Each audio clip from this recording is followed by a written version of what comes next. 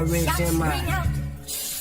I still can hear the air shots from the trailer hitch on that semi. SRT on that Glico, 33 in that gym fat. My little niggas weak and turn the beat to a rebound. The shots rank up, heading in my direction. Baptized my hub, bringing a whole 50 guap out. We pop out at your party, free Karoo, Dooley, and Shark. Puff up and learn where I'm from, like I grew up in Mercy. Have on Preston bubble for the times, and we ain't had no thing. You spin a deuce, shit look like I'm trying to two-track a sample. Spray your block and tag your whip up. These niggas know it's not. Stuff tape on the handle, on the stick, look like a Roman candle. Why they keep watching reruns? I heard this show is canceled. All the business getting stood on. Every issue gonna get handled. Every pistol gonna get brandished. These niggas.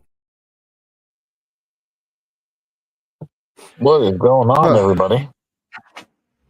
Welcome. If you ain't home, you're in hell. P.U.W.F Wrestling Talk.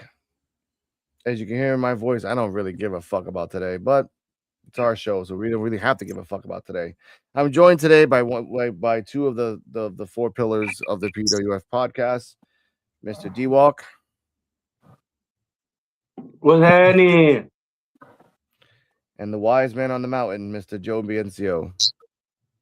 How's everybody doing? Let's talk about wrestling. Special guest, Cardi-M. Hey, everybody. What's happening? We have a special. Yeah, go. Someone just okay. Sorry. We have a special guest coming in a few, so please stay there. If you like us, hit that like, subscribe. We know certain people are watching us right now. I try to act like they're invisible, but we have algorithms, so we'll deal with that later on in life. Tonight we'll have some discussions, talk about wrestling topics, and other things altogether. But let's talk about two sides of the same coin: Trick Williams and Mello. I can't remember his whole damn name, which is sad. Mello's a U.S. champion. Trick Williams just stepped up next to Randy Orton. Did not get RKO'd. The Miz did. The Miz gets RKO'd for anything. The rise of Trick Williams seems apparent, and the decline of Mello seems imminent. Talking about Carmelo Hayes. Oh, thank you, Carmelo Hayes, or just the other black guy. Your thoughts on this, Joe? Since you've been exiled yourself from WWE for a while. I mean, Carmelo Hayes is really he struggled on the main roster. For some odd reason, they have not booked him properly. And they thought he was going to be like the next star right away when he moved up. But Trick Williams coming up to the main roster has been nothing but success. I mean, he comes out dripping money. He comes out looking like money. Not small money, big money. No, he comes out like Ric Flair money. That's big money right there. Yeah, he comes out giving Ric Flair energy. So that's the guy you want to protect. That's the guy you want to push. That's the guy you want to promote. That's a future world champion. That man is going to be somebody. Here it is. You know what I mean? Sadly, Booker T is protected. He's protected by Booker T. Booker T is like pretty much shielded him. Hey, Purin, and hey, Prince Riviera. Thank you for all the highs. Your comments will be on the bottom right corner of the screen. So just spam all you want if you guys want to. Knock yourself out. I'll say my thoughts on this. You want to say yours? No, go ahead. No? Don't give a fuck about these two wrestlers because the only difference between them is that one's talented and one is talented and charismatic. One person tried to be the best and everyone's jumping on him because of his color. And another person is very good because he's just fucking charismatic.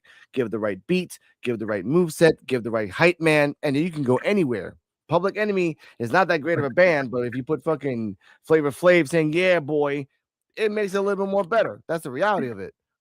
Trick Williams, get your money, get your houses, pay your mortgages in the first 3 years, because once they fire you in 6 years, once they get done with your ass, aka you're the new Kofi, what's there for you left?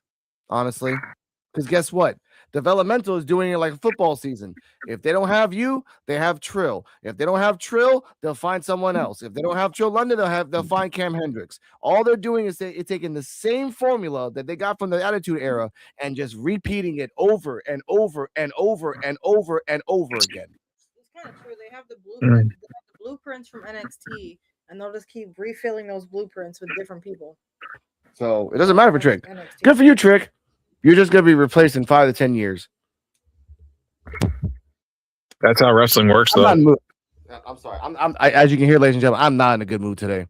I truly fucking am not.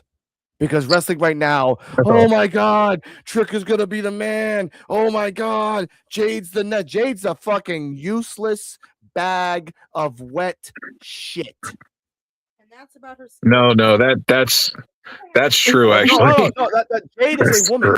Jade has nothing to do with color. Jade, the wrestler, not the colored wrestler. Jade, the wrestler, is a wet bag of dog shit wrapped in fucking Garfield's nutsack. Damn. No, that shit is being talked about on all the podcasts. How Jade's being protected, and how they're not letting her wrestle for the title because of the fact that they don't want her to show how bad she truly is. The only reason she got that title was because Tiffany Stratton was hurt. Yeah. That's it. Yeah. It's the truth. Hey, Tiffany Stratton, you're blonde. We're going to use you for a year. After that, hey, Tiffany Stratton, we don't need you anymore. This is Blake Monroe. And guess what? This whole Blake Monroe shit, because we're going to just swirl around back and forth. This whole Blake Monroe shit, now I have the screenshot. I'll send it to the group later after we're done. Now there are reports that Blake Monroe is not even leaving NXT yet. She's going to be there until Stand and Deliver. Yep. And then And on top of that, yeah. also you have to look at the fact that Jade is the one that injured Tiffany Stratton. Yeah. And she got rewarded for it.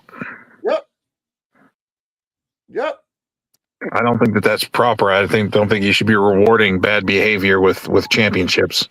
And supposedly Jade hurt B.F.A.B. and Mishin. They're not great wrestlers. B.F.A.B. is just a waste of space, and Mishin is just a woman that's plastic surgery herself to hell. So, and you keep rewarding her by hiding her and acting like we're fucking stupid and think we're gonna fucking forget. We didn't even forget Owen Hart. Why the fuck do you think we're gonna forget this dumbass Jade woman? One's got a shoulder injury, which is I believe Michin, and then B.F.A.B. now has a concussion. She's in concussion protocol. Bullshit, dude. Bullshit. Yep. They need to get the belt off of her. You know what's better right now? Chantel Monroe and Evolve, and she's only been doing this for 2 years. Kendall Gray. Wendy Chu on a bad day is a way better wrestler than Jade. I don't give a fuck whoever says. Oh my God. And it's been discussed for a while though that Jade has been a terrible performer. She's a look, and I get that. She has the look of a professional. She does. She has the look that everybody would die for. But the problem is that she does not have the wrestling prowess to back that up. Mm-hmm. And no matter how many elite trainers she's had, she has not performed. She has not grown. She hasn't. And this has not come just from me. This has also come from multiple other podcasts. Yeah. Along with professionals that have 20, 30 years in the business, 40 years in the business. Yes. Dutch Mantell, Jim Cornette, Stevie Richards. Yeah. The person he does the podcast with, James. Bully Ray. Yeah. Bully Ray. Even Busted Open is not getting behind her. No, they're sort of promoted by WWE. That's the point. And does it have to do with color? No. It has to do with fucking performance. It has to do with credibility. It has to do if you're gonna be on the biggest stage in wrestling history, which is the WWE in their eyes, you have to be crisp every single fucking time. So if you reward failure, then it's just failure. You don't hear us badmouthing Bianca all the time. No. Bianca does some good fucking matches. I can't wait till she come back. Or if she come back, because she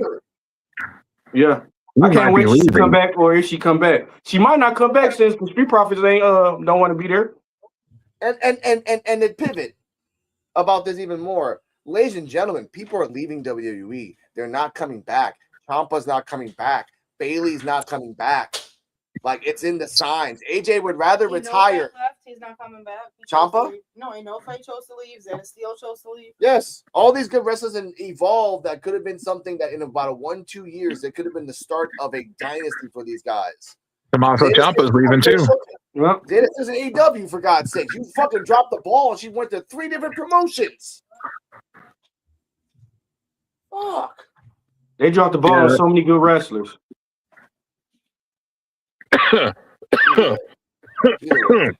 Either fucking way.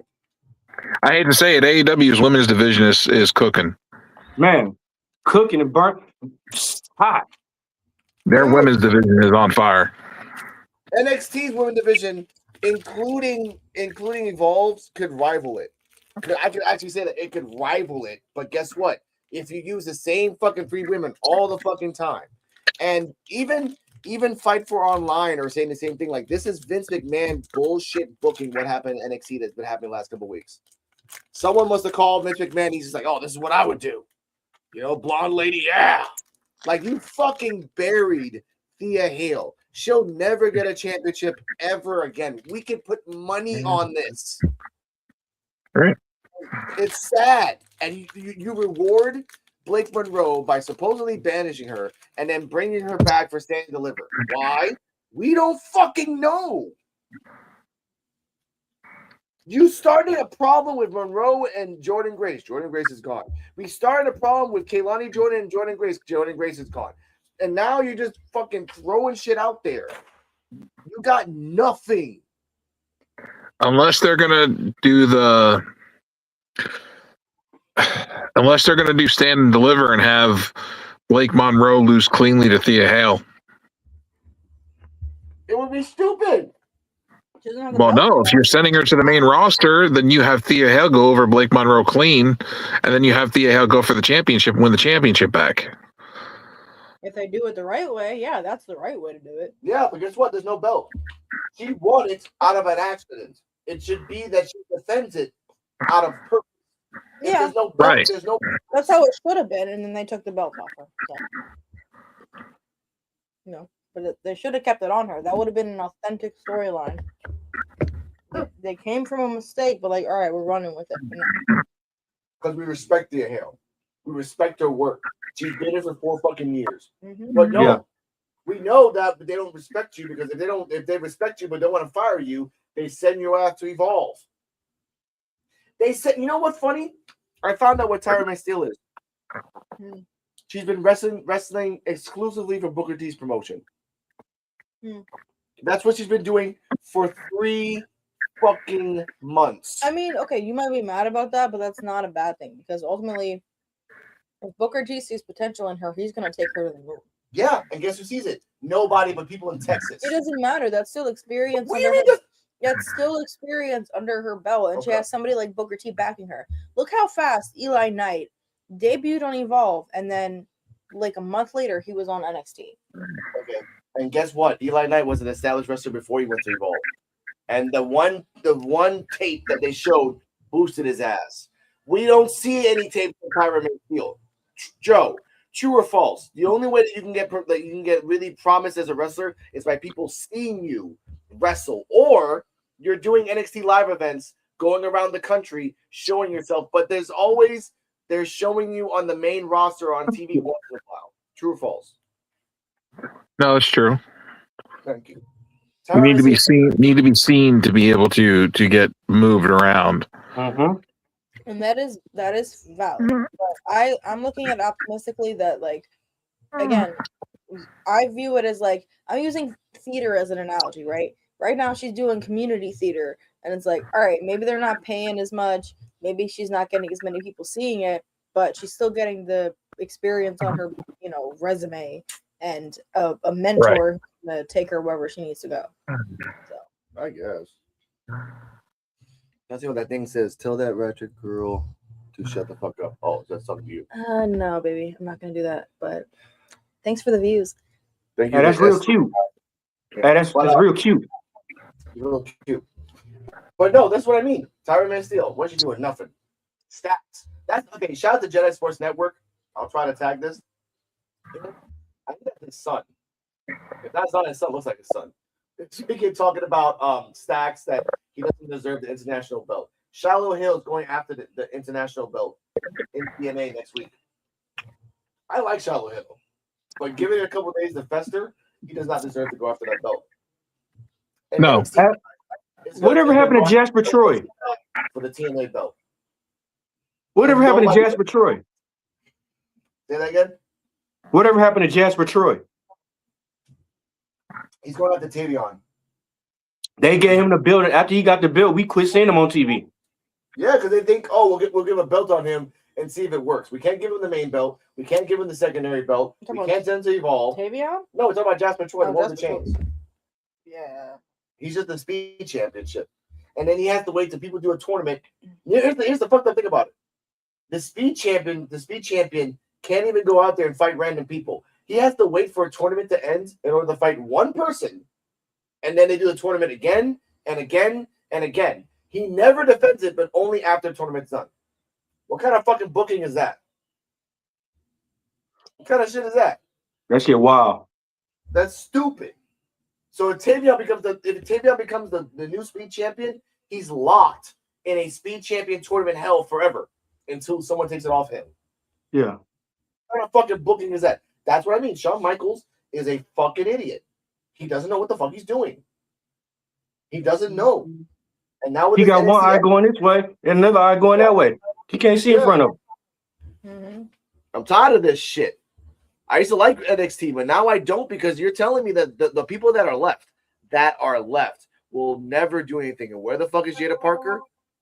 Not the fuck around here. No, that's why when people are saying like NXT is their favorite program, I'm like, it was for me when I didn't know any better. But now it's like the storylines just aren't there. The wrestling's good. The wrestlers are great. It's just the storylines. Yes. So, yeah. Yes.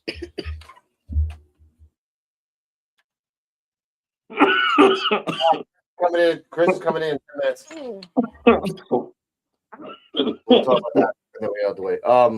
Actually, I'll ask a question for you, Joe, because I'm gonna start like watching back the AEW archives and talking about those. So, do you think there's a specific year that I should start with, based on your experience? Year one. Year one. But Joe can answer. Well, yeah, I was gonna see if Joe had any, honorable mentions. Joe's gone. There you go. You got banned from AEW. Oh. No, but year one, year two, like basically the first 3 years leading up to the Brody Lee Memorial. Like leading up to that, that's the perfect time. Because then you get to see why everyone's invested in all these wrestlers, why Brody Lee's son picked the matches himself, and it was memorable. Like, Tony Khan's like, here, you get to book the show. And he booked it. It was masterful. It was beautiful. And villains and heroes united for that one night. Because it wasn't about them. It was about really just giving the last gift from a father to a son. Like, we want to give this to your son because remember that's -1. He's still working, technically has a contract when he's 18. Yeah. Oh, I didn't know they're so new. What? 2019? AEW. They've only been around since 2019. Yeah, that's it. Like I knew like 6 years. Yeah, I knew it went back that far. I didn't realize it only went back. Mm-hmm. Okay. Just when NXT was starting getting like super, super hot and kind of dying down, that's when AEW and they were competing back and forth a little bit. That was just a competition back and forth. That's cool. Joe, come back. Other than that, what else we gotta talk about? Let's talk about the remover of obstacles. The remover of obstacles. That right there. Let me see. Look, I didn't talk about it. Let's see. If someone gave you $20, D-Walk, which movie in a movie theater would you see? You said what? What you say? My bad. If someone gave you $20 to go to a movie theater, which movie would you see right now? That's a hard one. Holiday. That's a hard one. I don't even. Okay. I don't even know what's out right now. I'll tell you. Zootopia 2, Primate, Avatar, Anaconda with Jack Black.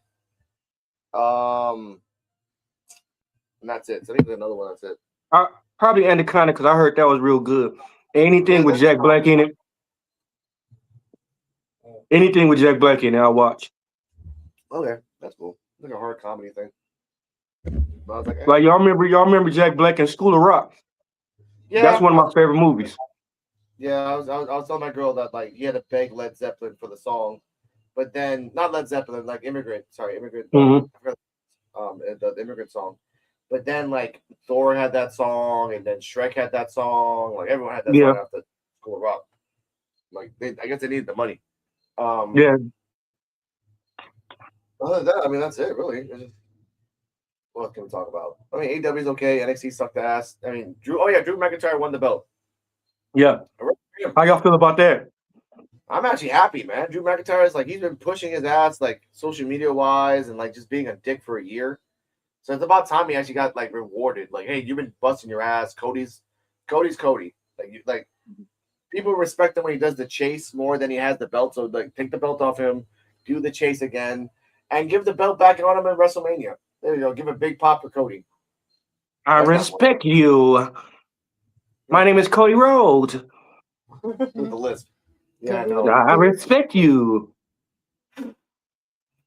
But it's dope though. I'm happy that was like I said, it shouldn't even took Drew McIntyre this many times to get for the belt. They wrestled like what, 135 times? There you go. I got it. Yeah, they wrestled like 145 times. Yeah. Hey, we got a Russian friend from last time. He was here last booking. Greetings from Russia. Happy New Year. How are you? Happy New Year. Happy New Year, you too, sir. Welcome back. Last time we did a show, he was there too. So That's cool. hello to that's And his name then- properly. Rascal. And then we seen the return of Jacob Fatu. That's actually Yeah. great bad time though. Because I'm like, you should have been here 2 months ago. Now it's kind of a weird landscape. So like you're gonna have to like really some crazy shit again to kind of get your name in there again. So we gonna see Cody versus. This how I like they did this. They should let since Zilla Fatu might be coming to NXT, they should let Jacob Fatu jump back and forth to NXT. Cause you know Zilla Fatu got to get his big get back from Ricky Stanks. Yeah. He got to get his get back. So yeah, that'd be dope. And then Ricky Stanks met Zilla Fatu and Jacob Fatu. They real close. Make them a tag team.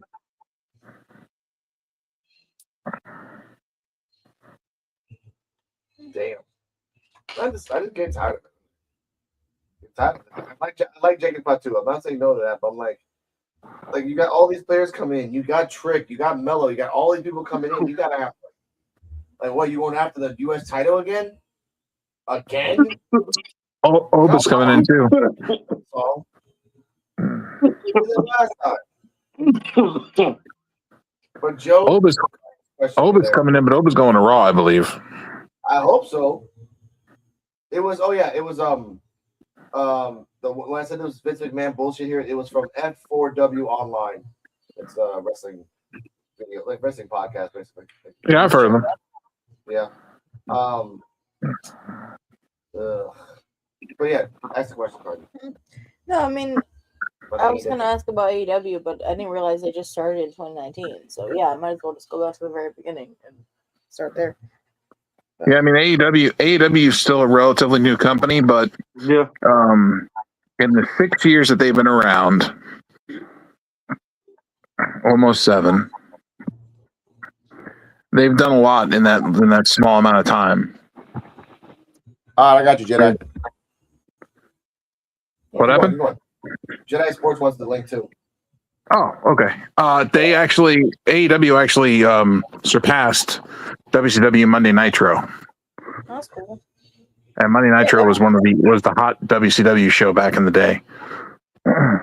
That's the one that was beating WWE in the ratings for 83 weeks. Yeah. Yeah. Woo. Yeah. Yeah. No, I'm glad to see AEW is growing, and like especially knowing how young a company they are, they're definitely the underdog. And Oh yeah. Do you remember what year Brody Lee died? Was it 21 or 22?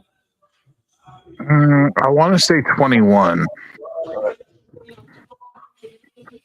Yeah. Okay, 21. So you got 2 years. Like it ramps up. Like okay, no wait, the pandemic. There was people And they inside the started building. right before the pandemic. Yeah, Brody came in during the pandemic, and then Died at the end of the pandemic. Yeah, it was at the end because there was people there. There was actually people there. Speaking of people there, Jedi Sports Network, ¿cómo estás? What's up? What's up, everyone? How are you What's guys? happening? Poor Jedi. We just talked about you. I just saw a video on Instagram like that your podcast partner. Is he Yes, like Chris. family? Is he a family member? No, actually, no. Okay. You look like your son. I was like, oh, I thought I was your son. You guys talking about Shallow Hill? Great guy. Oh yes. Yeah. I'd love to get him for an interview. Yes. Not Shallow, the kid. Oh, Shiloh Hill. Yeah, but we were talking about yeah, but that's kind of where he's pissed off right now. Oh. But since you're here, we were talking about Drew McIntyre. We were talking about the Trick Williams, Carmelo, two sides of the same coin. We were talking about the booking of NXT, like we did on NXT on Wednesday. This is an open forum. You can talk about anything you want. Chris Sean from the Mr. Nation podcast is supposed to come in about 5 to 10 minutes. So we'll have plenty of things to talk about. So it's up to you. You know what? I want to piggyback on something you mentioned about the NXT creative. You know me. You know me for a few years now. You know that I wave that NXT flag when I can, but I'm with you. I have a quick theory. I try not to be long in the tooth with it. I have a quick theory. I'm thinking both Triple H and Shawn Michaels both kind of mailing in when it comes to creative, advancing storylines and getting everyone juicy. I think they're playing everything safe because a lot of podcasters are starting to call that out, especially JD from New York loves to say that Sesame Street Levesque. They're playing it safe. To me, they know that they want to put marquee names ahead or big names so people could pay the astronomical amount of money instead of spending time to lay out stories, make every character or every segment matter. And you see that across. I think, that they're both birds of the feather stick together. And it kind of feels like that, like because it was Sean. You have Dwayne's daughter there. I mean, let's face it. She's a nepotism general manager because she didn't cut it well in wrestling with the injuries, and rather than embarrass her and release her, they made her a character of the GM. Now, granted, for Ava, she does a good job as a general manager. It's not saying that she's not, but we know how she's there. So my point is, it felt like it's more nepotism, and they allow that for her to go. And they say, you know what, screw it. We got plans, but then some forces above us comes in and changes. So let's just let's paint without going outside the lines. And it kind of feels like that because I don't know. We haven't got much developing with the stories and intriguing. Like you mentioned about, I heard a little bit with the Blake Monroe. Is she going back to the main roster? She's staying for Stand and Deliver. They still got to keep ladies for Stand and Deliver, or they need talent because they're going to ask you to pay a lot of money. Not even this way, not even for Stand and Deliver, for Vengeance Day. You know they're not going to do it in the Performance Center. They're going to want to take it out on the road. You tell me if they're going to give you, and no offense, you've been watching a lot of Evolve, but if they heavily marquee the matches for Evolve, does it justify for the ticket pricing they're going to ask for the PLE? No. Like if there's an Evolve Succession, like they kind of like they pipe it up in their own way for weeks, but that's like no, you're right. You're right. No, you're right. Speaking of, you're right. You made some really good points. Yeah. Krishan the Don from the Misfit Nation podcast. How are you, sir? Hello, folks. I have not seen this man in quite some time. He's a stranger. Wow. What's up? I was just about to say, BX, my friend. How are you? Happy New Year. Same to you, man. I'm glad you're doing good. Yeah. Right. Sorry to me to interrupt here. No. Oh, you're good. We're having a conversation about life and freaking just wrestling in general. We're talking about the NXT bookings and how it's just ridiculous. Shawn Michaels is phoning it in. Blake Monroe, the woman that was Mariah May in AEW, left NXT, and was in NXT just to be said that she's going to be staying there supposedly until Stand and Deliver, like WrestleMania weekends, and not to stay there, just stay there to do one thing and leave. So I'm like, okay, so wow, that's a great paycheck for her. She's just gonna sit there for 2 months, probably pop in. By the way, the best storyline, if you take this NXT, fuck you guys. But the best storyline for you is that Blake Monroe hangs out with the Vanity Project, swipe rights, daddies and mommies are rich, so they can find good lawyers, find a loophole, and then bring her back into NXT. They did it in fucking Evolve. They were banned from ringside. They came back 10 minutes later. Well, our daddies and mommies said that we can't be in ringside, but we can be in the VIP section, so we're all good. I'm like, there you go. Admit that you're white, Caucasian, rich boys. And you go with it. And Blake is either way. But, Sean, how have you been, sir? Oh, not too bad. Just working. Same old. Working like a you-know-what. Sound like me.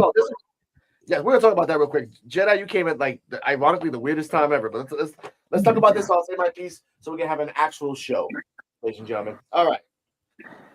I have to say this first.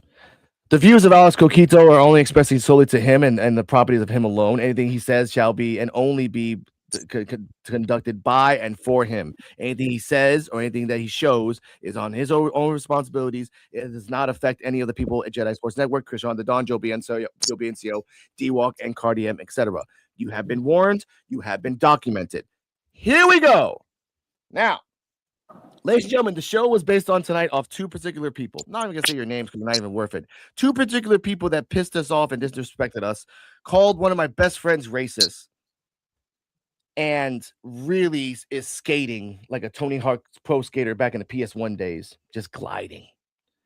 What I wanted to say about this is that with young content creators who don't know any better, who are under 23 years old, who think because they watched a couple clips on YouTube and heard a couple things, they're fucking wrestling knowledgeable. Fuck off. Fuck off. That's one. Two, how is it that if we sat down and actually counted all of our years combined of wrestling knowledge, I would surmise that it would get to almost 100 years. Whereas in this kid came and put in 5 or 6 years into his whole thing, both of them. That's what gets me mad. When I say that we're the four, me, Joe, Kane, and D-Walk are the 4 pillars of wrestling knowledge, it's the fact that we have been watching wrestling collectively from the 60s. Well, maybe Joe from 1930s and the Carney days, but from that time until now, because Joe's a really old person. Joe was watching Abraham Lincoln wrestle. Hey man, I'm only 40. I'm only 44 goddamn years old. Okay, it's just the fact that I've watched. I went back and watched stuff that my dad watched because of seeing the stuff that he grew up on. I wanted to know what he watched. Yes. So you say you're only 44. I seen a picture in the 1920s. Joe was in the background. D-Walk, you were D-Walk, don't you start shit too, because you were hanging out with Malcolm X. Not in the good ways. I saw that picture of him in the coal mine. I know what you're talking about. He was there in the church. He was hanging out with the guy with the shotgun. He was holding. Either way. You shouldn't say that he was hanging with Malcolm X. That's not a good look for back then. The picture of Malcolm X standing by the window. Wow. Hey, that was a good one. That was a good one. But back to my rant before I continue. Not going to help us with our racist accusations. I know. I'm a little crazy here, but here's the point I want to say. History. No, it's this. I am a humble person. I try to do the best of my abilities. I try to be a good wrestling podcast. I love wrestling more than anything else there is. But when I have a special guest come to our podcast, take the time out of his life to talk about wrestling, and then you comment something about him and don't have the balls to his face, you a pussy. That's one.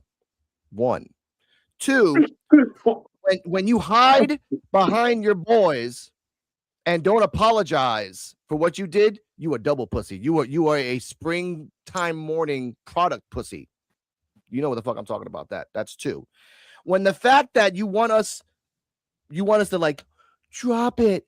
It's for the content, bro. Drop it. Fuck off. Fuck off. Respectfully. Never put my friends' names in your fucking mouth again. And I expect you to be a human being and apologize. Because if you're not, that's your own fucking ball sack sucking on your own fucking hole. That's all I gotta say about that. But to anyone else, you're great people. Keep up the great content. Keep it going, sir, ma'am, whoever you are. Those two individuals, karma was invented not by me, but by life. Remember that shit. That's all I gotta fucking say about that shit. I'm done. Well, Alex, tell us how you really feel. Right.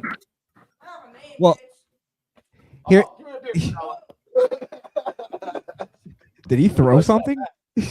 I don't know.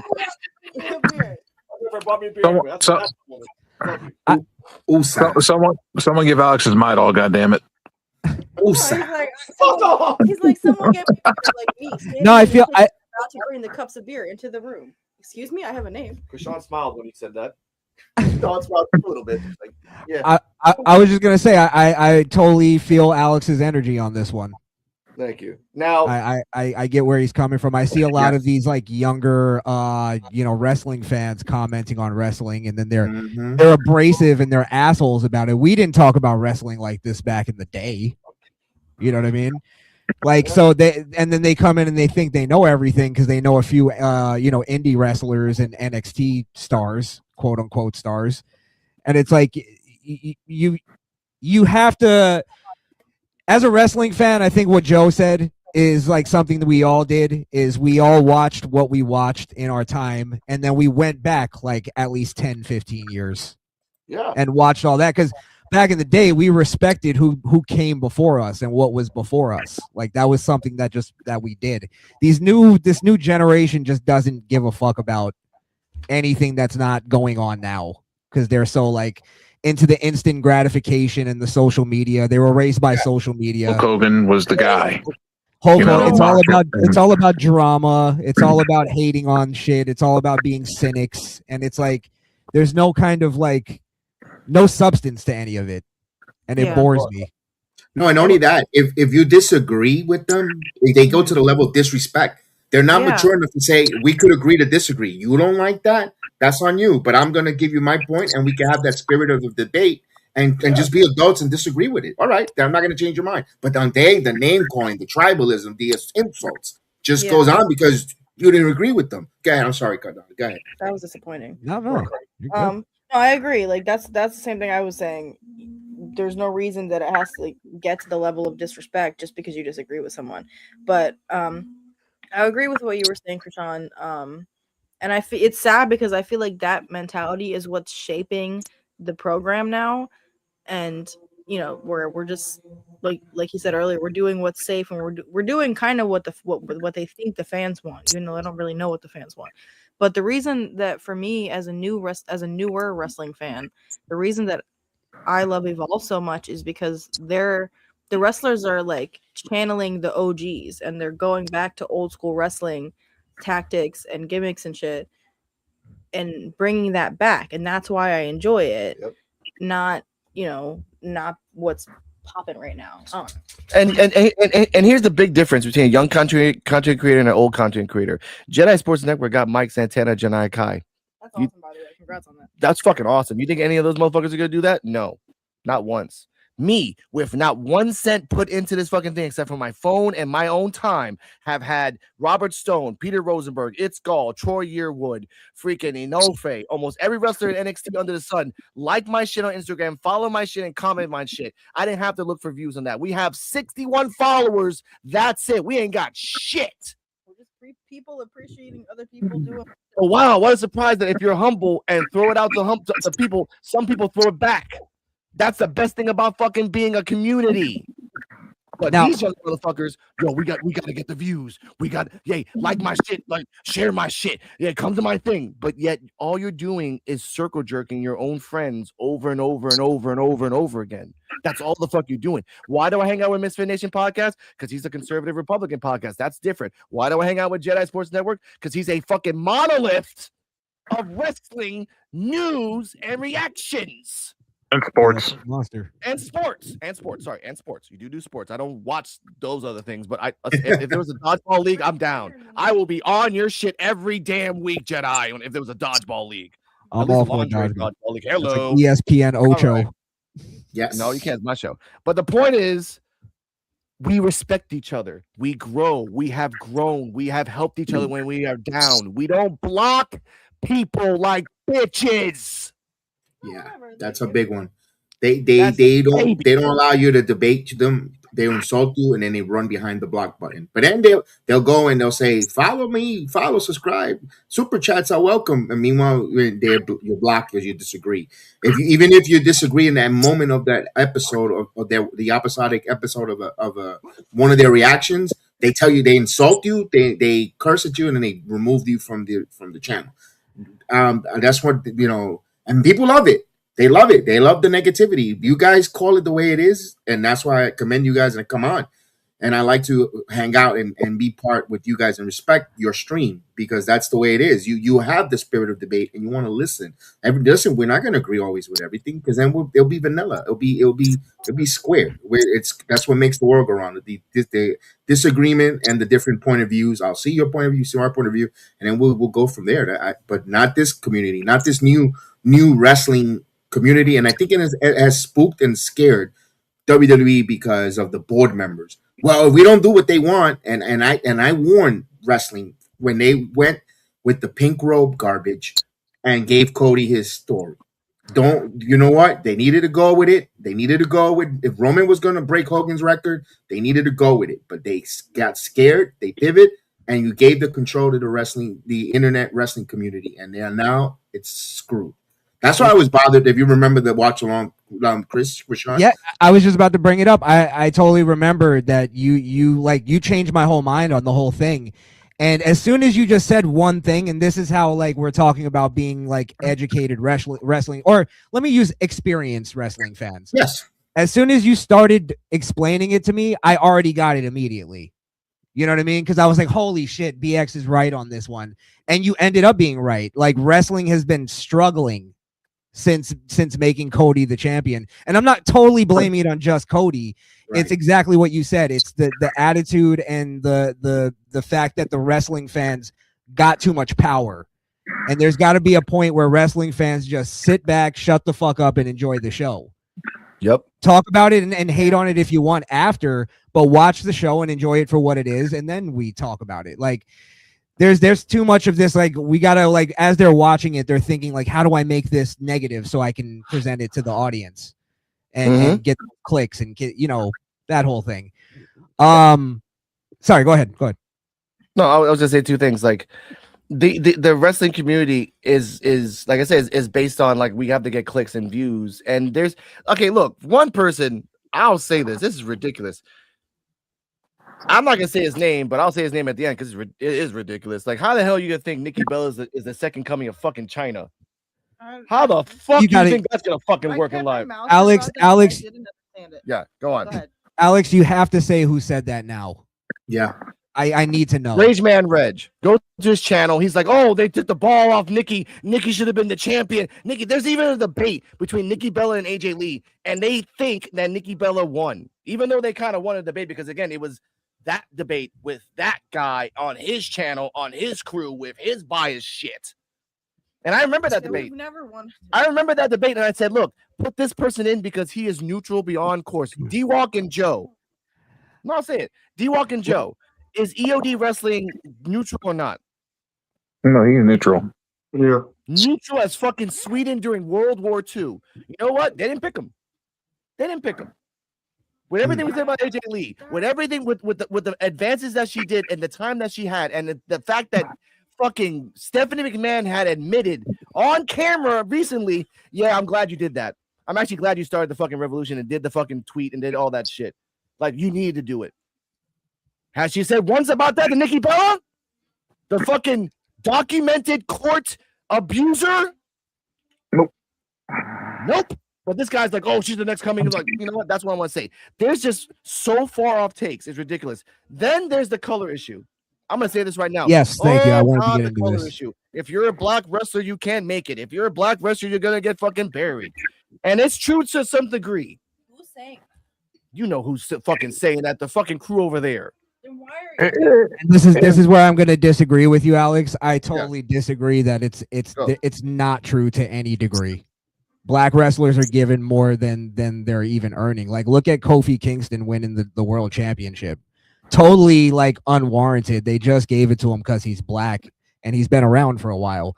In reality, they should have gave it to Big E because that's who should have been the first black wrestler. They did, but like a short time. Like like Big E was the star. Yeah, nobody even remembers that. No, what I'm saying is giving Kofi Kingston that WrestleMania win. That was completely DEI.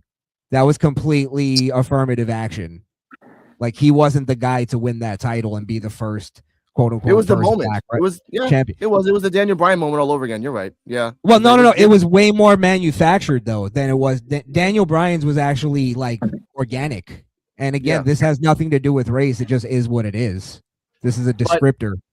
But we bring up wrestlers like Bianca, who has a credible fucking route to make her own history. We have people like freaking Trick Williams, who as right now is gold. He is pure fucking gold wherever the fuck he goes. But then you look at Carmelo Hayes, who is similar to Trick, not the same, similar, but is now like, They gave him the belt. It was a great pop, and now it's like you're automatically buried on the streets. But Trick. When it comes to Carmelo, yes,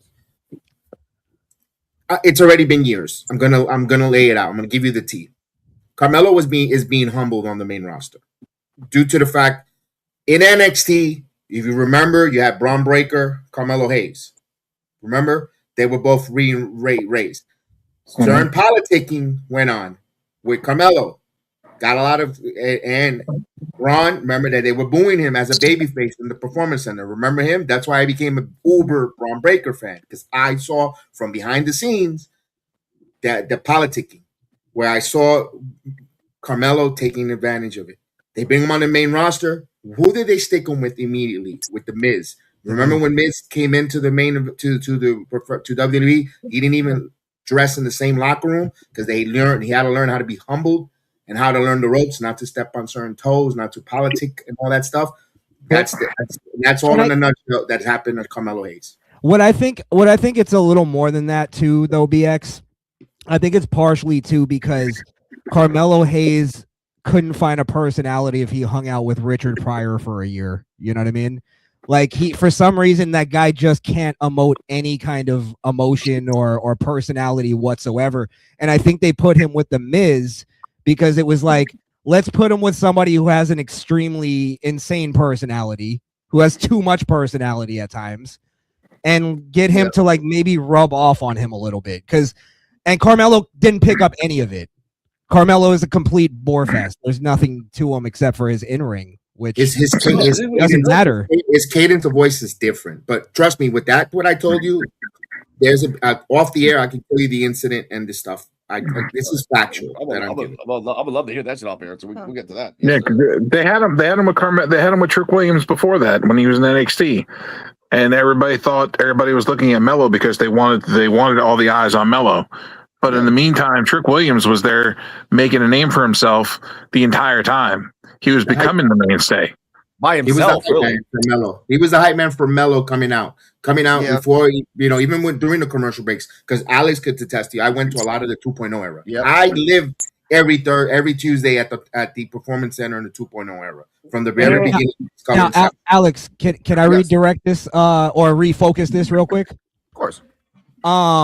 And I don't know if you want me to bring up any names, but I'm going to, if you don't mind. Of course. Is the name Edfluential? Yes. Edfluential Sports. So I got into it with him a little bit in his comments on the video that he did about you. And sorry, what's up? I was just saying hello to Tyler. He's in the comment section. Hey, Tyler. One of our regulars. Hey, Tyler Shelton. No, Tyler Helton World. Tyler Hilton. Mm-hmm. Shout out to you, sir. I'll put you up there. Thanks for watching. Now, before I address Edfluential, I just want to address the black wrestling community itself. Let me just say this. Just because you criticize a black wrestler doesn't mean that is a racist thing. Is everybody in agreement here?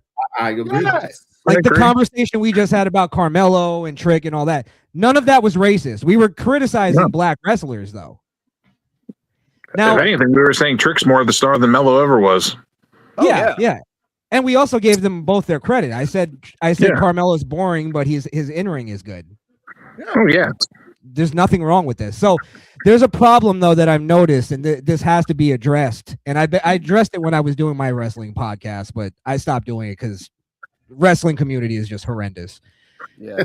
Anyway, this whole thing that because you criticize a black wrestler or you say this black wrestler, not even saying the black wrestler, but saying like, you know, Kofi Kingston shouldn't have had the championship. That's not racist. And the black wrestling community needs to realize that. And it's going to be hard because it's really, you see that in any kind of black, you know, conversation. Racism is always going to be the motivation that they give to anybody. But let me just say this real quick, because the guy Edfluential, just to bring it back to him, his whole thing was like, I never called Alex a racist.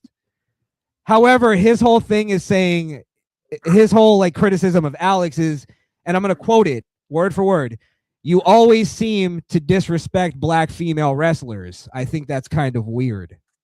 Yeah, he told me the same thing too. Yeah, I know. So that's what I'm quoting. I'm quoting that line. So my point is that he's not outright saying you're a racist, but he's obviously implying that you're a racist. He's making an implication. Like, because what else could that mean? Other than maybe sexism? But why would he, you know, specifically say black? Yeah. So and you know me, Chris, obvious. like you and I are two sides of the, not the same coin, but like we're like, I'm not a sexist. Well, this is the funny thing, and this is why this is like kind of where I wanted to tell you, just as a friend. Yeah. This is why I always took the route that I took. Is all right. You want to call me a racist? Go ahead. I really don't care. I'll even call myself a racist. Here's the thing that I'm not going to let you do is tell me who I hate and who I love. You're not going to tell me how I feel about people. You may be able to call me a racist and make an argument about that. That's fine. I'll have that conversation. Yeah. It honestly doesn't even bother me to be called a racist. But that's why I always told you, Alex, like that whole thing, it's really just it's like brainwashing. It's just a thing to divide people. It's almost like me saying, well, I'm left-handed. The world is not designed for left-handed people. So I'm going to get all the left-handed people. We're going to band together, show all you right-handed people how you've oppressed us all these years. Okay. It's literally She has something to say. Go on, Cardi. No. I just wanted to respond to this actually because, no, just in talking about racism in general because I'm trying to keep my fucking point. Basically, to go back to the past, when I was 17, the first research paper I ever did was on reverse racism because I wanted to understand it. And so now that's leading me to my point, which is implicit bias and the understanding that like everybody, what I learned about racism is that everybody's a little bit racist because everyone has some level of bias. Mm-hmm. And you're going to have to unpack that throughout your life. So like, for me, it's like, if somebody calls you on something, then it's okay to have a conversation about that. Yes. You know, but it's true that, yes, criticizing someone doesn't, you know, necessarily mean that you're being racist because unless the criticism is specifically to do with their race. If you're just criticizing them as a wrestler, then what is... No, you're right. It should be based on skill. And I'll say it again. Jada Parker, Last Legend. Jada Parker's a one hit, like a one trick pony with an ass. Get better, rebrand herself, or do something else. Last Legend was crap a year ago. Well, she is better now. Stop talking about Jada Parker's ass. That's a start. But anyway, that was my response to Krishan. Yeah, but thank you, Krishan. Why not? Yeah, go on. And to add to that, I know they wanted to say Triple H don't push the black wrestlers are this and that, and has anyone? And I said this. I don't know if any, it goes to deaf ears. The black wrestlers that are right now being called up currently right now are ready now. They weren't ready a year ago. They weren't ready because you pouted and you got, again, this goes back to my argument and my passion. You gave the wrestling community the power with the fucking pink robe And now they want you now. Oh, we need these wrestlers now. Call them up. Oh, he doesn't. He's a racist because it fits their narrative. They're yelling. And this is exactly why the WWE is going to fail without Vince McMahon. Because at least Vince McMahon didn't care about all that bullshit. He was going to push who he wanted to push. He saw who was stars. Look, he tried to push Ahmed Johnson. Ahmed Johnson completely failed that. Yeah, he tried. That's completely his fault. Ahmed Johnson was almost just as over as Austin at one point. He was. Yeah. Like that guy, the roof would blow off the place when he would come out. He failed it. So my thing is though, is you're right. You're totally right, Alex. He's calling up black wrestlers too early because he's afraid, I think, of looking like a racist. So he's gonna go, all right, let me just give them what they want. And then they end up failing. And then what happens? They call him a racist anyway. Yep. Oh, he's failing. He doesn't know how to write for black wrestlers. He doesn't know how to push black wrestlers. All right, fuck you. How about we just push who we want to push anyway? Yes. Yeah. Go party. I will say, like, I've noticed the thing that I've noticed is they have this he has this fetish thing with like blonde women. That's not whatever. That's besides the Shawn point. Michaels. America has a fetish with blonde women. Yes, America's But no, in terms of That's like, why they pick blonde women. It's not hard to figure out. yeah. If we're actually talking about representation, I don't know. What am I trying to say? We need more representation across the board. Like, I would love to have more like Native American wrestlers and more Asian wrestlers and just You know, like, you know where they're at? AEW, AAA, and everywhere else but WWE. So like, what does it matter if it's not entertaining? The problem with Native American wrestlers are they don't have enough of a fan base for them. Yeah, That's exactly. first off. They're not entertaining enough. Listen, I'm mixed race. My father's from Jamaica. For people that don't know, my mother's white. My favorite wrestler growing up was Stone Cold Steve Austin. Bald head, blue-eyed, fucking redneck from Texas. He technically didn't represent me. But why was he still my favorite wrestler? Why was he still the favorite wrestler of most wrestling fans from back then? Because it didn't matter about his race. He transcended. You could relate to his character. Everybody wanted to tell your boss, your authority to go F off and, give him the finger and stun him. That's why we related to them with that. That's why we see that way. Yeah, but and that's what I'm saying. In the hood, Stone Cold Steve Austin was beloved. So Okay. Yeah. I was gonna say, for representation, look at Raw though. All the Latina ladies that we have there: Raquel Rodriguez, Roxanne Perez, Stephanie Becerra, coming up to the pipeline. Lola Vice probably comes there. There is women. Bailey is Mexicana. There is Latina representation on Monday on Raw. A lot. Listen, it's almost, and I'll like maybe it's because of the demographics of America or whatever, or it could be just they're trying to go with the times. I think it's almost overrepresented in that I'm watching Raw on Monday and they did like almost a straight half an hour of wrestlers just speaking Spanish. And I had no clue what the fuck they were saying. Rey Mysterio, Penta. Yeah. What's up? They were in New York though. It made sense. Like, yeah, you were in New York. We could say it here. Yeah, I mean, I'm cool with being multilingual, so that doesn't bother me. But they do. That's fine. But they did, and it's like it was at least 3 straight segments of people speaking Spanish. Yeah, they like subtitles. I'm fine with people that are Hispanic and Hispanic culture, but if I don't understand what you're saying, you lose me. Yeah, exactly. Stephanie was talking perfectly in Spanish, but like if you don't know Spanish, and especially like Chilean Spanish, which is a little bit fast, then you wouldn't understand what they were saying, even if you had like the Duolingo thing. Like I get that point. It needs to be subtitles, straight up. Like yeah, like they do with the Japanese wrestlers. Work for the people in the crowd, though. They look at the screen. Look up. It's also culture, though. Yeah, but it would look weird. What? It would look weird if they put subtitles. Everyone's just looking up. It's kind of like no, I don't want subtitles. I like Spanglish. I like when they do the in and out duo thing. That's cool. Well, it's like okay, speak in both languages. Say your piece in. Sorry, this dog keeps trying to knock over the computer. Say your piece in Spanish and then say a brief translation in English for the ones that weren't part of that conversation. Yes, but he is right. Though. Like there has to be like a mix of things because this is a predominantly English speaking channel, predominantly English speaking show on all platforms. I mean, even Triple H I'm English. gonna disagree with that argument and say, so what? Like, so what if that's a majority language? Learn another language. Okay, like this is my girlfriend. Look at Ludwig Kaiser. Kaiser speaks good Spanish. Would you tell people? Would you tell people in Japan to learn another language? Like if they don't want to learn another language? But the realism is that people outside of this country speak multi-language. We're the ones that are backwards in the United States. Look at Kaiser. Yeah, that's fine. But that's our choice. Yeah, as Americans. Of course. Japan speaking country. Like that's why you know, I don't want to make it political, but that's why Trump made English the national language. Well, that's why, that's why I'm not going to go too far down the rabbit hole. But in terms of just speaking languages, America doesn't get to say that everyone has to speak English because you're in America. Considering that, I don't know. There's the only reason that certain countries speak certain languages is because of who colonized them and who made it. I'm not gonna go. Hold up now. I'm gonna defer that because I'd rather use the word conquer. Rico, and we have a choice talking English if we need to. The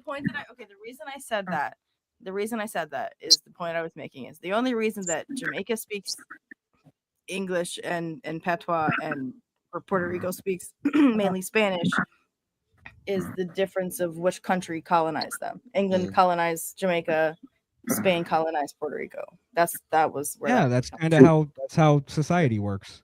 To add an addendum, Puerto Ricans talk Puerto Rican. We don't talk Spanish. Anyway, back to what Krishan was saying about 5 minutes ago before we spiraled into politics. If one we didn't even really get off topic. No, we did it. We're talking about the race thing. Yes, but let's go back to the race thing a bit. Let's go back to the race thing because I love that we have evidence. And I talked about this I think on NXT a little bit.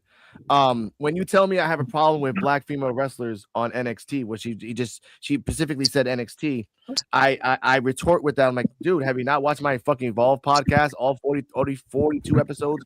And Jedi was there on the NXT show. I'm like, I love Callie Armstrong. I freaking love Keanu Carver. He's a fucking monster. Inoue was a comedic genius. Jamar Hampton was gonna be the next John Cena. I'm not saying that for clout.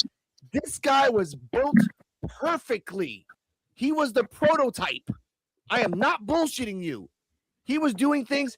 He had all the records in the NXT Performance Center. He had all of them. No one broke them. And then he broke his hip, and then they fired him when his hip was broken, and he retired from wrestling forever. Now he does fitness videos. I love you, Jamar Hampton. I wish he can go back to wrestling.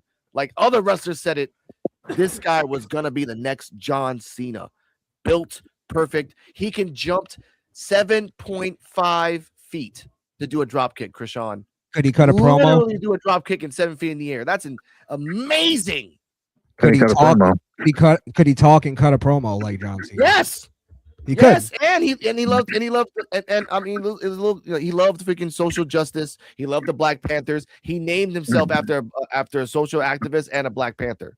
That was his wrestling name. You just lost me there. Could he rap though? I knew it. That's why I was gonna say that, but I knew that. But that's the point. Like, I love these wrestlers because they were fucking different and unique. Look, one of my favorite wrestlers is It's Gall. He literally made a cameo for us. Shout out to P.W.F. Rated Chewy Martinez and said that the rating doesn't even go that low. Thank you, It's Gall, for that. Chewy Martinez is a piece of shit, and you understand why. But the point is, I love wrestling, and I don't see color. Krishan knows this for the last 5 years I've known him now. I don't see color when I see wrestling. I see ability, skill, talent, and talk. That's it. If you put the race card, that's on your fucking own ass. And that's all I gotta say about that. That's my let me address the one part too that annoyed me because I really hate this argument. I think it's like really low tier on the racial debate. Is because you brought up in the video that Edfluential was talking about that you have black baby mother, black father, black friends, like, and then he kind of just laughed that off and was like, first off, I don't even believe you. And it's like, first off, who gives a fuck what you believe? You know what I mean? Second off, though, it shows you how close-minded and racist those people are, where they can't even believe that black people and white people actually get along so much that they actually fuck each other and have kids with each other. But somehow he'll find a way to make that racist too. And that's the other thing too, is the whole like thing. They'll say that you're pulling the black friend card, which I think is a bullshit argument. In that, like, somebody explained to me, why would a racist have a black friend? Or why would a racist have a black wife? Yeah. Like somebody, if we're talking in terms of racist as in somebody that hates black people or hates other races. And so if somebody has an argument to that, please answer. Lester Clinton Bigsby. Lester Clinton Bigsby from Dave Chappelle. Yeah. That's the point I want to say, but before anyone says anything, Krishan, we actually had an argument about this a long time ago, which we became best friends after that. Because I overreacted. I was a crazy motherfucker back then, and then we brought like it was a whole like argument over the earthquake thing. I screamed on a video. It was really quite funny. The videos. It was like Black Lives Matter kind of. Yeah, all that shit. I actually defended Black. I did a whole video on Black Lives Matter. Yeah, you would have been so proud of me, baby. And I do agree. I may have gone a little too. No, it's okay. But that brought us together because we realized like it wasn't about like color. It was about like me understanding what I needed to understand and what you like told me what was the truth. Like what I saw was not really the truth. What he told me and what he showed me with evidence was the truth. And then we realized like that's how the way we get to understand each other. Find the middle ground and find the truth in both ways. Exactly. And that's what community is. Not go on. I'm sorry to cut you off though, Alex. Another part of that is stop implying and like trying to predict what each other feels. Like listen to each other. Like I think eventually you just realize like, oh, I don't actually hate anybody. Like I don't hate black people or Puerto Ricans. But I say stuff and I get it. It comes off that way sometimes if you're, you know, I feel like if you're sensitive, because I'm just not sensitive about any of that. I am. Because like I said, you know my son's freaking part black. And I really hate when like people try to do the race card on me. Like, motherfucker, no, I raised my fucking son, who you know is like 6'5" and I'm only 5'10". That boy is a giant. Monster. Boy, eat a pizza all by himself. Love him. Love you, boy. But that's the point I want to say. Like, look, sir, whoever you are, and I know you're watching this and you're gonna watch this and you're gonna make a video and whatever. I don't give a shit about this. I don't care. I want to say this now. This is done. I'm never going to talk about you again. I'm never going to bring this shit up again with you. I don't care. We're supposed to make content and do all that shit. And everyone in this group knows I don't give a fuck about content. I don't give a fuck about views. I don't give a fuck about clout. I give a fuck about understanding, getting to know people, and sharing my story to others to help others out there. That's it. That's the best gift that no amount of money can buy me. Okay? That's all I want to say about that. D-Walk's my brother. Fucking Joe's my brother from like a third mother. Freaking Jedi Sports is a cousin from some part of Puerto Rico that I love, and I've met him for so long. He's a great person, a great friend. Krishan is the cousin that, and all I know is that I love all you guys, man. All I know is I love all you guys. I feel that. I know. You're the cousin that you miss, and then when I come around, you're like, why the fuck did I miss him? I know. Krishan, your Uncle Eddie, Krishan. I'm Uncle Eddie. Here's Uncle Eddie, but he's honest, and that's what matters.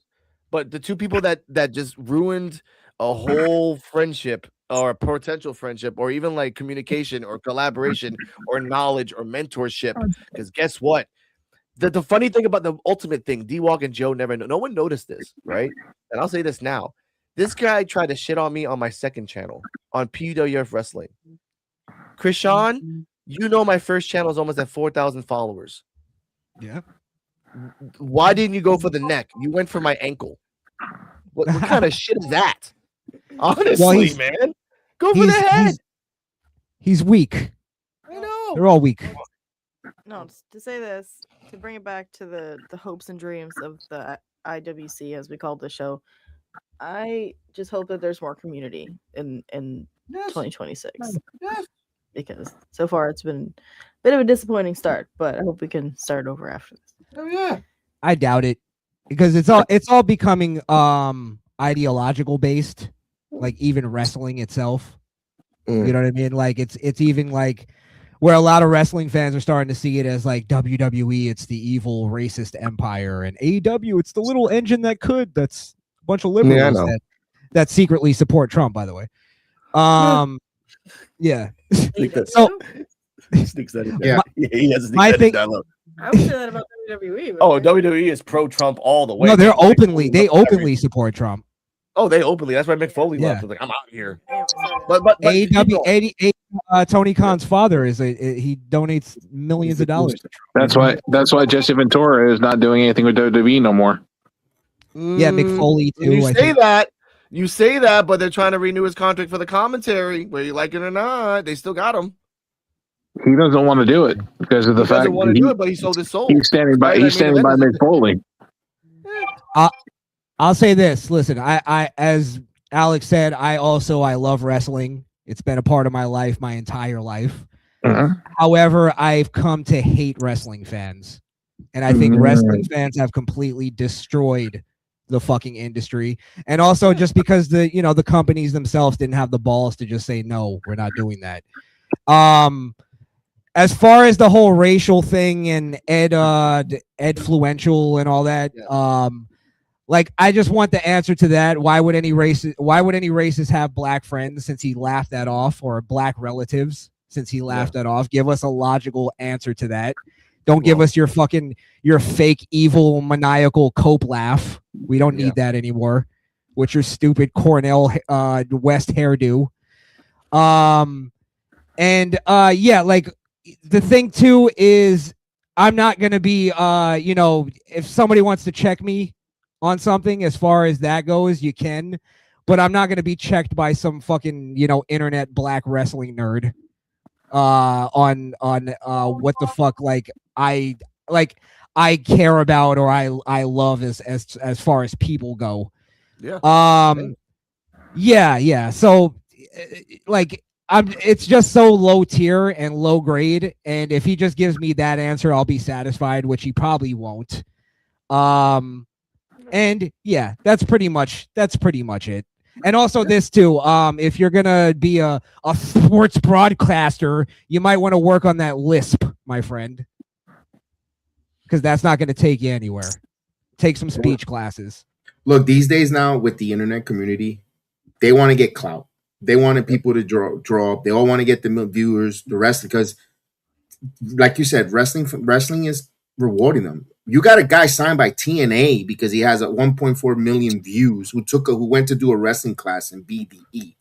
I mean, meanwhile, you got people in the independent scene struggling for years just to get a view, at least an audition. And this guy, because he had 1.4 million YouTube watchers, got an opportunity. Now he has a contract, which that's what now they see that model. They saw Logan Paul. Now they see this other guy. Now they all want to do it. That's why they want to do. That's why they push that narrative with clout chasing, titles, starting beef, starting disagreeing. So click my views, like, share, subscribe, because it's gonna get them noticed. They love when they put them on the WDTV with the fake reactions and all. For real? BX, this is my attitude with it, and Alex will even vouch for me on this. I'm sure everybody on P.U.W.F will vouch for me on this. I'm not gonna start a fight, but if you wanna go there, I will fucking go there. Just to make a point. Right. Just to make a point. And Alex will also vouch for me on this. And after it's done and the dust is settled, I'll be friends with you and we can find a common ground. I'm not fucking unreasonable. So I'm just saying this is the thing too that I think a lot of these people like that don't understand. And this is what kind of binds us together. We all come from different backgrounds, different ethnicities, different political views. However, the thing that binds us together is that we appreciate honesty. And that's why we're all here. And that's why that's why I'm defending Alex, because I know he's a guy who appreciates honesty. And that's what it's about to me. That's who I choose my friends based on. Who can I be honest around? Right. And Krishan, here's a perfect example. You and B-Mac. Oh yeah. Oh God, that started off worse than sour milk. But they're nice to each other. Hell yeah, he's nice. He's doing good. Happy New Year. Joe. B-Mac also hates Javon. He calls him a mid-Carter guaranteed. So don't at me on that. That's literally what he said on. Hey yo, that's racist. That's actually coming from most of the wrestling online wrestling reporting sites is they're saying that Javon is going to be nothing more than a mid carder. Yeah, but you know what? You and him should reunite again because you guys love each other on that side. But I want to say, like right now, sir, Mr. Ed and Rage, you can come on the channel. I'm not gonna block you. You can come on my channel and have a discussion. That's the same thing I said. Yeah. Like, always welcome to Always. have a platform and use your voice. Yeah. None of us will attack you. None of us will badmouth you. None of us will educate you. We will just have a discussion. Explain why you did that. Explain as an 18-year-old why was this in your mind the smartest idea ever? Honestly, because it wasn't. It wasn't at all. I am hanging out with 4 gentlemen and a lady, and they all have the same agreement. This is not insanity or psychosis. This is an agreement that you fucked up. That's all I'm gonna say on that. Ladies and gentlemen, me and Cardi M are out. You guys keep going, have fun talking. Joe, D-Walk. Yeah. D-Walk, you awake? He's awake. Hey, don't judge me. I'm Okay. eating some chicken. Yeah, he turns his camera off. Like sometimes he doesn't turn his camera off. Ah, there he is. There's my brother. All right, have fun. There is no time. Hey, don't judge me. Yeah. Don't judge me. I'm eating chicken right now. D-Walk's typing up a tweet calling all of us racist. Tagging my ass secretly. But look, D-Walk, have fun. Joe, have fun with anything else. Jedi, gracias. Y buen provecho. Por la mañana. De verdad. He's trying to. He's always a Damn pleasure, with sir. the Spanish. Cardiac. I'm always gonna talk to him in Spanish. ¿Qué pasó, cabrón? He's a good ass man. Buen provecho. Anyway, what is it? The Bad Bunny? What is the Bad Bunny halftime show now? Wow. Okay, first off, you're gonna watch that Bad Bunny. It's gonna be the. Okay. What? So, go on. I was gonna say it's gonna be hell on earth on that day on both sides. We'll see what happens. Oh man, I can't wait for the content. Alex is leaving because D-Walk is eating chicken. Can't talk. Ooh, so finito. Go ahead. He's trying to hold back some jokes. Now he's got to wipe the chicken grease off with his t-shirt. Alex is about to offer him some watermelon. None of this is helping the story. Oh, I'm about putting that on. Ladies and gentlemen, Cardell Muhammad, Mohamed. Check her out. Yes. What I was gonna say is, I agree with Krishan. We may not agree on everything, but we have a community around here. So, okay. All right. Good night, everybody. Yeah. That's not true. Thanks, guys. You guys have a good night. We'll continue on. Tyler, no time limit. But remember, hey, every 20 minutes, 10 minutes, scream at D-Walk's name to make sure he's awake. Just to make sure. You know how it is. Eat some bread, D-Walk. Oh, you are. He is. Hey, actually, He's that's eating bread. perfect. He's actually eating bread. That's just absorb all the alcohol. All right, I'm out. Don't say cornbread now. He eats everything. I'm not even drunk yet. Look at that. No, he's saving that for after. He's saving that for afterwards. He's got the watermelon that's been soaking in the vodka all day in the fridge. Man, Oh. y'all That's gonna make me choke on this chicken, man. If I choke on this chicken, all y'all accountable for my death. I know what you're doing. I know what you're doing on a Saturday night. D-Walk is choking his chicken here. You have to be choking your chicken on camera now, sir. Now let's not be racist. Is that before or after the 40s? Man,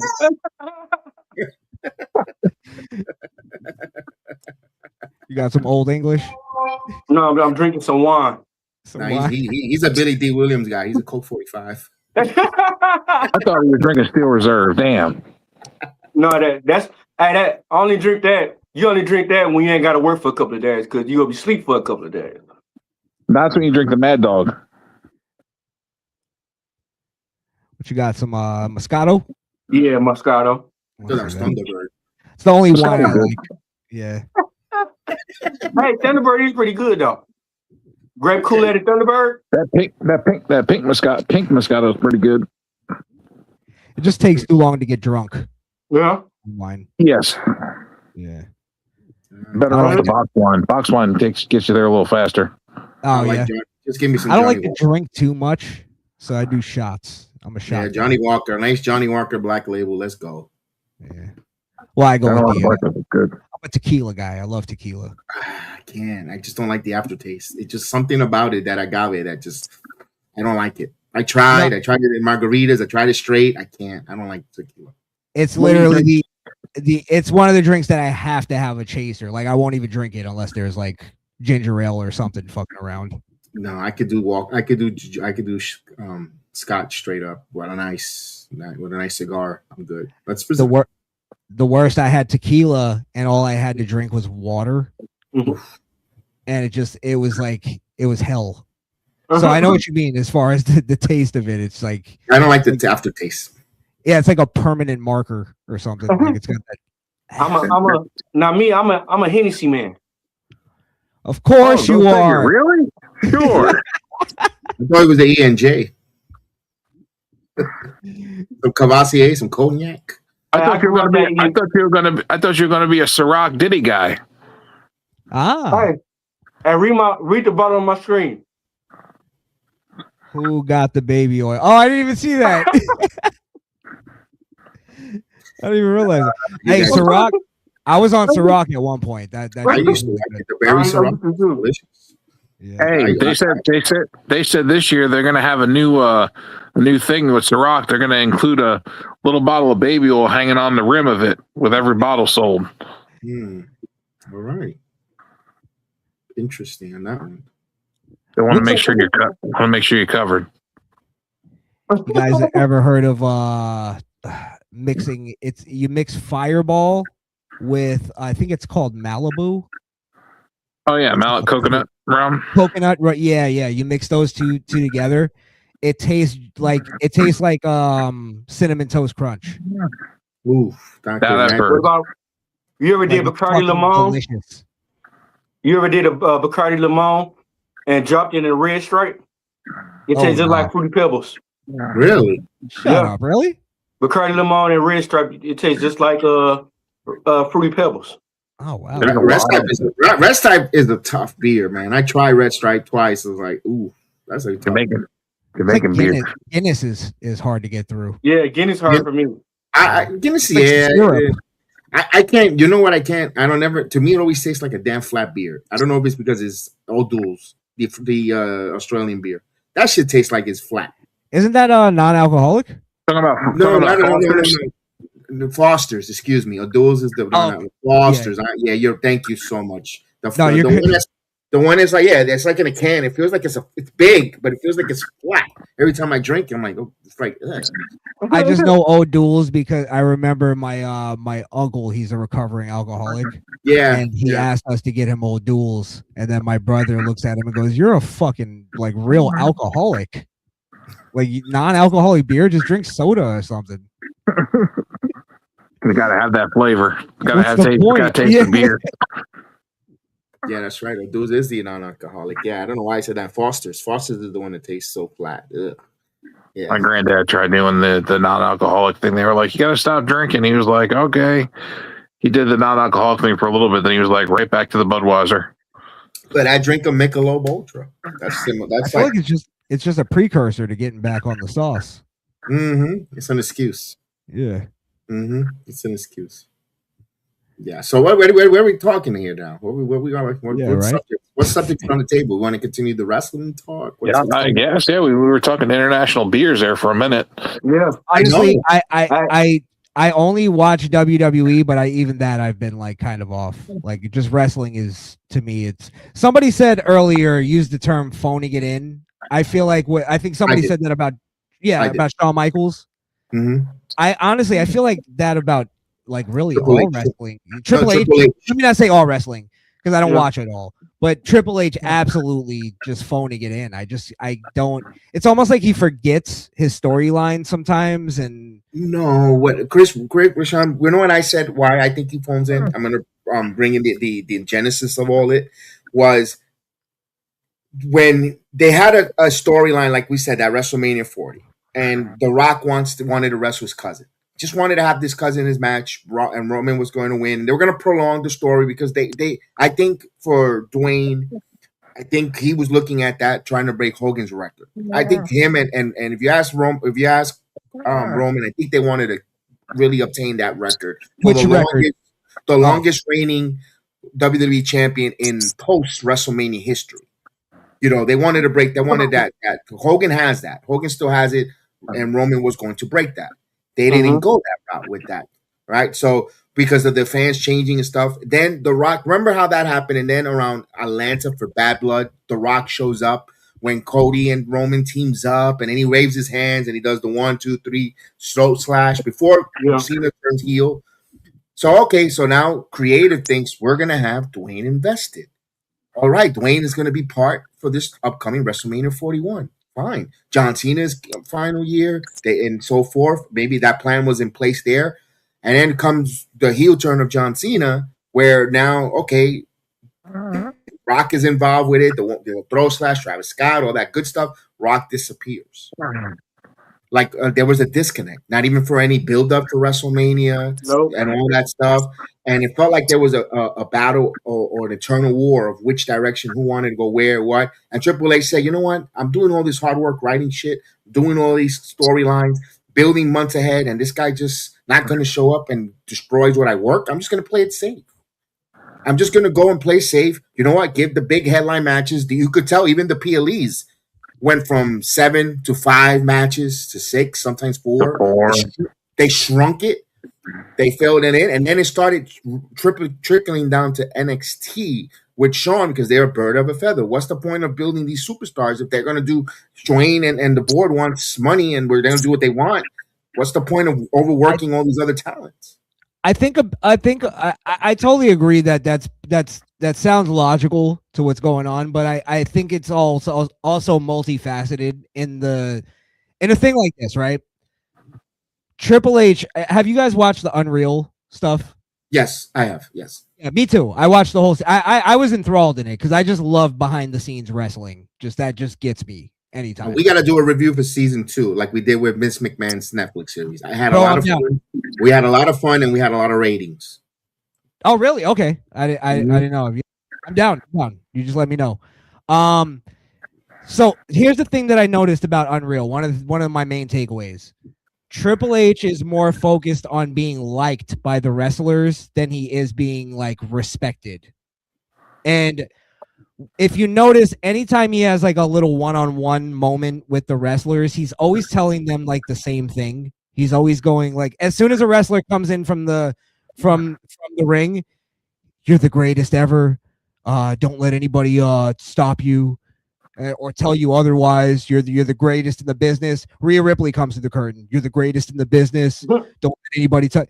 Fucking Damian Priest comes back through the curtain. You're the greatest in the business.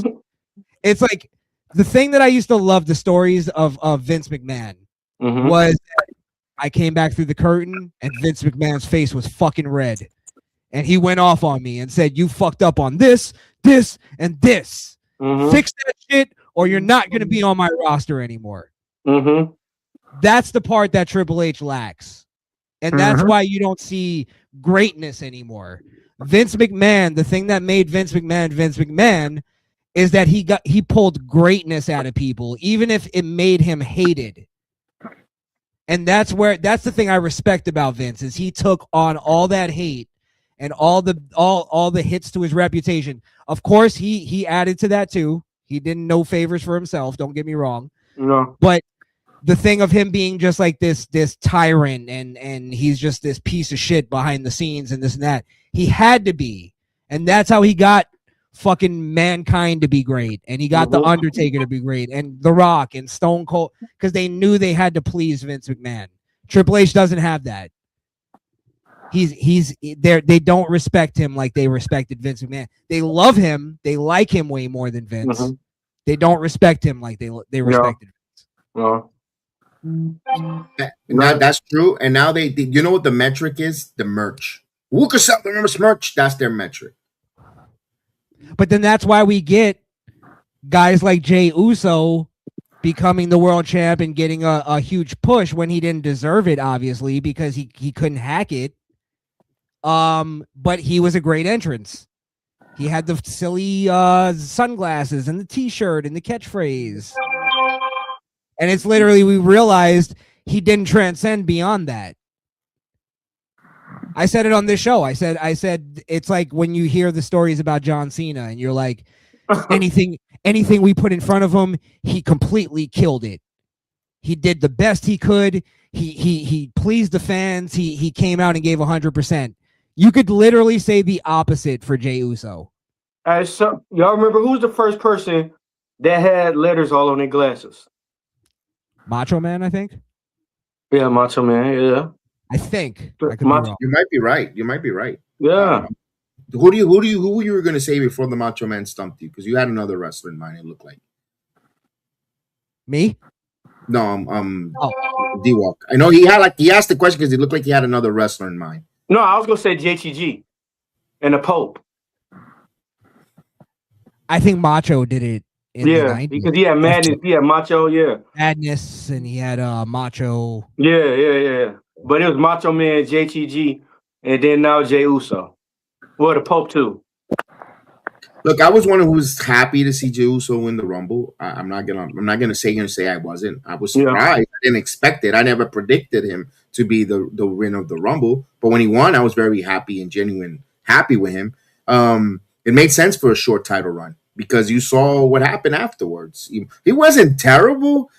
He wasn't putting on classics either. But the guy's still over. You hear the announcement. He's a moment with the crowd.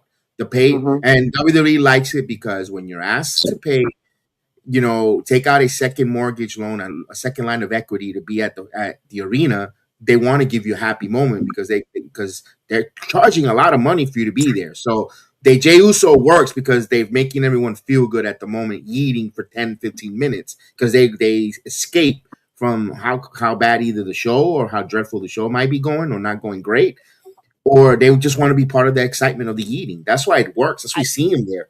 I think WWE is so thirsty for talent and thirsty for people that are over that they're misconstruing somebody who's over, but they're not the number one guy. They just think anybody that's over could potentially be the number one guy. Sure. But you think back to like the Attitude Era. I was literally just thinking this. The Usos now, since they got the Yeet thing and the new entrance, like now they've added that to the Uso thing instead of it just being Jay. Yes. It's almost like Jay and Jim, the Usos are over like Too Cool was over. Okay. You can see the Too Cool comparison with the dancing. Yeah. And which was funny because their father was part of that whole act. Right. But that's almost like what it's reverted back to now. Is like, okay, we tried him being the number one guy, it didn't work. Right. Let's just revert him back to like Too Cool level, Edge and Christian level. And that's what he should have been the whole time, to be honest. He should have always been a tag team. But I give them credit for at least trying. At least they tried. And they had the John Cena parachute, which they did. That kind of they back now. They couldn't, okay, we tried. We did it in a year where there was a John Cena heel and he was the babyface. Okay, so they pivoted back. They did. They gave him the opportunity, so they can't say we never gave you that chance. Even we saw on Unreal, we're gonna strap the rocket ship, the rocket pack on you. You're ready. But then when you get blown up, yeeting coming down, that was an issue. And but I think it definitely shows they did that almost out of desperation. And I think it goes back into what you're saying. And I'm not trying to lobby to get you to agree with me here, but it goes back to what you were saying about the Cody Rhodes decision. Yes. After that, they were like, fuck, we have nobody who's like literally like organically over. Correct. You know what I mean? They do though, Krishan. But I don't know what is it. They don't see what is it where genuine the fans like him. Yeah. Absolutely. And I don't get it. They gave Damian Priest a chance, and he's old. Correct. I think Bruce Pritchard does not like LA Knight. I think that's who it is. I can't see why the guy's over when they were 2 years ago, 3. They were in Saudi Arabia without LA Knight, and Saudi Arabia was going bananas for LA Knight, and he wasn't even in the country. And I'm like, damn, LA Knight is over. Yeah, and that shows you it's worldwide. It's not just he's again. I've been using this word all night, but he's transcended just being a WWE guy. He's like he could be the guy, and they're just not giving him the chance. No. Let me ask you a question though, BX. Why did you say Bruce Pritchard specifically? Because I feel like he's one of those old guards that still has that Vince type of ear, or the way Vince saw things to Triple H. The guy wasn't made. The guy's Eli Drake, made from TNA, NWA. It wasn't really changed much. He's just not using dummy for him. But I don't know. I think it's Pritchard. I have a funny feeling he's not seeing the opportunity there to make this guy a star. Just to push back a little bit, I feel like this is why I asked you, because I feel like that's almost like LA Knight is such a callback to like the Attitude Era, and I think that's why he don't like him. You think that's why? I think he's a copycat to Stone Cold and The Rock. I think that's why he sees it. No originality, pal. He's just getting their laurels and putting together. But it's okay to borrow from the past, because Ric Flair borrowed from superstar Billy Graham, the Nature Boy Buddy Rogers. A little bit of Gorgeous George flamboyance. The Rock and Stone Cold borrowed from people. Exactly, they borrowed it. Yeah. I don't know. That's the only reason why I want to push back, because I just believe that maybe Bruce Pritchard is a little smarter than that. Because I listened to his podcast, but I could just be being biased because I listened to his podcast. He's just telling us what he wants us to hear at the end of the day. Oh, it could be Michael P.S. Hayes. He's another one back of those southern, those old school ways of thinking. Maybe he's the one that's lobbying and got people to see a certain way. I just think it's Pritchard because he's one of the highest guys on the food chain in the company, and to be held back that much to still get a push, but not to that beyond level. I have to think it's got to be someone in that realm. I don't think it comes from Triple H. I think Triple H sees a potential with an LA Knight. He's marketable. And again, there's nothing wrong with tattoos. I have two on mine, but he doesn't have tattoos. He's not. And pause. And I'm more comfortable saying it. He's a handsome looking guy that you can market for both for He's got women. The Hollywood looks. Yes, like and he I'm looks surprised like he a didn't pull fucking the trigger. star. Yeah, I'm surprised he haven't pulled the trigger. He fits the bill. He looks it. Well, you could put him on a marquee and be like, "Who's this handsome guy? He's the new WWE champion." Oh, damn! Mike Shield is crazy. It's like if he were to just walk out on like Good Morning America unannounced, you'd be like, you wouldn't know who he was, and you'd be like, if you weren't a wrestling fan, you'd be like, who's this like goofy looking guy? But you would have you'd be like, who is this guy? Like, who is he? Regardless, that's all. Cody has a neck tattoo. You look at him, you're like, what the hell is this? What part of the country? You don't. Yeah. And BX, that's where I come from. Like, I personally look at Cody and I compare him to LA Knight. LA Knight, much bigger star, much more star quality, like naturally. Who gives a fuck if he's borrowing from The Rock and Stone Cold? Like, that's what we want. I want those type of wrestlers back. Yeah. I remember what I was about to say. You know how we always talking about how desperate WWE is? Yeah, look at all them ads they got in the ring. Slim Jim, Color Girl, Cover Girl, Snickers, Prime. Man, they got like 30. Vince McMahon wouldn't have had that. And like I said, this is what I was going to say.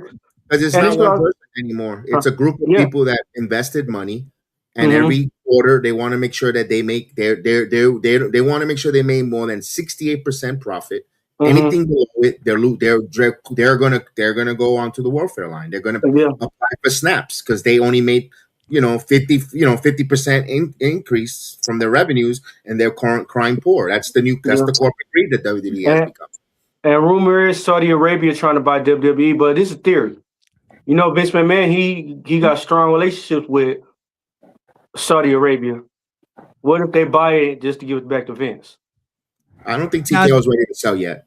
I was just about to bring that up though, Flint. D-Walk, sorry, I don't know why I called you Flint. I was like reading your name as I said it. Yeah. Baby oil guy. Yeah. I forgot I left my baby oil in my car. Damn. Now there's been I guess we can call them strong rumors going around on the internet, which I guess you could take that with whatever credibility you want to, that Vince may be getting back into at least a place of being part of creative again. Now, I wanted to ask you guys, first, do you think there's any truth to it? And then second, how do you feel about that if it is true? Who wants to go first? You go first, BX. I don't think so. I think he's happy where he's at. He's been out of the game. He I think he's done. I think he's done. He's old already. Like, he started at that other company, representing talent. Hasn't really taken off that we hear of it much. I don't think he wants to get back to the minutia and the grind of all that. I think he's seen it done, come and gone, and I think his better days are behind him. He knows that he sees how unappreciative the wrestling business has treated him, and I don't think he needs that at his age. Some people, when you get to a certain age, like, I don't need this shit. I'm happy. I'm good. Okay. D-Wop? I like kind of me, right? WWE dying right now. And to me, I want to see Vince come back. Like, Vince McMahon is the only person that could come back and bring back WWE. Vince McMahon took risks. Triple H not taking on risks. That's the thing I hate. I totally agree. BX, I actually disagree with you in that I think Vince McMahon, and we've just heard enough people tell this story, that he's just a different breed. Okay. In that he literally gets he'll stay up for 3 days straight in his 70s. You know what I mean? How many of us know, how many of our grandfathers are literally doing that and just still working? I think Vince wants to work until the day he dies. Yeah. I could definitely see that, him being that kind of guy. I think he didn't want to leave WWE to begin with. He did it just to kind of make. I agree with that. I agree with that. I don't think if it was up to Vince, he'd still be in gorilla position right now where Triple H is until he dies. He's gonna die in gorilla position. Yeah, if it was up to him. So I was just gonna say that I think the only thing that I hold where I don't believe it is that it's wrestling news, and a lot of the times, I mean, wrestling news does come true. Don't get me wrong, but a lot of times just people just kind of saying what they want to happen, and then it just becomes something. I haven't seen any real evidence that this is even in talks. And here's the other, let me just say this last thing, is that it's looking like Vince may actually be cleared on this whole case. This woman doesn't really have much evidence that shows that she was taken advantage of. Now, was it debaucherous and was it, degenerate? The relationship itself? Yeah, Vince was cheating on his wife. He was doing some pretty sick shit. However, was it rape? Was it sexual assault? I don't believe so. I don't think there's any evidence to that. And that's just my conjecture. But it's starting to look like that. It's starting to look like that Vince may actually get off on the charges. So if that's true, who knows?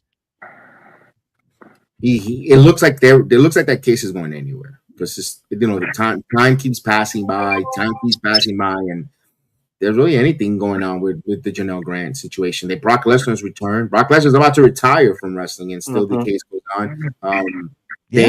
For ESPN to tell WWE to bring on Brock back onto the fold, it shows something that there's nothing in discovery when in the court documents and all that cases. It's interesting to see where it goes with Vince. Everybody quick. That's why it's hard to prejudge certain people before the court of law. I'm not saying he's innocent, but we tend to do that. We tend to become judge, jury, and executioner before everything is laid out. I give you an example in the wrestling business, Odyssey Jones. Everyone totally lambasted that poor kid, where now he's wrestling in Japan, making a wrestling career, and all turned out to be negative. I mentioned, I said, wait, I actually warned you guys. I said, guys, hold your thoughts on Odyssey, because there's more to the story that I couldn't say. I knew a few things from certain personal people, but it wasn't for me to toe out there and say, because it was told in confidence. But now it has come out. He's cleared. That's what I said. Hold on before the kid gets killed, or you guys go on bananas. I'm in the wrestling community. I'm the poor kid, because there's more. And not everything is being mentioned. You're just knowing just the he said, she said, and it turned out in a court of law. Maybe that's gonna happen with Vince. Well, look at Enzo. Yes. I mean, love him, I hate him. I personally loved him. I didn't care about the backstage stuff, because that I don't have to deal with that. I just like what's on TV. He got, love him or hate him, he was unjustifiably fired. He was wrongfully terminated, and he still hasn't gotten a second chance. And could have been one of the best personalities that we've seen in the past 15 years of wrestling. Mm-hmm. No, Krishan, they do that with male talent quite often. Yeah, really, almost only male talent. It feels like he's blackballed because not even only wrestling. You telling me with all that how much they could have used Enzo and Kaz tag team in AEW would have, my goodness, him talking and Kaz being that, my goodness, nothing. They reunited on the Jericho cruise. They got reunited because of Jericho. Mm-hmm. Yeah, but here's where we get into like the thing of it's almost like this new generation mentality is that they'll go, oh well, we're not bringing him back. Yeah, he got cleared, but he was still like really difficult behind the scenes, and he was X, Y, and Z. It's like, yeah, but at the same time, Shawn Michaels was difficult behind the scenes. Yeah, way drama queen. Yes, but he's one of the greatest, if not the greatest, performer of all time. Yes. Randy Orton, same thing. Randy Orton, like there's a Sid Justice. Yeah, it's bad with Shawn Michaels. Shawn Michaels is so much a problem where X-Pac and Scott Hall watched him get jumped. Let's be real. You ever watch the plane ride from hell? Anything from that? Literally every single one of them were difficult. Yeah. So it's like there's a thing to that. Okay, a lot of the times people who are extremely talented, almost prodigy level talented, are extremely difficult people. Yeah. Let's not forget when Kurt Angle tried to throw when Kurt Hennig tried to throw Brock Lesnar off the plane. That's what I'm saying. Even Kurt Angle, an Olympic gold medalist, was troubled fucking person. Yeah, Kurt Hennig was trying to throw Brock Lesnar. Mr. Perfect. Yeah. I think wasn't Kurt Angle part of that too? Kurt Angle was wrestling Vince McMahon in the hall, down the aisle. That's crazy. Bro, I would give my left leg to fucking be on that plane ride. Man, to go back in time and be on that plane ride. The Ric Flair story had me rolling. I mean, man. Imagine watching Kurt Angle when he was walking around naked in his robe. Yeah. One of the funniest but saddest parts too is Goldust getting on the intercom and singing like sappy love songs because he was heartbroken about Terry. Hey, what about Michael P.S. Hayes getting his hair cut? That too. That was Xbox 6 that did that. Yeah. He cut his ponytail. I think they were all on drugs. They were all fucking drunk. I listen, I'm in the world of like, you know what? Like as tragic as a lot of it ended, I kind of want them to let wrestlers do cocaine again. Oh my goodness. Hey, so why Krishan Deshaun is all elite. Why so they could turn put the graphic. Krishan AEW bound? Yeah. Hey, why so they can start acting like New Jack? Hey, oh my God. New Jack was an entertaining son of a bitch. I'm scared of him. I'm still scared of him, and I know he's dead. Damn, shit, New Jack was scared of Terry. What was your wrestling podcast again? You had the wrestling podcast, Sean. No, I don't do it anymore. No. What was the name of it? I understand. It's Kayfabe Cartel. The Kayfabe Cartel, all elite graphic. I'm gonna make that graphic. Hey, Krishan type. He make his wrestlers go and snort cocaine before the match. Snort that, you'll snort it now. I just found it funny that as bad of an ass as New Jack was, he was scared to death of Terry Runnels. Yeah. Every black man is scared of a white woman, man. Come on. He said she was scared. He scared the shit. She scared the shit out of him. He said she was crazy as fuck. Of course, all she got to do is like he punched me. Tell the police he punched me. The police go whoop his ass because he black, mess with a white woman, and then they go lock his ass up. New Jack good sense all over again. All he's got to do is just say the glove don't fit.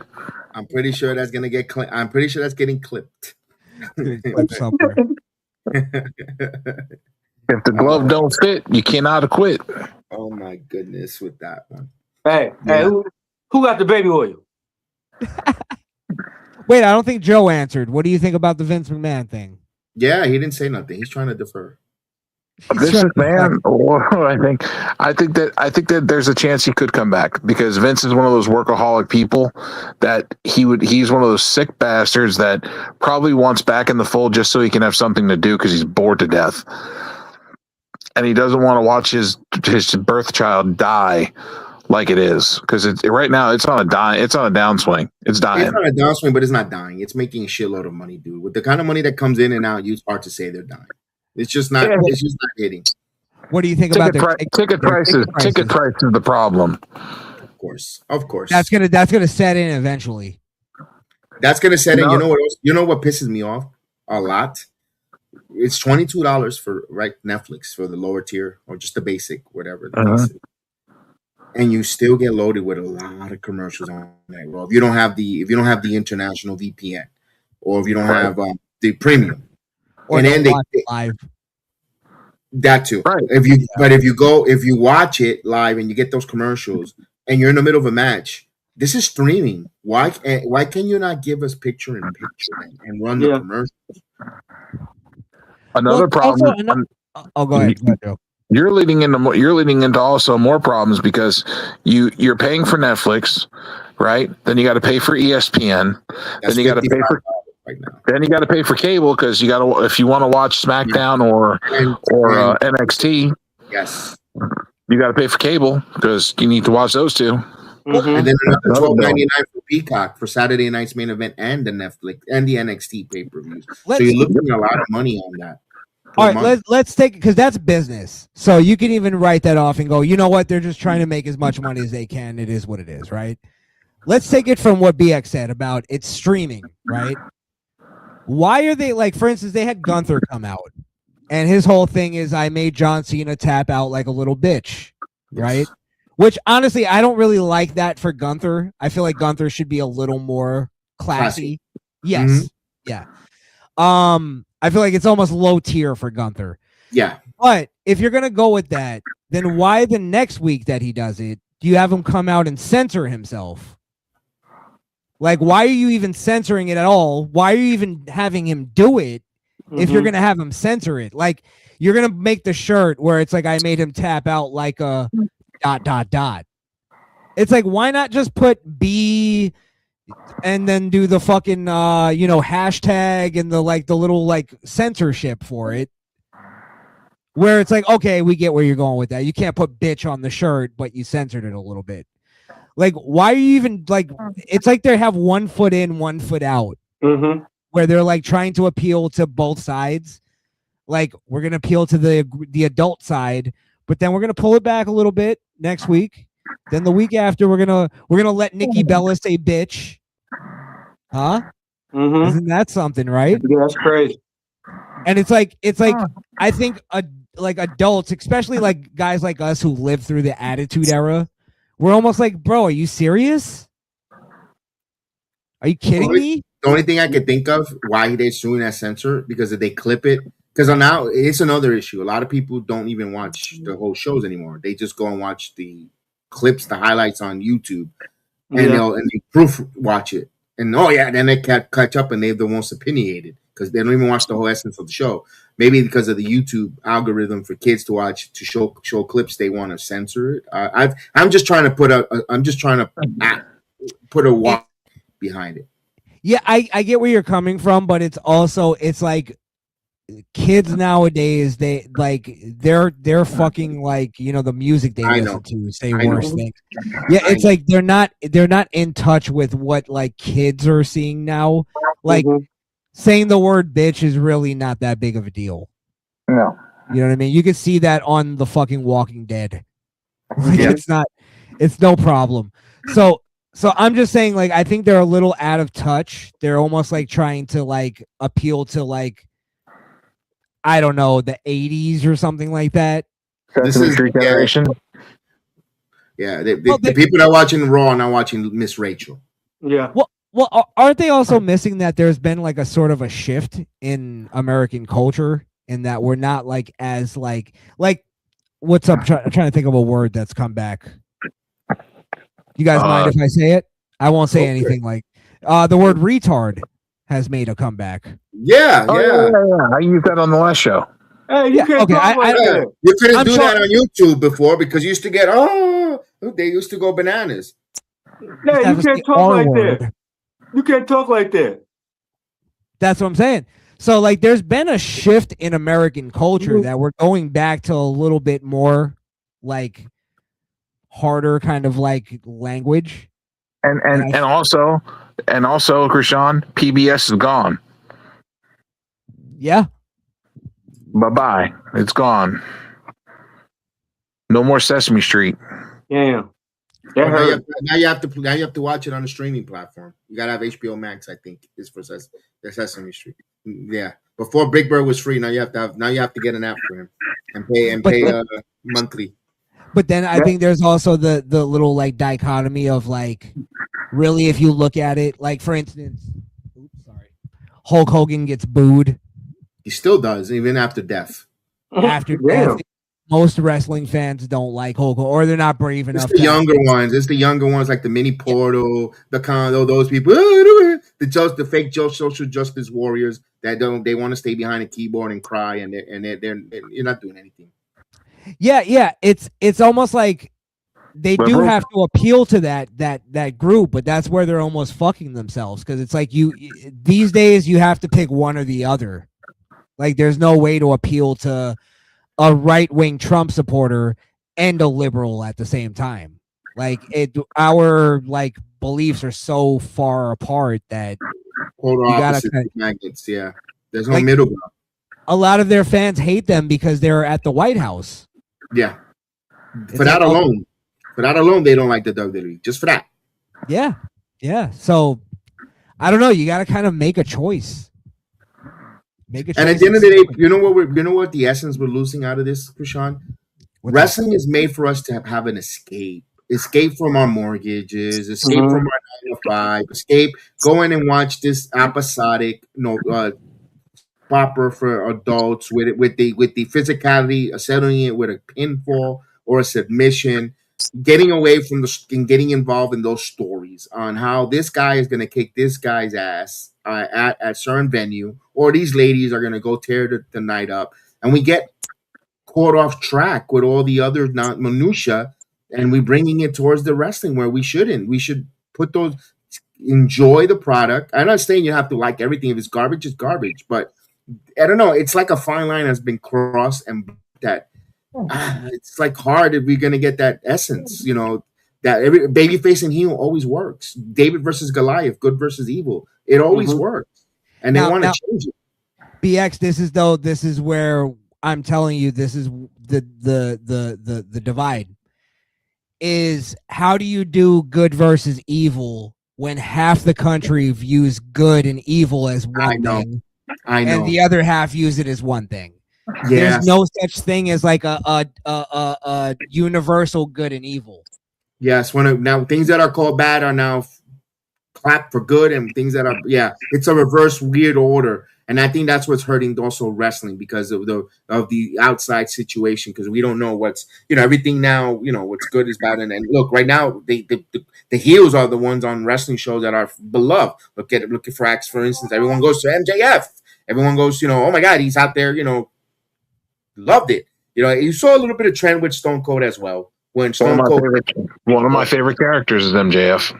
Yeah, and then because of and then normally the heel is getting over. I think that's what frustrated and pissed off Bret and Hart back in the Attitude Era, because he's this guy who played it by the book, trying to get this babyface, happy-go-lucky babyface, and you guys were like, you guys cheered this guy who made my life impossible, and I made him bleed because he was bleeding and I passed out. You loved him, and it frustrated him, Bret Hart, with the wrestling business, to the point now he's just a bitter man right now. I was a Bret Hart fan through that whole thing. So I'm not a big Bret Hart fan. I never was, but I honestly, like, when I look back at, like, I was watching Wrestling with Shadows like a week ago or something. I fucking love that documentary. But every time I watch it, I almost have a different take on it. And last time I watched it, I was like, Brett was kind of right when he was in that limo with all like the old school guys, and they were like, they want me to say that Brett, that Sean is gay and go into that, and I'm like, this is weird. I don't want to. It's stupid. Like, what is it? And it's like back then I got it. I was like, yeah, that's kind of, it's edgy and it's cool.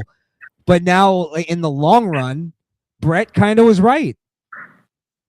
Like, I think he overreacted with the Montreal screw job itself. I think he should have just laid down and took the pin. But now I understand it a little bit more as an adult, where he was like looking at it more as like, I'm laying down my morals, as opposed to it just being a wrestling thing.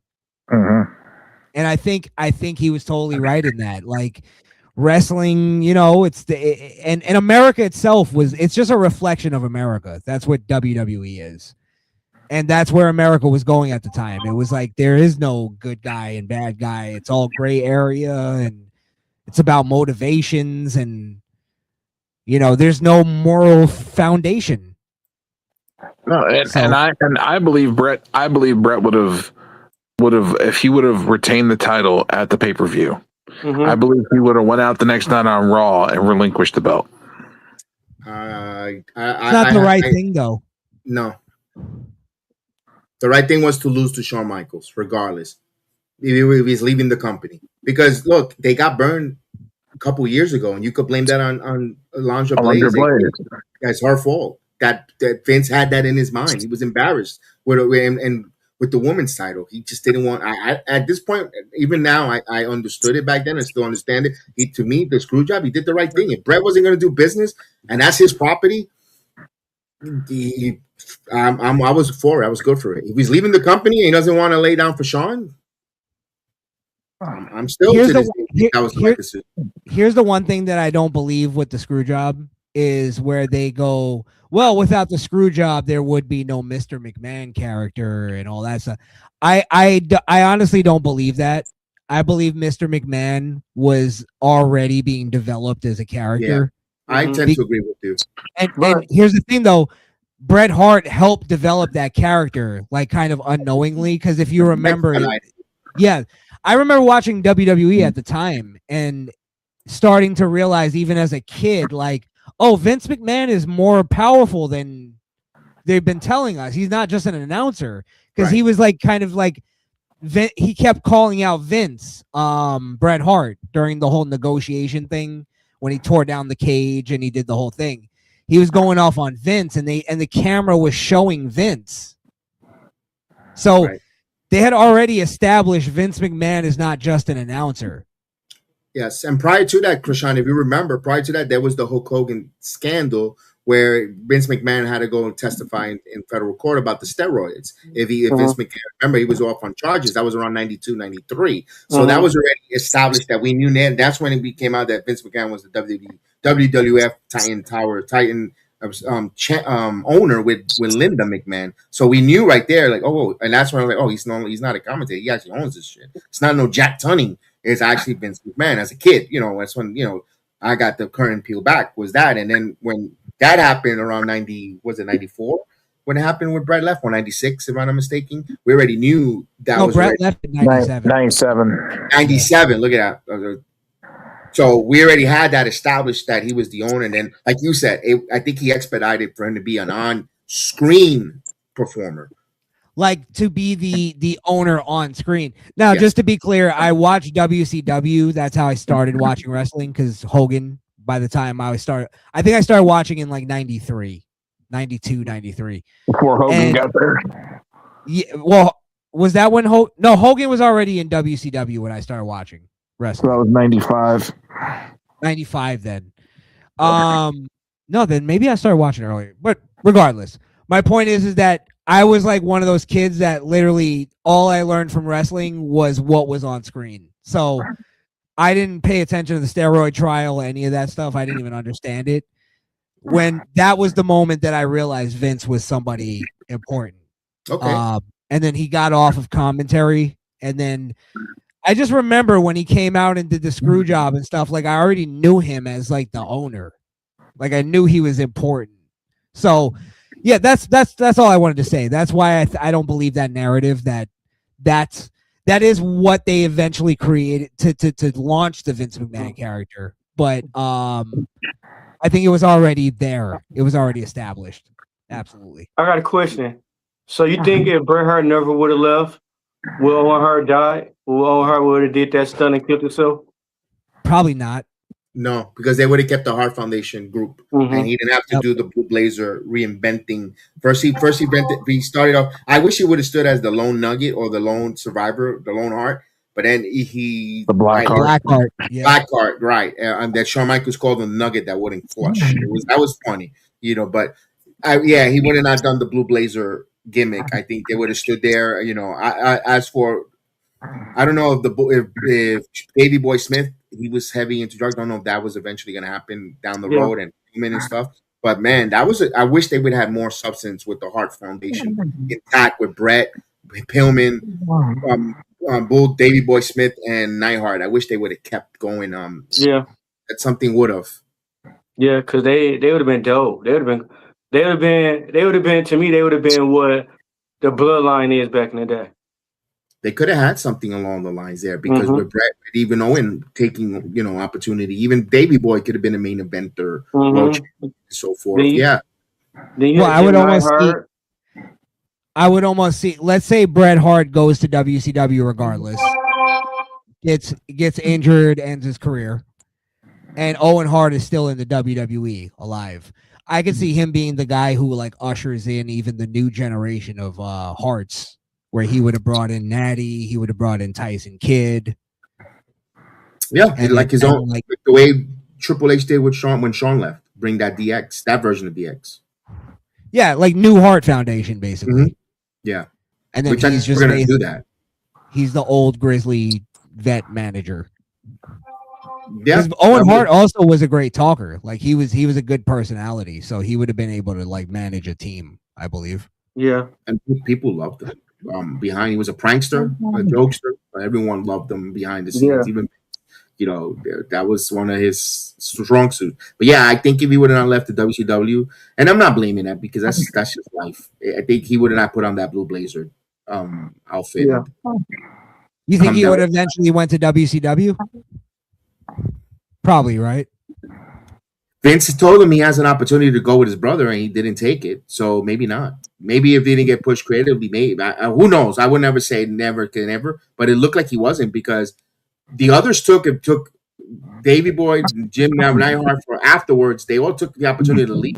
Vince offered. If you're not happy, you want to go, you can go. And and not Owen. He stood. So. That's just like so fucking sad because you think about it. If he would have just went with his brother, he would have been.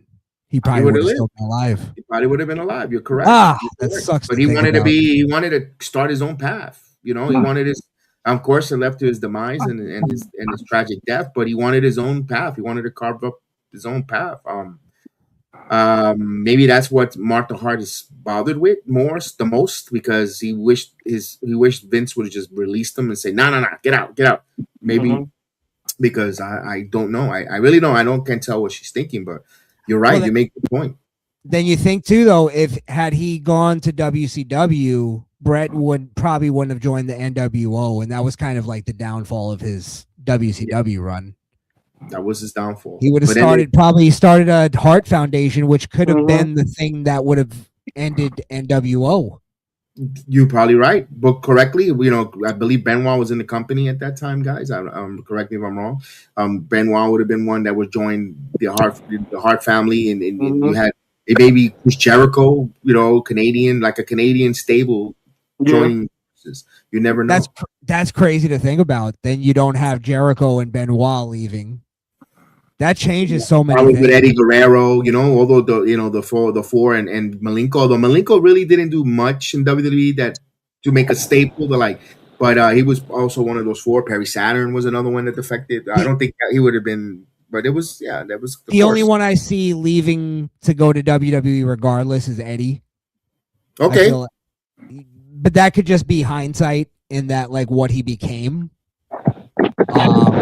But yeah, he could have probably stayed too, just because all his friends were there. I think that was part of the reason why a lot of them left. Were like, Oh, you're leaving? I'm gone too. Fuck it. I'm with you. We're united. We'll take this challenge together as a group, and if one of us has a little struggle, we could pick each other up financially, Mhm. or in the road, travel together. I think that's what those four men got together and say, let's all four go. They'll all for one for all, like a four musketeer type of deal when they came over to the WWE, because they were gonna have their own nucleus to back their own support system for one another, and I think that's why it worked. You're probably correct.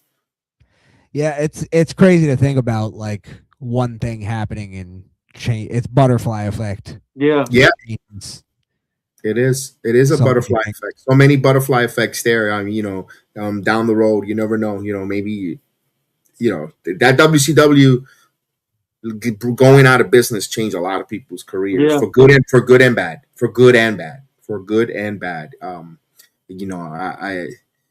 I don't know if they would still be alive. Maybe you could say if WCW was around, maybe Miss Elizabeth might have stayed alive. I don't know. Damn.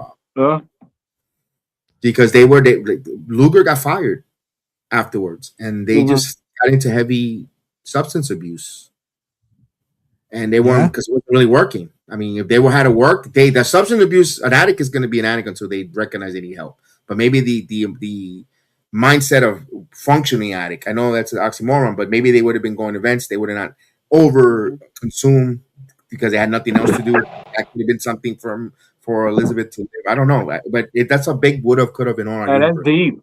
That's deep, though, bro. That's deep. You never know. It's pretty interesting to think about. Yeah, like you said, a butterfly effect, all that stuff. Chris Benoit probably wouldn't have killed. They wouldn't. None of that Chris Benoit situation wouldn't have happened. Maybe not. They'd have probably helped Eddie Guerrero. Eddie Guerrero wouldn't have never died. Saturn would still been around and not messed up like this is. Man, it's a lot of stuff. You still get out of that whole thing, even without, the screw job. You still get Austin McMahon, I think. Mm-hmm. Just because where Austin, his trajectory was going there regardless, I think. Yeah. But that's crazy, that butterfly effect. If one thing would have never happened, it set off a whole lot of other things. Now, to be fair, I don't think McMahon would have been as strong as a character without the screw job, because it's the screw job, him coming out, telling them to ring the bell, and then I think it was the next night he did or like a week later, he did the Brett screwed Brett promo, which, funny enough, he thought was going to be a babyface promo. Mm-hmm. But what about supposedly? So if what if the Montreal screw job would have never happened? But what about the higher power of the corporate ministry? Well, I was just thinking that, though, because I heard that Vince thought that was going to be a babyface promo. Do you think he was planning on making Mr. McMahon a babyface character initially? I just think he wanted sympathy. Like, I have the best interest of the WWE universe. They didn't call it that for his company at that time. I think he thought the fans were going to say, okay, yeah, you're right. Because let's face it, Bret Hart wasn't really as popular as he, with the kids he was, but when they had to go overseas, they had to use another champion. There was times in the 90s when Hart's championship run, title used to go to Macho, the first night of the European tours in Saudi and stuff, and then switch back before they come back to the United States, just because of the crowd drawing effect for that Hart didn't really have around the world. A couple of incidents, not every overseas tours, but there was a few of them that they had to, because Hart wasn't really that type of transcending. When you're coming off of a monster title run of a Hogan, or Warrior to a degree, and then back, Hogan. Those were really mostly your big champions. Yoko carried for a bit and two, but it just wasn't enough. Hart didn't really have that gravitas, cachet, really to command. To what you're saying, isn't it almost like the person who probably benefited the most out of the screw job was Bret Hart? Because without that, he would have just probably faded out, or just became like a sideshow kind of thing. No disrespect to the guy, he's a great wrestler, but like, he's not gonna be, like, you look at what was there. You had The Rock on the rise. He wasn't gonna be number 2. Mick Foley was there. He wasn't gonna be number 3. arguably the Undertaker not gonna be number 4. Like, so my point is that I think Bret Hart like made the most money out of it. Yeah, his career ended up like, you know, getting fucked up, but that was unseeable. But like, who really made the most money out of that? Yeah, I guess at one moment. Vince and WWE benefited the most, if you ask me. But now Bret is immortalized even for something negative, you know, or I don't know. Bret gets me sometimes because sometimes I'm like, he's just a miserable being dirty in order to take a title from him. Like it just adds to his it adds to his lore or his gravitas. If for a Bret Hart, to his story, his aura. That screw job was very important for Bret the Hitman Hart. Absolutely, yeah. And now Bret's talking more about the homo stuff with Shawn and Vince. Well, it's just to keep relevant. You keep telling these stories, and now you got an audience. People want to hear. People are intrigued. Now you're still relevant in the news because nobody wants to hear about him doing a side Russian leg sweep, you know, or having him, you know. Nobody wants to hear about all this other stuff, the technical stuff. They want to hear dirt, gossip. They don't want to hear his matches with you know, rugged Ronnie Garvin of the Honky Tonk Man. You know, they don't give a shit. They want to know about that kind of stuff. How many times can you talk about the fucking Iron Man match and the submission match with Stone Cold and the screw job? That's literally all. That's his hits. Yeah, or getting hit by a giant, you know. Yeah, or losing to what was it, Yokozuna or something? Mm-hmm. Yeah, and getting Hulk Hogan. Now that was a topic of last year. They were in Vegas. The Hulk Hogan taking, you know, politicking to take the title that night where Bret Hart lost and all. That was last year's flavor of the talk. Now this time is the sexuality of Shawn Michaels and Vince McMahon. Mm-hmm. Now, I think I could ask you this because BX, I think you'll be because you're a Hogan fan, right? Yeah, brother. Do you think Hogan was wrong in that, in terms of like him not wanting to lose to Bret? Do you think he was wrong, or do you think he was right?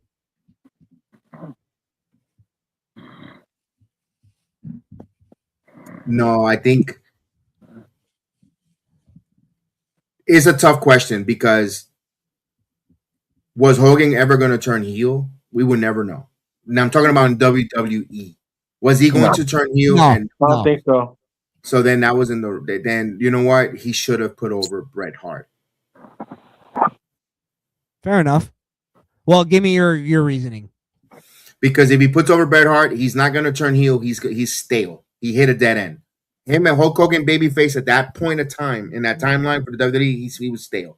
Even it showed because he won that title the way he did over Yoko, and then what was it 2 months later he lost it at the King of the Ring and never heard from Hogan again because it was like it felt blah. His title run after he won from that title from Yoko, it was like blah, and then he had to lose, and then never got a payoff for anything. So looking at that moment, I could say, yeah, he should have let Bret have his moment, have that payoff with him, and he possibly passed the torch to Bret. Although in his mindset, and I agree with him, Bret wasn't the guy to pass that torch to. I still agree with it, but they didn't go about it the right way of business etiquette. That's fair. Now that you said that, I think like they could have easily done a thing where like Bret gets as cheap as this is, Bret gets to roll up and steals it. Like not steals it, but he just gets one over on Hogan real quick. Yeah, like the way old Warrior did to Hogan. Yeah. I still think Hogan kicked out of that at that when he lost to Warrior, but that's just me. I always hated that. Like I hated out of that. I hated that. I hated that WrestleMania. I was so thankful I wasn't in the country. I was on, and I saw that on tape delay because I would have saw that live. I would have been so pissed.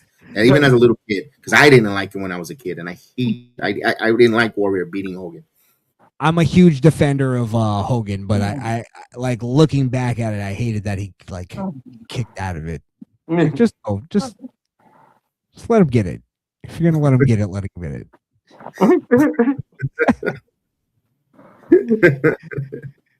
Yeah. I got you. Now, yeah, and we bring in that guy in the NWO because that is the biggest thing of the group out there in wrestling history.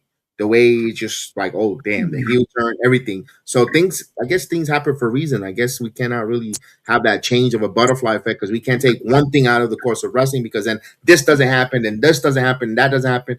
In this multi universe that we are in this earth, taking it back to Marvel and Superman. This is the one that works here. We will never know. You guys mind if I ask BX a question? Because I asked this guy to you guys. Go ahead. Go ahead. Bigger heel turn, Hulk Hogan or John Cena, and why? John Cena. Here's the reason why. Because John Cena had mainstream media talking. When you open up Sports Center, First Take, all these different outlets, even I believe CNN, I believe even the news, even the news stuff was talking about the Ober's babyface turning heel. It transcended over mainstream. When Hulk Hogan turned, it was talked about, but not to the degree of level that John Cena was publicized mainstream wise. Maybe because we have more outlets of communication. When I mean, to get that message around, but this was bigger. Because no one saw it. That's a good question. I wonder how many publications actually covered Hogan turning heel. I don't think there was as many publications back then as there is now, though. Mm-hmm. Fair. Either way, I'm just I'm wondering what because there would have to be an equivocation to that. Also, wrestling wasn't as covered as it is now by all these different platforms. They're almost contractually covering them, right? Yep. But to a degree, the fault wasn't it a shocking moment though. Like oh damn, it was worthy of the stop the press. Let's put this forward because look, they could even went to the store. Look, Hogan.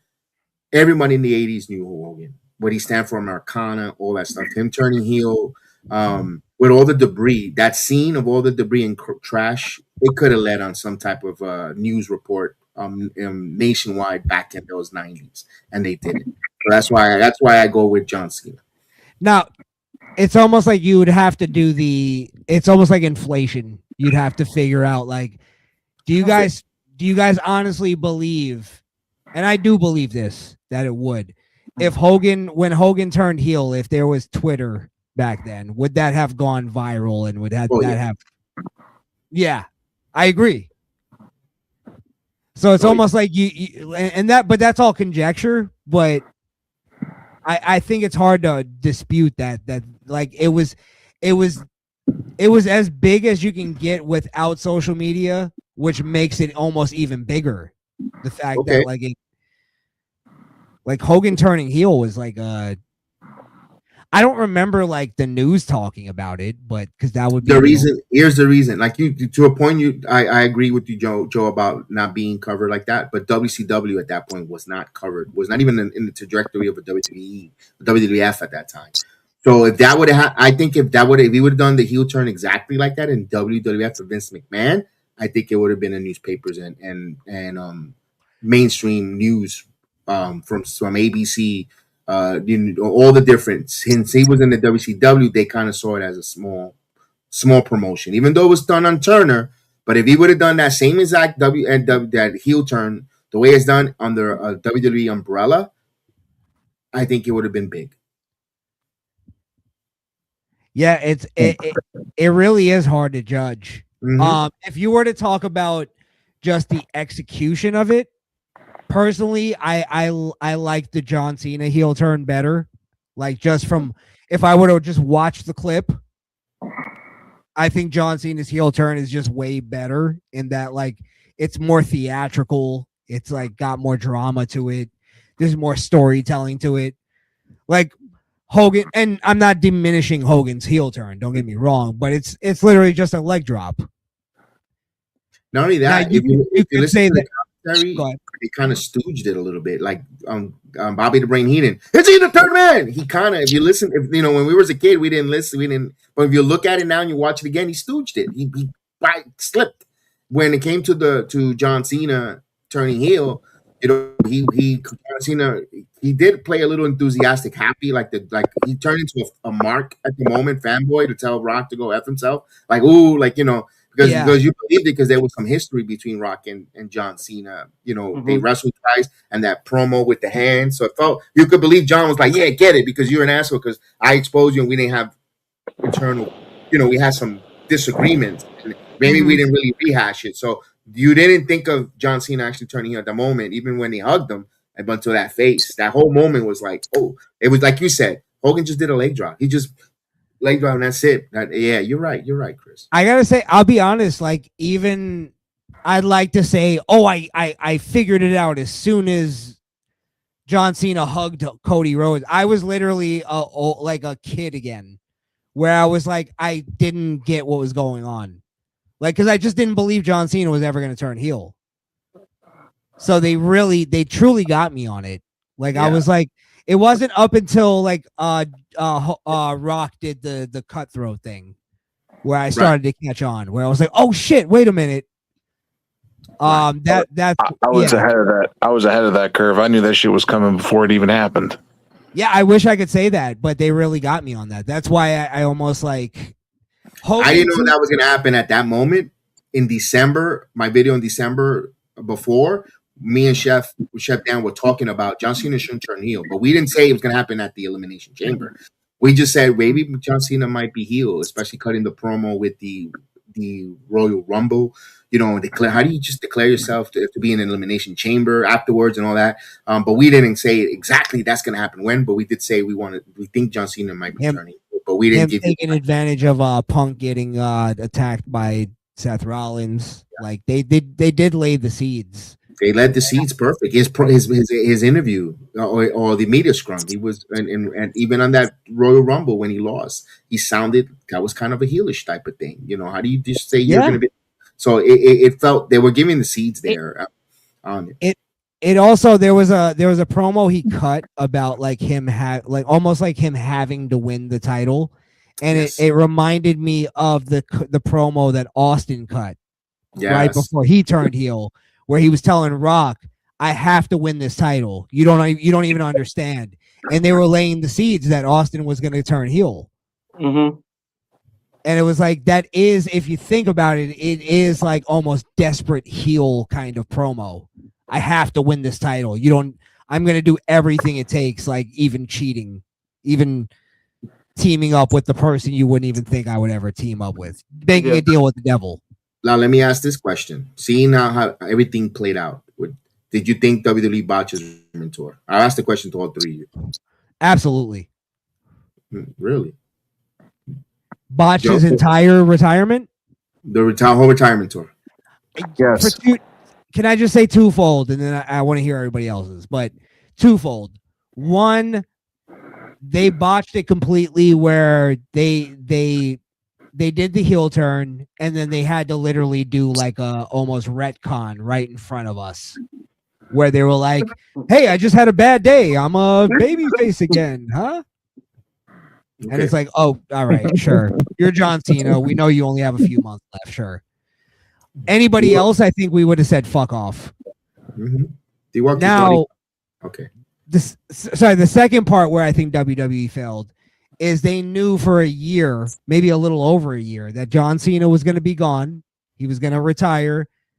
Maybe we should take this time to build some stars. Mm-hmm. Maybe we should stop whatever pride or whatever like personal reasons we have where we don't like LA Knight. Fuck it. We need everything we can right now. Mm-hmm. LA Knight's a top star. Let's go with it. Pull the trigger. They didn't take the time to build stars where they should have and get ready for John Cena to be gone. All right. So I don't think they botched it though, in my opinion. I'm gonna explain when I'd love to hear that, but yeah, that's where I think they botched it. Is just like I don't think the fans were happy with it. I don't think John Cena was happy with it. I think they just had to completely turn it around. Had they not done now that I look at it, had they not done the heel turn, it would have probably been way better. Okay, fair. So it was almost one of those things of like, as a wrestling fan, I got something I wanted, but I was like, I liked the beginning of his heel turn, but it just didn't go anywhere. So that's kind of where I guess I'd put it. Like I think overall, yes, they botched it. It wasn't successful. I'm going to go on two different metrics for me why I think it's not botched. The first one was every arena, everywhere that John Cena, whether it was heel, was it even if he just spoke too much, just promos for the first 3 months. The place, the guy sold merch, the guy filled the building, people were paying Uber's amount of money to go see him. If that's the case, I don't consider that a botch because they made money. Yeah. If they would have came out totally babyface John Cena, you can't see me by July, people were like, retire already. I had enough. Go away. I think if it would have been that super babyface John Cena that we got to the end, people would have been tired of it because they weren't going to wait until December. Oh my God, can this end already? You know how wrestling fans they're very finical. That's the right word. I totally enjoyed. I liked the heel turn, him turning heel. Now the follow up outside of John Cena wasn't really his fault. It was other problems that we talked about. Dwayne not showing up. Inserting Travis Scott was a huge mistake. If they were gonna, they should have added another wrestler. I've said Ethan Page at that time because he would have been one to take the pins and still talking the mic to hate. They could have done, all three members there, or even Seth Rollins with the Wise Man. Just get that trio going. That he sold. Because the year before Rock had issues with Seth, but now Seth wanted it before trying to be his champion. You could have done Seth's backstabbing John Cena. John Cena wouldn't turn a heel later down like they did, and it would have made storyline sense. They'd add their problem with their creative. They didn't add that third wrestler. They depended it on an entertainer for more views and clicks, and to get the rights for him to sing the WrestleMania song "Fiend, Fiend, Fiend" that got us all up to here with the song. I think that was a mistake. But I don't think it was botched because like John Cena mentioned in his interview with Cody, you got Randy Orton. I think that started when he started having those nostalgic matches. They ran out of matches or time in John Cena's retirement tour. That we could say it's not a botch, it's a miscalculation. Because botch, if they would have not made no money and everybody, and then that last arena, look at that last event and Saturday Night's Main Event, 19,000 plus. If they botched it, the people that are saying the reactionary podcast was selling a left nut, and some of them that left ovaries to be there. It was not. I can't sit here and say it was boss. It was misdirected, and they left out a lot of what could have been. You could have had those other dream matches that we didn't get. Rusev, Sheamus. We were talking about from the tournament. They tried to clean it up in the tournament. But I don't think it was totally botched. It wasn't the greatest we envisioned, but it wasn't. I don't think it was a botch. I agree with you, but I also think like if we like because it's kind of semantics and like I agree that like they sold a lot and all that stuff, but my question, because I want, well, actually, let me hear Joe BNCO and D-Walk's answer before I pose the next question. And I don't know if we're gonna get out of here. I don't know what. I don't know. I just feel like I feel like they could have done more. I feel like they could have done more. I agree with you. And I feel like they fell short on a lot of things that they could have done, and they could have made it right. There's a lot of things they could have done right, like this whole thing with the heel turn. They could have fucked it up like they did, but they could have had a better payoff at the end of the like on the Saturday Night's Main Event. They could have had a better payoff at the end. They could have tried to work with The Rock to try to get him in there for one match with Cena, to where Gunther's gonna face Cena in his last match, and then the final boss's music hits. But then you don't have a payoff, Joe. The payoff would be that. What do you mean? Wouldn't have payoff? John Cena's not having another match with The Rock. If The Rock shows up at the end, you have to continue John Cena's life in WWE. He didn't want that. He wanted to be done with. And tapping out to Gunther was the right way. He went out with a smile, passing the torch to Gunther. If Rock comes back, he didn't really pass the torch, and there's still a mission left. Why are you passing the torch on to somebody who's 40 years old? That's not the point. Gunther now is the heel of the heel. That's the point. That is a point. Why are you passing the torch on someone who's only got 5 years left in his career?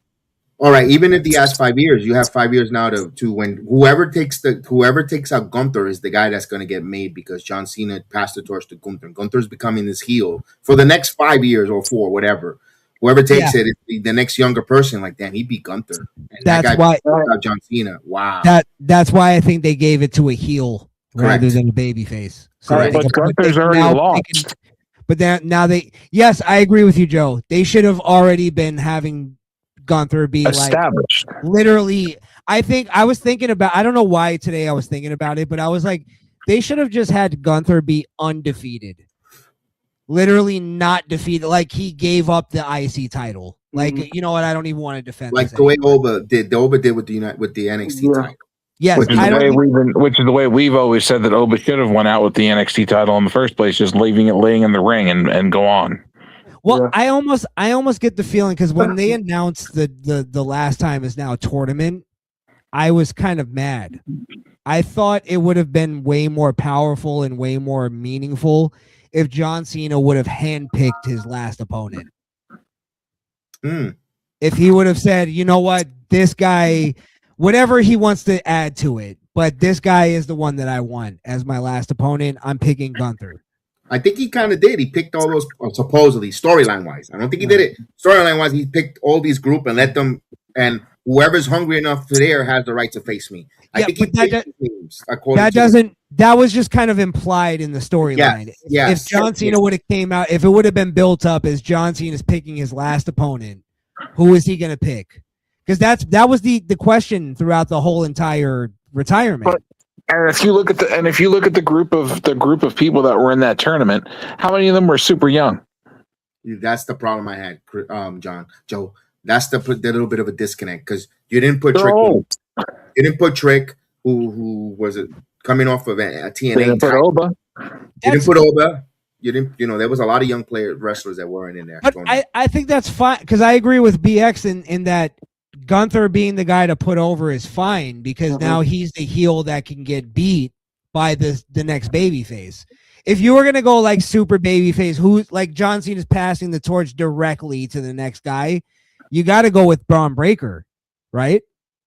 It could be Braun to be Gunther because he has done it, and Oba Femi. But that's why I'm hoping Oba Femi does not go to Raw. I want him going to SmackDown because I don't need him in the same brand.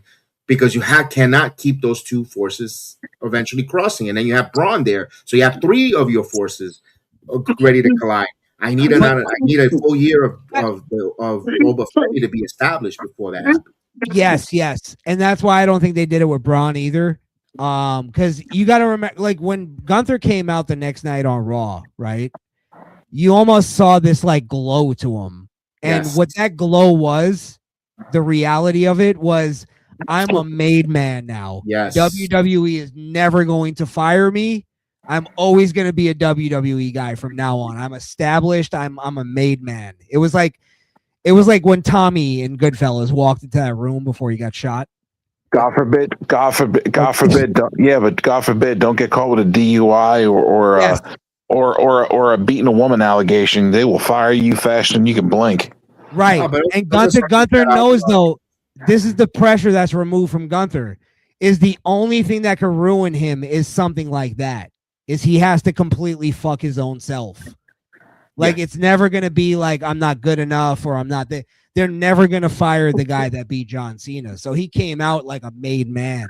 Right. And I think that's the thing that like a lot of people like have to realize. Like he may not have a long time. But he's a made man now, and whoever beats him, it's going to mean something whether you like it or not. All right, so did y'all laugh and say, what the fuck, when John Cena got choked out with that smile on his face? No, I knew exactly what happened there. I knew, me too. I've never seen nobody get, I've seen a lot of people get choked out. I ain't never seen nobody get choked out with a smile on their face. No, not a smile, but you see that tap like that in MMA all the time. Yeah. And you're like, damn, but he's not doing nothing. You tap it out. Because he doesn't. The funniest part about that whole thing was you could see that the choke had no pressure at all in his neck. Yeah, you could see the gap in between the arm and the neck. 2 things I think would have terrible. Two things I think would have made that way better, because I thought everything was fucking great up until like he did the elbows, put him in that last one. As soon as he did the elbows, I was like, oh shit, this is it. This is the end right here. Like as a wrestling fan, I just knew. And when John Cena did the smile, the only thing I thought was missing is, and he, as you know, lame as gay as this may sound, is some emotion. Is maybe like him tearing up, him looking at the crowd, kind of reassuring the crowd, like it's all right. And then him giving up, like almost like something like that. Remember when he put his hand up and he did the what was it, the three, the final Uncle Shuckle. Yeah, but he was in the sleeper and he did the three. Yeah, never give up. There are lots of loyalty, also respect. I felt like that would have been a better point to let it go. Man, put that up, assure the crowd like it's all right. I'm gonna give up, but I'm accepting my fate here. Yeah. I think the smile was that he knew that he had everybody invested. So he was like, "Yo, everybody's invested in this finish. Everybody's invested for this result. I'm gonna tap out." And it goes back to his first mission statement when he became a heel. I'm gonna ruin pro wrestling. Look. That's also I forgot to add to my statement earlier about not botching the heel. He became a heel and he got everything out of his chest as a heel to the wrestling fan. Hated me. All his promos cut were deep when he was a heel to that kid in Brussels. Do you think that was all real? Oh, that was out of his chest. 20 years of fucking frustration. I agree. I was like, I totally feel you, John. That's why I love the heel turn. Now I love the heel turn. I like the execution of the heel turn. I just didn't like the Cody Rhodes match with him at the end. I was like, that match was like, ugh. Like the heel turn was missing one thing, a story. Yeah. Had they added some even just a little bit of a story. It was missing The Rock. It was missing him versus The Rock at the end of it. Yeah. Sometime it was. I agree with you on that with The Rock, and if The Rock wasn't going to have a match, because they never explained why he sold his soul if he actually sold his soul to The Rock, and if he was the one taking the place of the champion that The Rock wanted. See, that was kind of weird when Rock said, "I want your soul." That was weird. That was just all weird to me. It kind of felt like he freeballed that out there, and the creative was like, "What the fuck?" He said, "Like, what? How the hell?" And I think maybe The Rock. That's why Triple H phoned it in. Like, I'm trying to write all this stuff, and this guy comes in and puts other shit. And like, what the hell? You almost feel like they turned him heel, right? And then they were like, "This shit is gonna be great! Oh my god!" And they were all like cheering each other, and they were all happy. And then Triple H goes, "How many more days does he have left?" And they were like, 16. And they're like, "How the fuck do we build an entire heel run on 16?" But they had a lot more. I'm being hyperbolic. They had a lot of meat on the bone to do that, though. For that amount of time. I feel like they needed another like 6 months to a year. Fair. That heel run. I think if you would have has said it before, and that's the fact that John Cena wanted to do more days, and they didn't want him to do them. They didn't let him to do no more. You're right. I heard that too, D-Walk. I heard that too. Idiots. What they didn't want to. Idiots. He wanted to do 126 days, and they only wanted him to do like 60 something. Yeah, you're right. I heard that as well from John Cena, from his mouth, from horse's mouth too. Mm-hmm. They call that the TKO discount. I guess so, because you know what? Perfect world, but we're not in a perfect world. He should have retired this WrestleMania, and we had a couple added on, and that would have been it. But then you're doing another Royal Rumble, and he didn't want to do that. John Cena didn't want to do one time around, and that's it. He probably would have been better off having a Rock retirement, just kind of like ambiguous about your retirement, and then come back every now and then. But he seems like he doesn't want to do that.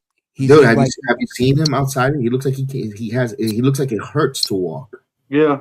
Oh, he's like hunched. I've seen his interviews since he's retired, and I could tell he's like happy he's retired. He's like, to walk away. You know, and it looks like his body was there. Like afterwards, he looked like he was in pain. Like his wrestling, like it hurts when he wrestles. Like even when he's, we're gonna see when he gets older in a few years. He's gonna look like he's shrunk, literally, because it's crazy. It seems like the wrestlers that do the 5 moves of doom Like they get fucked up worse than the suicide dive guys. Look at Hogan. That's what I'm saying. Yeah. Maybe it's because they're wrestling more. Yeah. They're wrestling more, and they're also the moves that they're doing puts more wear and tear on their body than you would even think. Like that leg drop Hogan did more damage to his back and his hips than anything. You're landing on your tailbone on that leg drop. You know, when you and that's plank, that's wood. That's not mattresses. People think that the wrestling rings are mattresses. That's wood, brother. No, it's wood and steel. It's wood, it's steel, and it's carpet. Some of it, thin carpet. Yeah, like doing like a a arm drag or something. A Japanese arm drag is not hitting your body as much as landing. Like if you ever look at, like, I sometimes think about the Stone Cold Stunner, and I'm like, I watch it now and I'm like, fuck, how does he do that? Yeah. Question. How much longer, how many more years do y'all think So Ruka got till she have to quit using that soul snatcher? Well, you think about that with a lot of wrestlers. Like how many more years? One more year, she won't be doing that finisher. That finisher's not longevity. She's got already a bad knee. That's a tough one to keep. She's got to learn another finisher. Well, to make it a little more broad, what do you guys think about the because it goes with what D-Walk just brought up. What do you guys think about the thing that Regal was saying that he caught a lot of flack for? What was that? You want to say that wrestlers need to just be more safe, and he was talking about how these wrestlers are just doing like ridiculous shit that they don't need to be doing. Well, Regal comes from a different time period also. Regal comes from a simpler time where simpler things are done, and you're taught to, less is more. You're always taught that when you're training for wrestling, these trainers will always teach you less is more. Rip Rogers, for instance, when you're in there with Rip will teach you. Rip Rogers will always teach you less is more. Less is more, less is more, less is more. He drills it into your head. Because they don't want you to do the big stuff. They want you to save the big stuff. They only want you to pull the big stuff out for the big events once in a while. Does that change? Because I feel like that's almost like a time.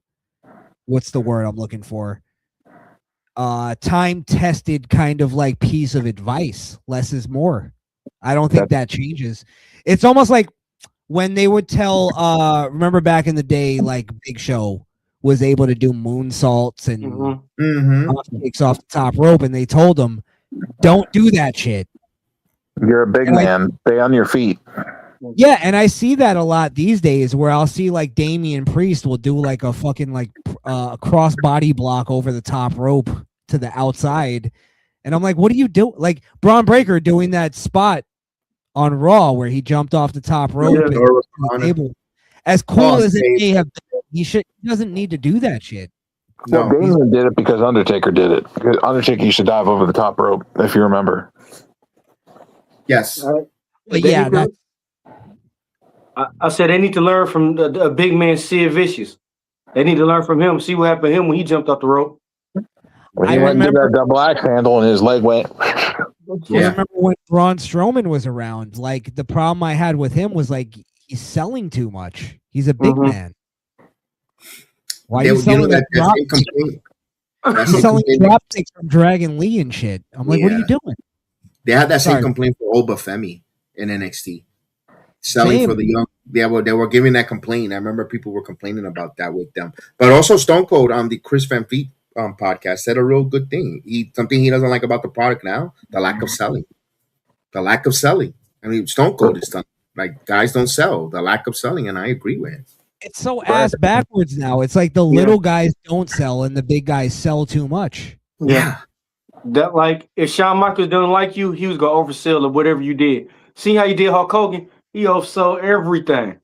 When he got up spitting around. Let's be honest, that's still entertaining to watch, though. That match is still really good. The big boot. He got the big boot, got up and did a 360 and laid back on the ground. And then, Did a front somersault.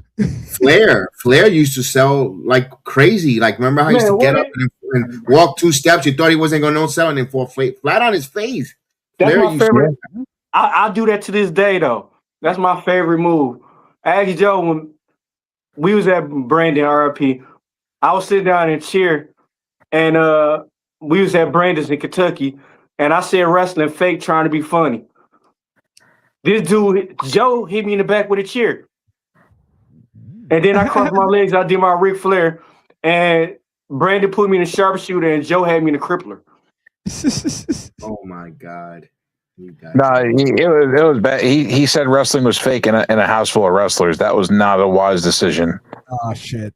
Not a wise decision. But he jumped in. He helped. He ain't had my back. He hit me with the chair. Hey, it's like the blue line, man. You got to stick with your homies. You know how it works. That's mess. And then we rode together to go and see Brandon.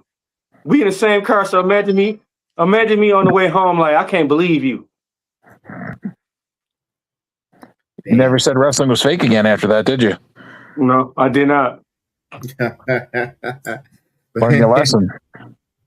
Yeah, lesson learned. Yeah, touche. Lesson learned.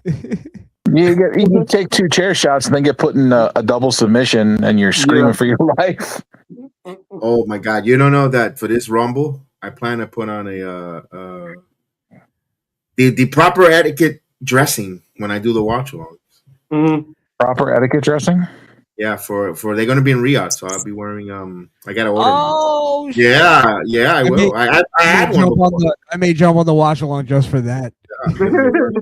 Are you gonna wear a dashiki and all that? No, I have a dashiki, but that's not what they wear. I think it's I forgot the name of it. Shit. It's late. I forgot already. But I am gonna order it. I have some, but mine's is a little bit worn, so I'm gonna buy a brand new one just for that stream. Are you gonna start the stream with a hello? Maybe. But yeah, for the Rumble. A little 5 a.m. prayer. Welcome everyone. It's 5 a.m. Let's watch the Royal Rumble. My goodness. 2 o'clock. 2 o'clock in the afternoon, I believe, right? It's 2 or 1 or something along those times. You better double check that. Them Riyadh ones like to start at 5 in the morning. Now, that's Australia, brother. Now, don't they still do the whole like patriotic national anthem, "America the Beautiful"? I don't know. I you know what? I don't recall because I'm usually warming up my chat and going through a whole monologue, so I don't pay attention. They ain't gonna do that at the Royal Rumble. That's what I was saying, though, aren't they? Well, when they do WrestleMania in Riyadh, are they gonna do all that? I doubt it. That's gonna be interesting. They're gonna abandon that shit. They'll do Riyadh the Beautiful. Oh my goodness. Oh my goodness. We'll see what happens there. That's gonna be interesting there to see. Yeah, it's gonna be really interesting. And my whole take on the Riyadh thing is like, is it in Riyadh or is it somewhere else? Yes. Okay. Yeah, no, Saudi Arabia, Riyadh. My whole thing is like I'm more looking at it from a cultural perspective. Like I just I can't picture WrestleMania not in America or not, in this region. Like I feel like Saudi Arabia is just too different from our culture. In that, Canada's the furthest we could see it going. Yeah, I'm trying to be fair in this like statement here. You know what I mean? I got you. Because I thought England would have been a little bit far fetched, and they're not even getting it. But you can even accept that because you'd be like, all right, they haven't had one ever. Let them. And they had our SummerSlam, and it looked good, and Wembley looks good when it's packed with all those people. UK's fine because that's still kind of American. And it's a wrestling. You could get more comfortable from global perspective.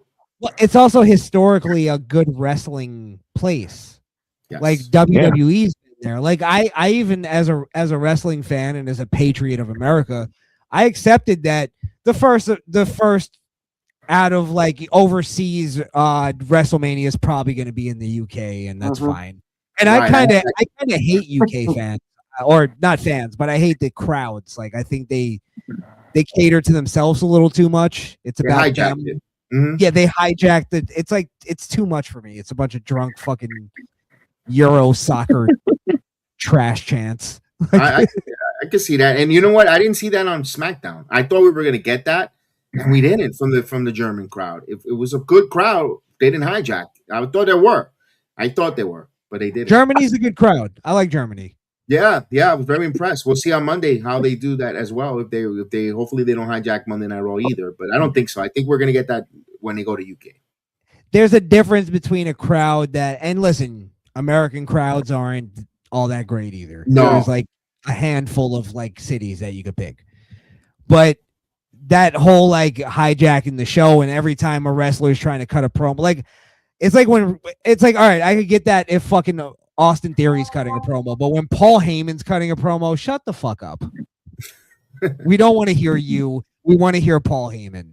New York is anonymous about that. Yeah, it's like have some bad. respect for the show, and I don't think UK. I think they get a little overrated with their crowds. Chicago's another one that's really bad about that.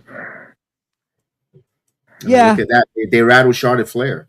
Philly is pretty. Oof, yeah, that's another one.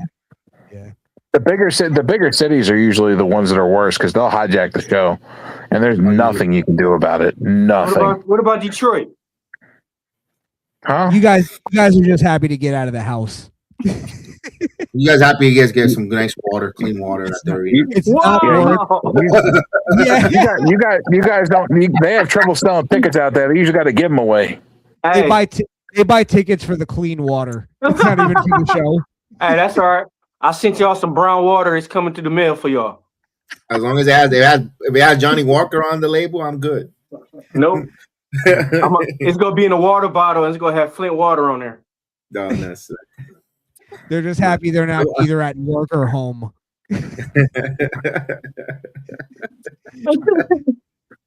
God, I'll make you some macaroni and cheese with it. Oh yeah. I'll make you some Kool-Aid with it, Joe. Then I'll make sure I'll be the right person because I got a nice sponsor from Dude Wipes. I'll be using my Dude Wipes for that. Oh, you got sponsored? Yeah, I got Dude Wipes. They're my sponsor. Let's go. Oh, yeah. Really? Yeah, no, they're serious. Congratulations. Yeah, I've always said they send me Don't forget to get the pumpkin ones. Oh, that's like legit. They sent you shit. Yeah. Jesus. Yeah, don't forget to get the pumpkin dude wipes.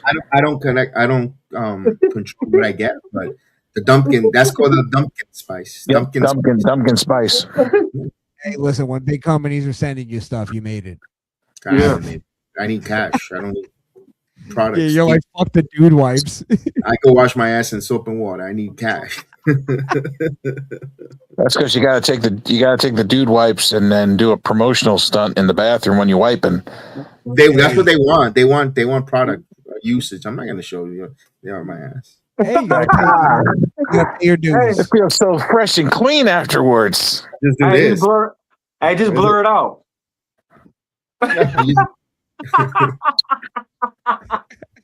Tell them it feels so fresh and clean afterwards. Everybody could be using dude wipe. Done a little commercial. No, I've got commercials. I've done reads and commercials. I have to. That's yeah. You have to. You have to do that because we want them as your sponsor. You need it. Tis the season. Everybody should be using Dumpkin wipes because who doesn't want to smell like a pumpkin?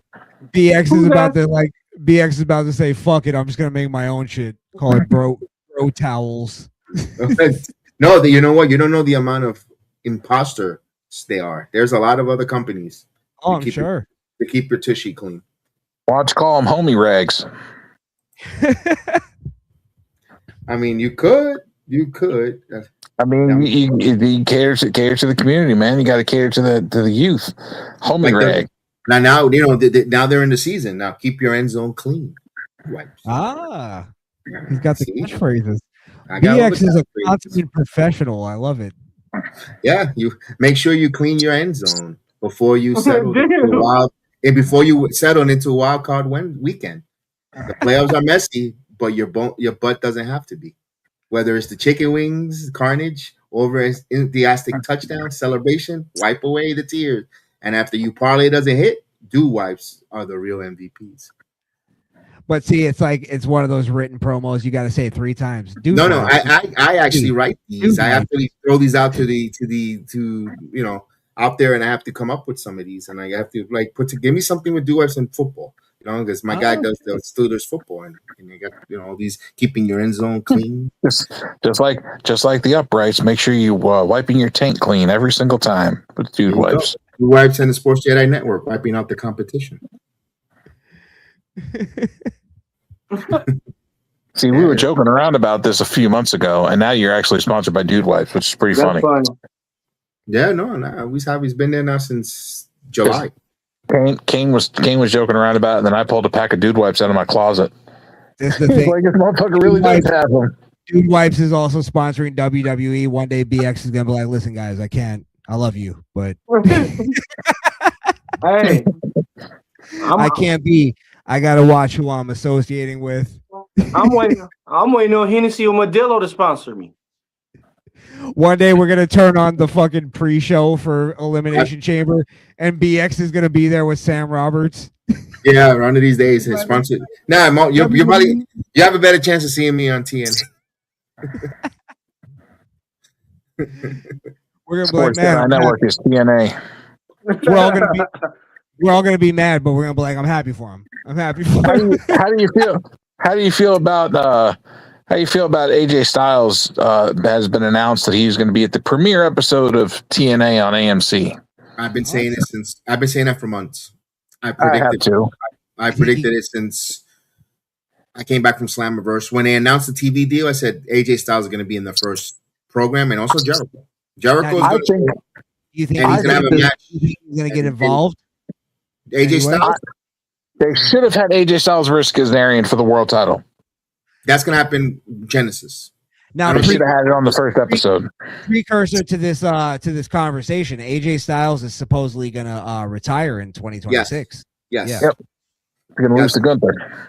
He's going to lose to Gunther, but they're having a match on Monday. I hope shenanigans happens where they don't get the match thrown out, where it's just bad blood. I hope so. But I think we're going to see AJ Styles show up at the premiere of they re-announced for TNA Impact for TNA Thursday Night Impact. Then I think he's going to have a match with Kazarian for the world title. I think somewhere somehow Nick Nemeth. I hate it because I am a super uber Mike Santana fan. I don't think Mike gets the title yet again. It's going to get kind of shenanigans. I think we're going to get Kazarian versus AJ Styles, or if Santana does win, AJ Styles is going to become a factor where it's going to lead Kazarian versus AJ at Genesis for no title. Because when I interviewed Frankie Kazarian myself, I'm back in August, that's a match he wanted. He said he was waiting for someone on WWE to write it off, to give the approval, which was either Hunter or Nick Khan, and they finally got that agreement. So I had the privilege and honor to interview Frankie Kazarian and Mike Santana, and I got different perspectives and talked about that. There. Nice. And yeah, I've got a lot of TNA Impact wrestlers on our channel for interview stuff. They've been really great to us. I can't say anything negative about Anthem and TNA. They've been class act organization with our channel. I mean, I kid around, but yeah, that relationship with us has been, match made in heaven. I can't complain about TNA. When do you guys? Because I heard AJ Styles' contract is up like around WrestleMania time. I assume he's probably going to extend for his whole maybe him having his little retirement tour. No, I think WrestleMania he's done. Once that contract is done, he's walking away. I don't. Oh, you think he's done with WWE? He's not doing a full year. No, he's going to stay as a coach or a producer. I don't think he's leaving the company. Stay with a Legends deal. Oh, so do you think? Because I was going to ask that question. When do you think AJ's last match is going to be? WrestleMania. That's it. He's done. He's not. It's not doing a full year like John Cena. He's gonna. When it's done, it's done. He's walking away soon. It's coming quick. Oh shit! I didn't know that. I thought it was going to be a little extension, and then no. They said it was done. Yeah. Wow. Soon. And you think he's not wrestling anywhere else, or do you think he's going to? No, he's done physically. He's done. He doesn't. He wants to have. From what I heard, he wants to have family time. He wants to be with his family. He has a younger son, I believe, 17 years old, if I'm not mistaken. Then I think he has a younger daughter or something, right? Yeah, and he's going to stay as a producer with the, stay around with the company in the performance center and all that stuff. I think he's going to stay. Although personally, again, I would love him to be a producer with TNA to work with him, with the younger talent. But WWE, that's cool. If he stays there, which eventually they're going to be working with TNA anyway for the next, they extended another year contract with their collaboration until 2028. So I'm happy with that. He could end up in TNA though, and like that. If it's about family time, you could realize like even the producer agent role is too much. Not something a little calmer. Not for nothing, but, and I know it's not going to be a popular decision, but I'd like to see him. I'd like to see him do some stuff with his buddies from New Japan. Yeah, Lou Gallagher, Anderson. Because I see Finn Balor's contract is coming up too. No, Finn Balor's signed. He re-signed. Yeah, I think Finn Balor is with WWE for a little while. For a while, he's not coming up. His time is not coming up soon. That's the wish and thoughts of everyone else that they want to see Finn go to AEW or New Japan. He's signed for a multi-year deal, and so is Bayley. Bayley just signed a new contract in the summer. I don't know why they keep saying that her contract is coming up. She's signed, unless if they're going to outright release her, which I don't see it. They just resigned for multi-year deals. I guarantee you, Finn is trying to stay with WWE till the day he's done. He is, because his wife works for AAA WWE. So why would he even? Yeah. And I know you've seen it work with other spouses, but still, I mean, everyone's happy. He's happy. He's on TV. His wife gets to be the top interviewer and stuff. Mm-hmm. I don't see them. I don't see Finn wanting to leave. I just don't feel like they've utilized Finn Balor for his full potential either. No. But if he goes elsewhere, are they gonna? If he goes elsewhere, is he gonna be the world heavyweight champion and be the face of a company at that age that he's at? No. So you're right. Yeah. But then it goes back into the thing I was saying about Triple H. I think sometimes he forgets his storylines. Yeah. Like, what happened to I was really getting a kick out of the Finn Balor being the sneaky guy behind the scenes, and he was like laughing every time Dom got put into a match that he didn't want to be in. And then the whole instigating the Roxy and Liv thing and all that. And now it's like he just forgot everything. And I get it, Dominic's out right now, but so is JD McDonough. So there's really not this you're gonna have to put a pause on that.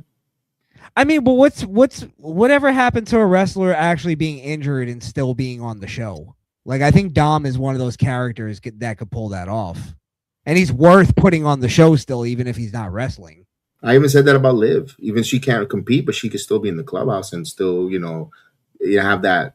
But extend that story. I guess they really want him off TV, non-traveling with the injury. They really wanted the rehab and the getting back as the proper rest. And maybe that's what it is. Stay him off TV for insurance purposes. If you're injured, workman's comp. It could be if you're injured, you shouldn't be at work. I think that's where that falls in. Regardless. What's wrong? You might be right in terms of it's a new time. It's a workman's comp issue because if they're injured and they go to the arena and let's say they're not involved physically, but they slip, trip, they fall you're not supposed to be at work. You're injured, so I think it's a workman's comp thing. You could be right. You could be right. It's a liability issue. Damn, that sucks. I wish. Because I didn't mind even back in the day when they would do worked injuries. Somebody's just in a cast and they're not actually injured. Right. And I guess that's what the way the whole Seth Rollins thing. We didn't get to see him until the very last time he was going to actually pull the rules. Oh damn. Mm-hmm. Yeah. But I feel like a lot of the wrestling, the IWC kind of overreacted to that. Because they were really mad that he faked an injury. And it's bro, did you not ever watch wrestling before? It's just to click likes. It's just to get them getting mad because, look at this rant. Look how great this rant was. Let me check it out. Oh, it's hilarious. It's entertaining. That's what it is. It's just for their own personal selfish gain. It's not for the betterment. It's surprising because I that one. It was a lot of people that I know to be lifelong. I don't want to say any names because I know there's some connections. But it's there's some lifelong wrestling fans, smart people that I was you're really mad at that? It's wrestling. Worked injuries is a thing that's always happened. Yeah. Exactly. Now it sucks that he really got injured later, not too long after, but right, karma. But you know what I did? all of a sudden everybody went behind. Everybody was rallying. Oh, poor Goldberg because Rollins fixed his injury and took time away from his match and this and that. Come on, man. Nobody wanted Goldberg to wrestle his last match before this whole angle came. So don't act now that you're now this pro Goldberg for his retirement. It sucked that the retirement got cut off. It did. It really did. It was network television. I get it. But don't now all of a sudden you feel bad and you're now want to be a Goldberg defender when 90% of the IWC didn't even want him to have that retirement match, if you recall, in the month of this in June when he announced it. Oh, we don't want that. Why are we getting Goldberg? And then everyone started glazing the fact that the promo cut before and I feel bad for Goldberg. That's my point with their pinnacle. Oh, go ahead, D-Walk. No, so I've been mad at Goldberg since they let Goldberg beat the Fiend. Yeah, that was useless. But to BX's point, I'm a fucking mark for 90s wrestling. You know what I mean? Like anything 90s wrestling, I'm sitting down and I'm watching and I'm just into it. It's just my childhood. It's my life. And it's like Goldberg coming back and having his retirement match. I should have been the demographic that gave a fuck about that. And honestly, like other than the nostalgia of it, I honestly didn't really care too much. And I'm not a big Goldberg fan. I never was, but that doesn't matter to me. It's nostalgia. Like that's the thing that I should have been into. But it's like the way Goldberg went about it, the way he was in the media, the way he bitched about it, like he had no class in terms of there's some wrestlers that I see, they'll come out in the media and I'll be like, damn, why didn't you go in a little harder? Like, I feel like you should have I felt like that about Goldberg. Like you went too hard, bro. Like they gave you more than you even really deserved. Most wrestling fans don't give a fuck about you anymore. No one, he wasn't made by the WWE machine. The fact they even gave him a retirement tour, a retirement match send off, take it and go with it. Listen, I wasn't against him having, I said, give the man his retirement. Let him have his match and let him go. And fly off and go off in the sunset. Why resist as a wrestling community and say, I don't want it? Let him have it's just one match. He's not asking for a whole program, long dates. He's wants that. Let him have his match in Atlanta and sayonara. Thank you so much. Well, you're already in the Hall of Fame. Off you go. Thank you. That's it. Let him have it. Don't resist. The more you resist, the more. And look, they resisted, and then he got that the situation happened to him with the cutoff of his retirement speech, and then he still went to the media to bitch, seem ungrateful. So it's a tough one. It's like I feel like, and I don't want to say how I feel like he should have said it, but I'm gonna. It's like you want to see something more magnanimous in that, hey, I wasn't happy about them cutting me off, but I appreciate them giving me the final match and the whole thing and the build up and the merch and the paycheck and my family being there and friends. Yeah, there was at least a little bit of story in there. There was something there. Let me just cap off my legacy, which arguably he didn't deserve. It's and it was totally uncalled for. Nobody asked for it. Nobody was clamoring for a Goldberg retirement match. So it's like they gave you everything that you wanted, and then they cut you off at the end. That's kind of just it wasn't even WWE. It was the NBC network that cut them off. It wasn't the WWE. It's network television. It happens on the P.W.W. network all the time. And I personally I feel like if he would have been a little more magnanimous and said to WWE, I didn't like how you guys had to cut me off. I understand though. It's not your call. Can you just give me maybe just a quick moment on Raw just to say goodbye to the fans? I guarantee you WWE would have done that. Triple H would have said, yeah, of course. Of course. But he wanted, but they gave him a lot. And he still was to the point where he was seen ungrateful, very ungrateful, but he's done. And I hate that because it's going to suck for other people who wants that retirement, who wanted a retirement tour. And WWE might say, no, we won't be able to.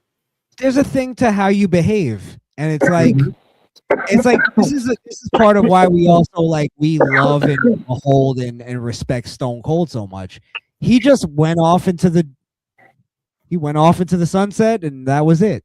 Like he didn't make a big spectacle of it. The guy And we're who should like, have oh, a retirement tour, a retirement one match should be him. yes, he's the guy that should be like, no, I deserve X, Y, and Z. You know what I mean? And it took us like 20 years for him to get his like final match with Kevin Owens and all that stuff, which you know, that's what it was. But Austin also did fucking amazing in that match. Yeah. But yeah. But point is like there's a thing of like you look at John Cena's whole thing. He didn't really get a final promo or a final goodbye. No. He got a like video package or whatever. I would have rather John Cena just cut a promo and that's it. Yeah, that was weird that we didn't hear from him. He just faded to black as a performer. You know, we're gonna hear from him now as a John Cena, the retired member. You know, but as a performer, we didn't hear him say his last promo. He just walked away. Even if he would have just picked up the mic and said, "Thank you, it's been a pleasure. I love you." He did say something to the camera on his way out. It's been a pleasure to serve you, and that's it. But it wasn't, you know. I mean, not everybody who sat in the upper deck heard it. Mm-hmm. Yeah, that cringed me out a little bit too. It's like you're not a fucking soldier. You didn't serve to me. No, to me. Oh, to me, he just wanted to get the hell out of there. I'm done. I'm out.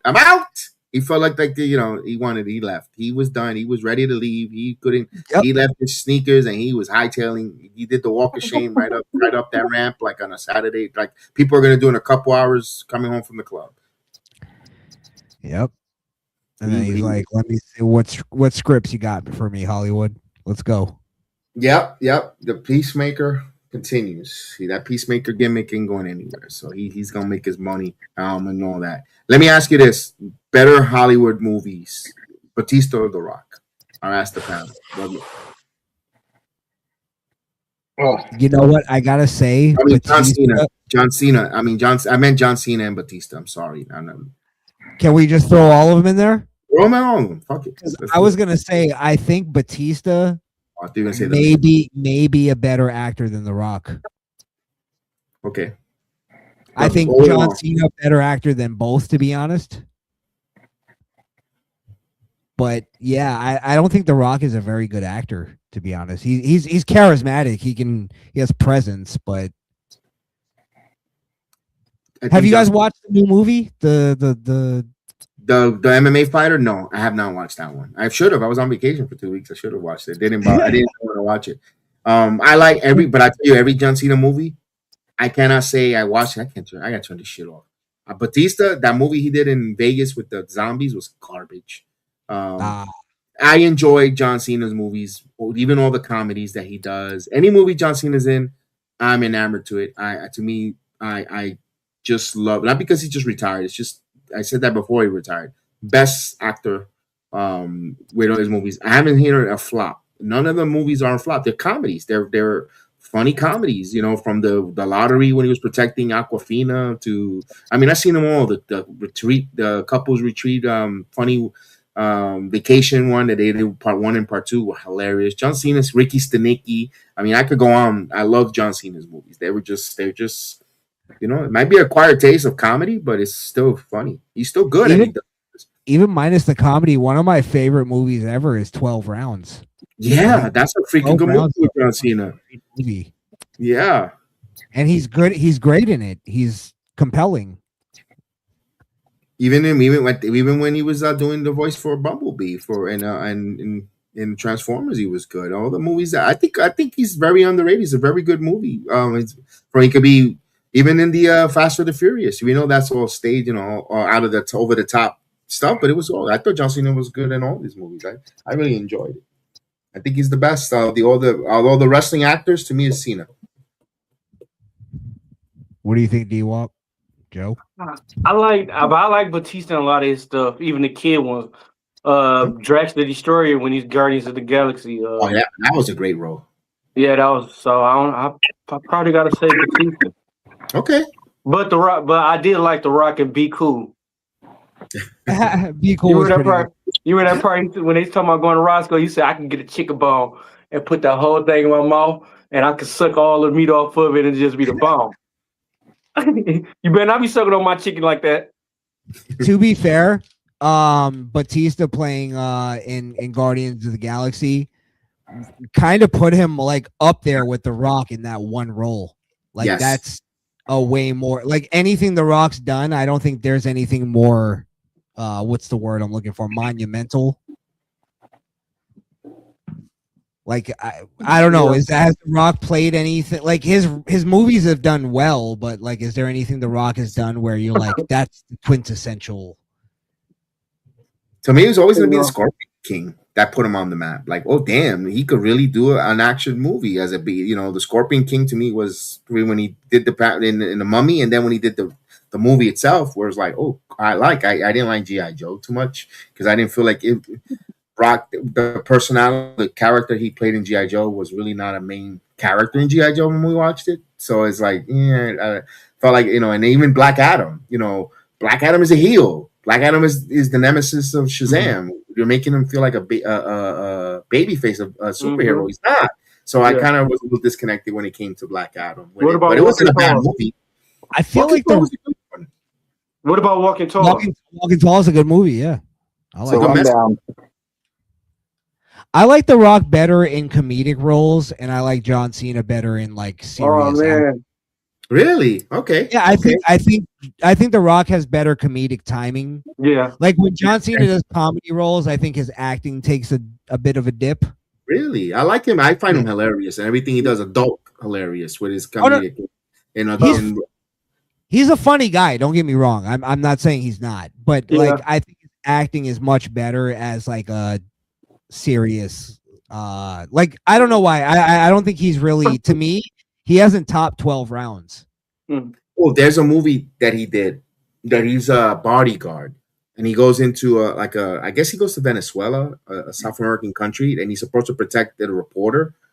Oh, that one was good recently. It's a recent movie. I forgot the name of it with John Cena. I was like, damn, that movie's good. He was action with guns, explosions, and threw a little of his John Cena comedy in it. Good movie to watch. Very good movie. What about that Rock movie he did with Kevin Hart? Central Intelligence. The Rock was good in that. That was pretty funny. I just thought the movie was just like, Storyline wise, it's not going to win an Academy, but it was an entertaining, funny story. It's funny. Yeah. You in or you out? Yeah, it was good. Anyway, guys, I'm gonna call it a night here because I got to get ready to sleep. You got to follow me my new X account because that other one, when we were doing watch ons and show, one person we beat them and she reported it, and then man, ain't that's fucked up. Yeah, thank you, Denise Salcedo. She's a dude wipe. Hey, then you gotta say dude wipes. Hey, so you said her name. Here's dude wipes. Yeah. Absolutely. But if we follow us on that, I'm gonna say goodnight. Thank you guys. Hey, I haven't talked wrestling for a long time like that. I mean, thank you for coming on, bro. Appreciate it. Good to talk to you, brother. Thank you, man. Now, guys, have a wonderful night, man. You too, bro. You too. That was funny. Yeah. I was gonna say one wrestler. Or do you guys want to wrap it up, or what? No, we ain't got to. Whatever you need to do, we can talk. Oh, I'm chilling for a little bit. Right, yeah, we chilling. Your house is our house. I was gonna say I haven't watched any of his movies, but I want to I wish he got, just because I love the guy, Stone Cold Steve Austin as a actor. What about that movie? I heard Condemned is really Expendables. good. I just haven't watched The it. Expendables. This guy. It was good, but Austin was he was just like a silent assassin. No, but you remember the part where he's like, I don't hit women, but this guy right here, and he clocked the shit out of old girl. Austin was pretty good in Longest Yard. Yeah. That's a good line. The Condemned. I heard The Condemned was really good. I haven't watched it yet. Yeah, it's good. I know, Joe. Fucking beat me up, please. That's an old movie. Jesus Christ. No, that's a good movie. The Condemned was good. I started watching The Marine with The Miz. Mm-hmm. Don't ask why. Why? But the dialogue of the, because I wanted to see the Miz in a movie. I don't know why. I was like, There's been like 5 of them. yeah. The problem with the Marine movie, and you can watch it back and tell me if I'm wrong. The dialogue in that movie sucks. It was a lot of like this where he'll repeat the line that the person just said to him. Like somebody will go, they'll be driving down the street and he'll be like, what happened to Joe's bar? And the guy will go, Joe's bar closed. And he'll go, Joe's bar closed? Like he repeats the line. Yeah. Throughout the whole movie, it happens like a lot. Like he just questions it. Exactly. So, I couldn't get through it. Wait, the muffler shop closed? The muffler shop closed. The muffler shop closed? The muffler shop closed. You mean the Muffin Man? Yes, the Muffin Man. The Muffin Man? Who the fuck wrote this? AI? No, the people who wrote Shrek wrote this. Yeah. Damn. Toddlers. The Muffin Man? The Muffin Man. A songwriter wrote this? Is this a hook? And what's the guy's name? Who writes the Disney show, the Disney songs? The one they make fun of on Family Guy all the time. Oh, Randy Newman. Yep, there you go. The muffler shop closed. Yeah, it's a pretty lady with the nice top. Your car ain't running right. Up and down she goes the block tonight. Man, y'all funny. Y'all funny. And Randy Newman for you. Y'all funny, bro. The Marine that started with Cena. He was in the first one. Cena. Now I hear they're doing a Toy Story 5. Did you hear this? Oh, yeah. I wonder if this Toy Story goes in Andy's mom's dresser drawer. Wow, Joe.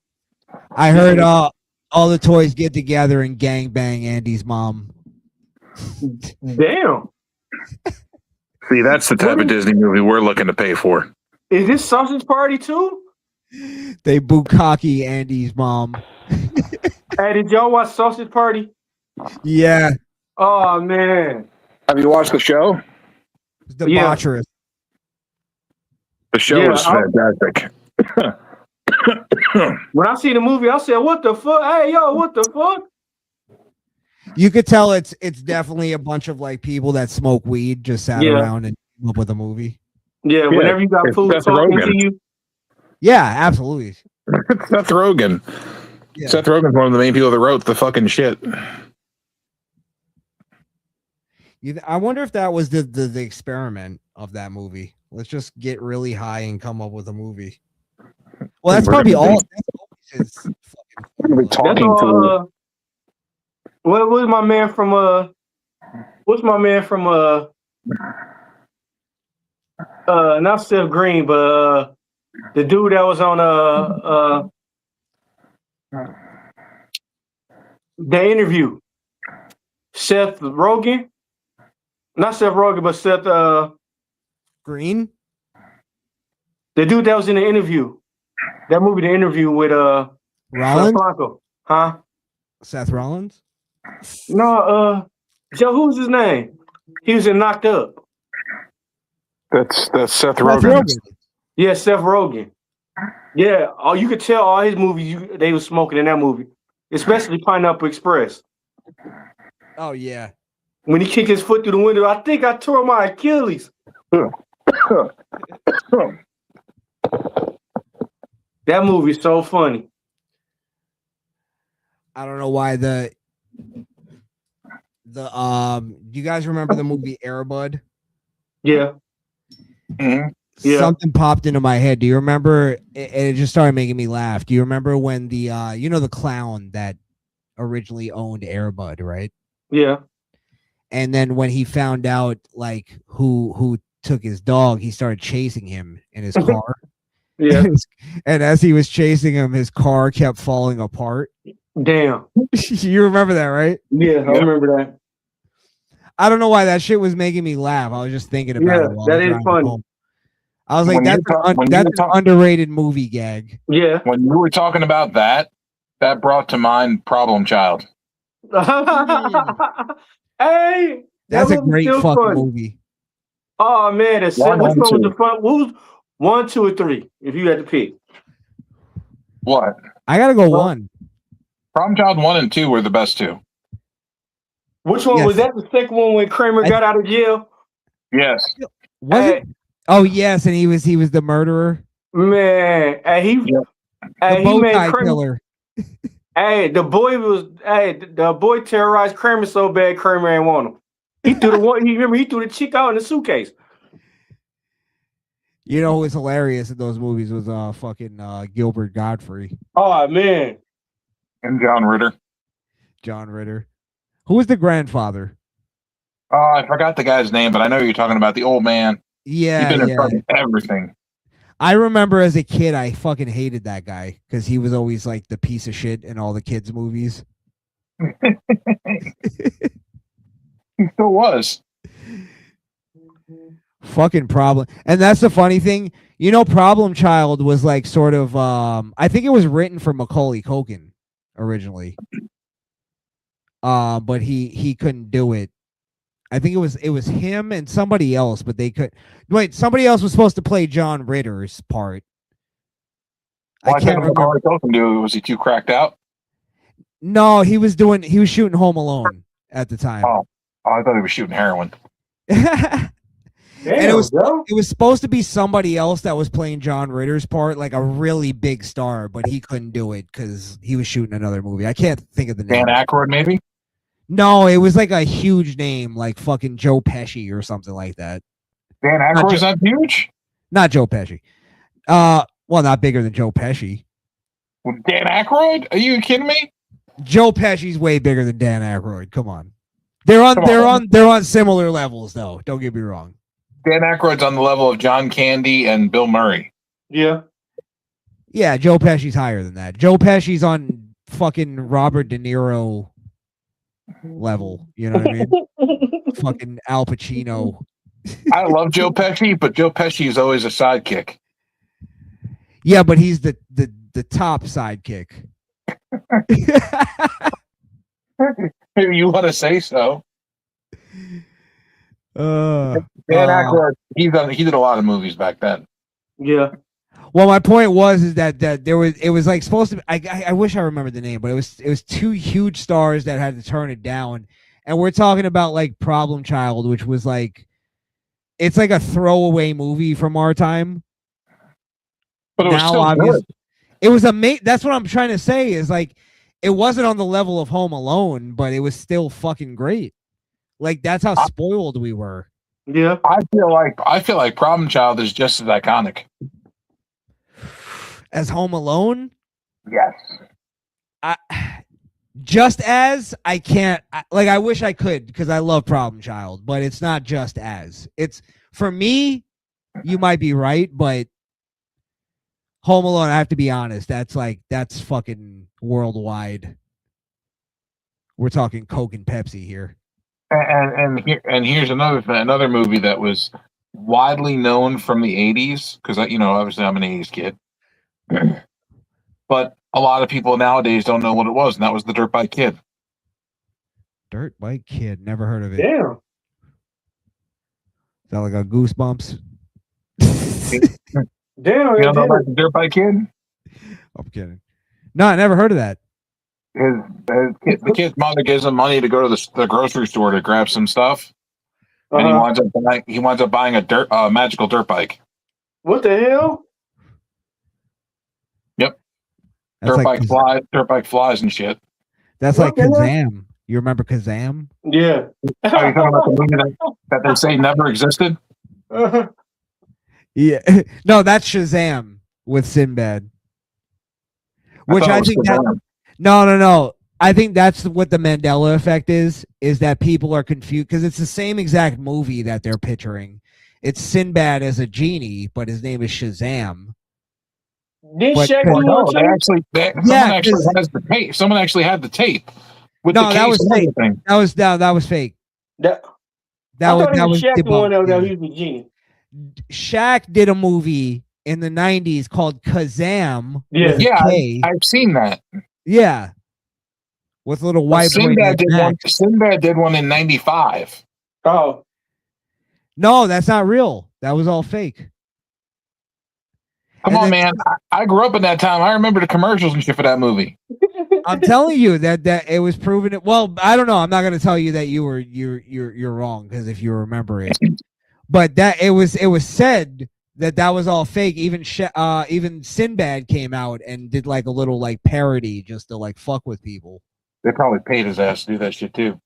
Maybe it's the CIA. Just think about this. I remember because MK all Ultra. the videotapes. Whenever you rented a videotape, it always had all these coming attractions for the new stuff coming out.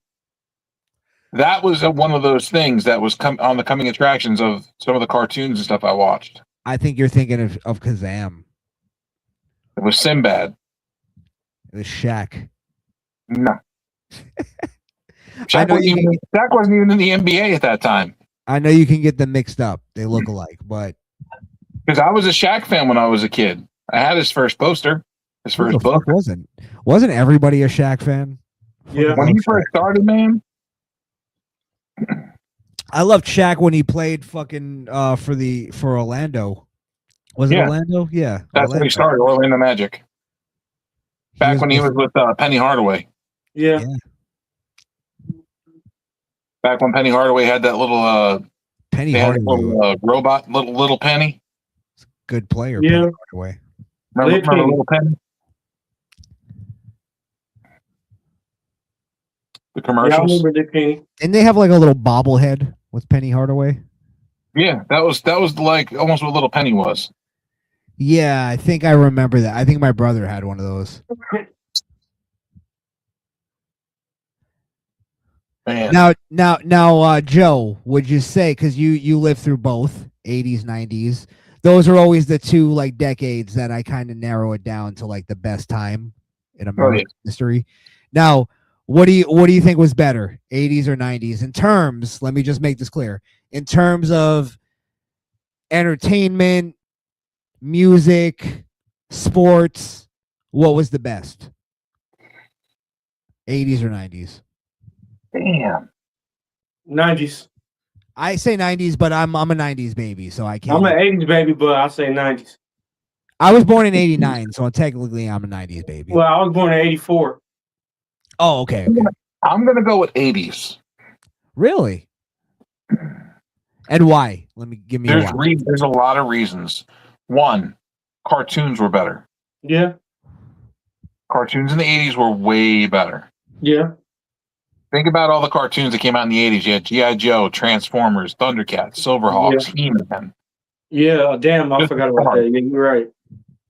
Just as a starter, that's just cartoons. Now, wait. Can I push back on that? Go ahead. We had the platinum era of Nickelodeon and Cartoon Network in the 90s. I don't think they competed with those 5 cartoons I put up. Rugrats, Rocko's Modern Life. Yeah, but you're competing against Thundercats, He-Man, G.I. Joe, Well, Transformers. To be fair, though, those were like iconic and still beloved to this day. That's fair. You know what? I'm not even going to belittle that at all. Hey, don't forget about MC Hammer cartoon. Hey! That didn't come till the 90s. If that's your requirements, though, to be fair, all the 90s cartoons are beloved to this day too. Hey Arnold, Rugrats. Fucking I'm trying to think. But at the same time, also, you had to have cable to watch those. The ones I'm talking about was on regular TV. It reached more people. Yes. And on top of that, we also had wrestling in the 80s. That was on Saturday mornings, Saturday afternoons. I knew we were going to get there, but it's like I have a hard time. And I watched a lot of the 80s wrestling, but I have a hard time saying that's Plus, better. we had Hulk Hogan's Rockin' Wrestling. Joe, I'm with you, but I just I have to argue there's nothing better than Attitude Era Wrestling. But let's have the argument if you want. Attitude Era Wrestling was good and all, but you have to have a build up to that. I agree. I respect what came before. Don't get me wrong. Yeah, because without the before, there wouldn't be an Attitude Era. Yeah, but then there was we're talking about, if I guess we have to talk about like what brought WWE to, public fucking trading, what brought it Hulk to the next Hogan. level. Hulk Hogan. I say that's Austin. Well, the company was being publicly traded before Austin came along. Before Austin came to the company. I don't even think that's true. Hold on, I have to see. Okay. I'm pretty sure I remember that as a kid that they announced that it was being publicly traded. They did. Because they were at a ribbon cutting ceremony at down in Times Square when the stock market opened. It was October 19th, 1999. So that was in the middle of Austin's run. Right, in the middle, but it wasn't at the beginning or the end or anything like that. Which means that a lot of it came to terms because Vince McMahon wanted to make his company publicly traded. Mm-hmm. Yeah, but he couldn't have. I don't think he could have done that without Austin. I think had he tried it in the 80s, I guess I don't know the business reasons why he didn't try it in the 80s. Maybe it just wasn't a big enough company. But we would almost have to have a hypothetical. Had Hogan been in his prime in the 90s, could he have brought WWE to publicly traded? Yes. It's a hard question to ask, though, because Hogan's whole shtick was already played out by then.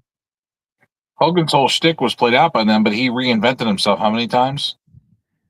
But would have Hogan as a heel in WWE taken it to publicly traded? Yes. NWO, I think the NWO would have taken that company to new heights. Well, he wouldn't have came up with NWO, though. If we're talking hypothetically, NWO and WWE. Yep. That's a hard one, bro. That's a hard one. NWO and WWE would have been a big thing. Just give you my take real quick. I totally respect what Hogan did. Austin wouldn't have been able to do what he did without Hogan doing what he did first. However, Austin was like it's almost like a fucking T1000. You know what I mean? He's the new level. He's like the fucking, so he's the thing for that time to bring it to the point that he brought it to. I think Austin was the guy. Also, remember, Austin wouldn't be where he was at if Eric Bischoff and WCW wouldn't have fired him. Yeah. Yeah, of course. But do you believe even if now, did Eric Bischoff fire Austin before he signed Hogan?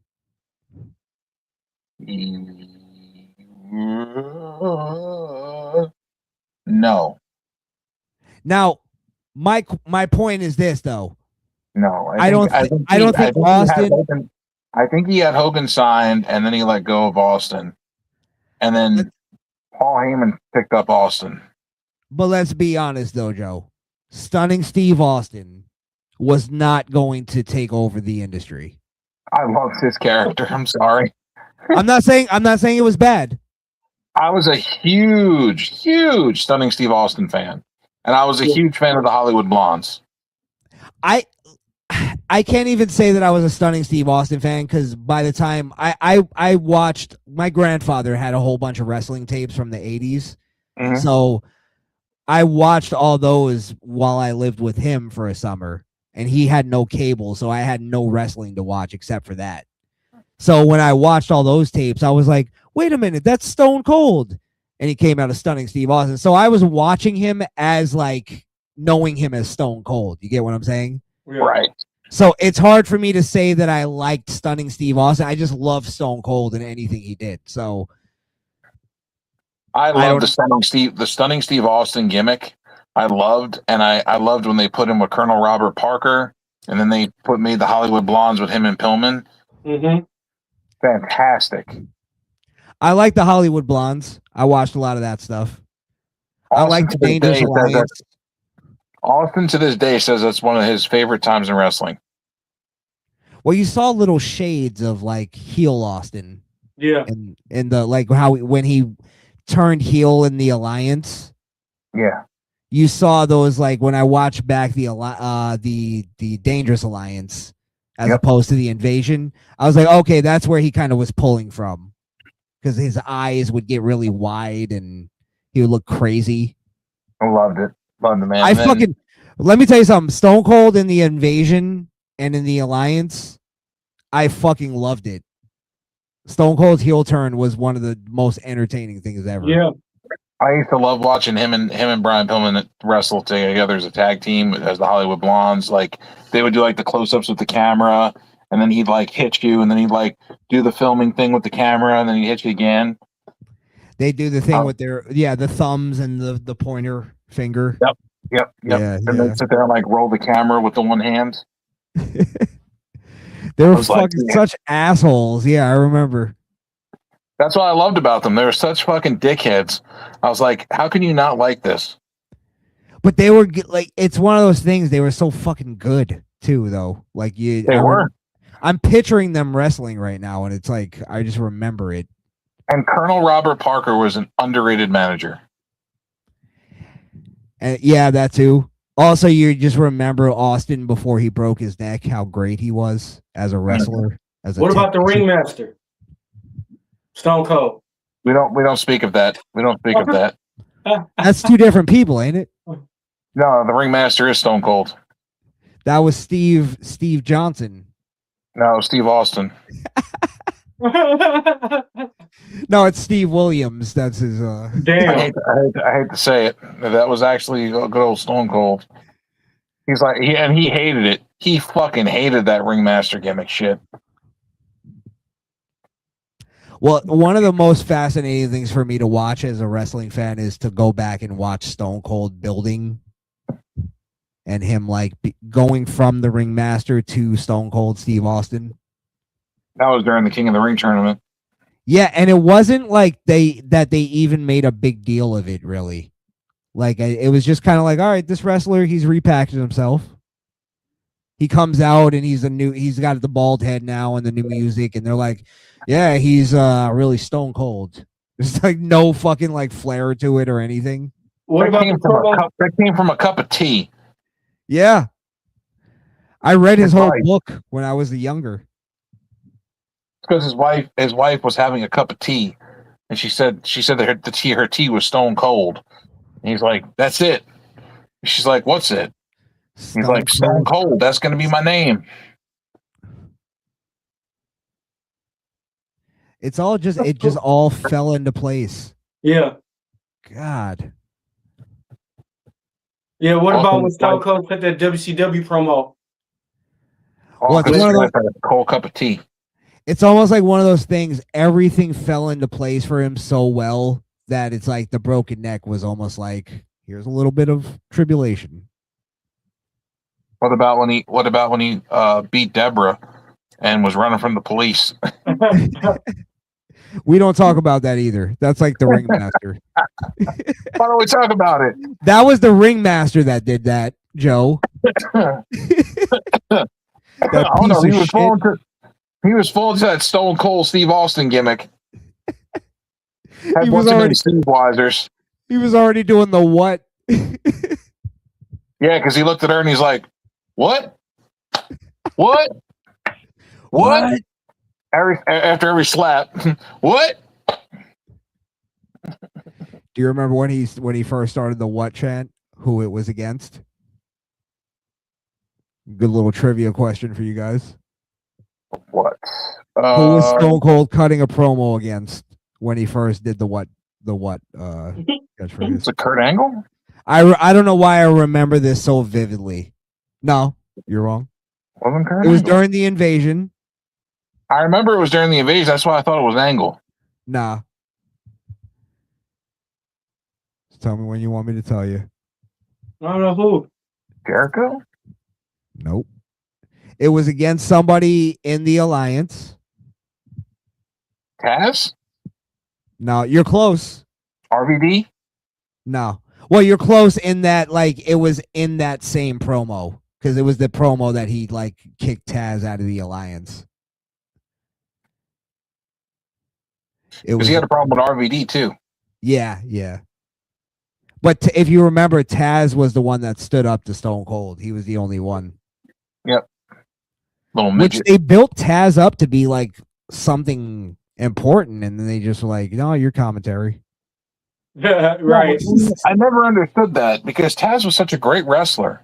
I never understood why they shit on him so much because when he first got to WWE, he was doing great things. He was beating up on Kurt Angle. Yeah. Well, do you remember that promo that Paul Heyman cut on Vince McMahon, and he called that out? He goes, "Look at Taz. I made him the human suplex machine. He was a fucking monster."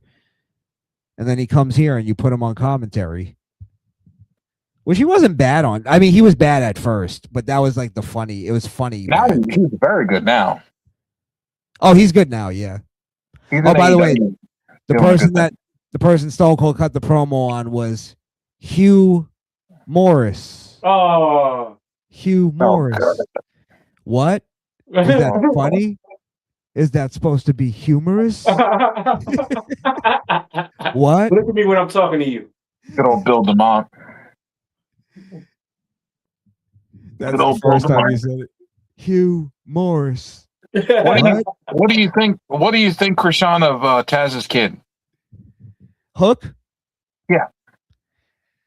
I haven't seen him recently. I saw him when he first debuted.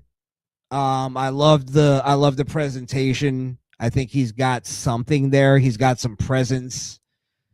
I feel like this may sound like really superficial. I feel like he just needs to put on some weight and some muscle. No. That doesn't sound superficial at all. Yeah, I think if he put on some weight and some muscle, kept the same exact package and everything. I like the music. I like the I don't know if he still has it, but what's the Action Bronson had his theme song. Him and Action Bronson have a really close relationship. Yeah. I like Hook, but then when I see him in the ring, I'm like, fuck, it just doesn't match. Like he just needs to like have some more weight to him. He's gotten a little bit bigger. I got to see a recent picture of him. Nothing crazy, but he has gotten a little bit bigger. He finally did an interview on Busted Open, which was different because you're not used to seeing him do interviews. Yeah, that's interesting because he has a mystique to him, which is good. Yeah, they talked to him on Busted Open. And that was like his first interview, and they talked to him and asked him a bunch of questions. And Bully Ray's talking to him because he grew up with Bully Ray, and Dave LaGreca's asking him questions. They were just asking him basic questions, like how did your gimmick, how did you get into wrestling? How did it happen?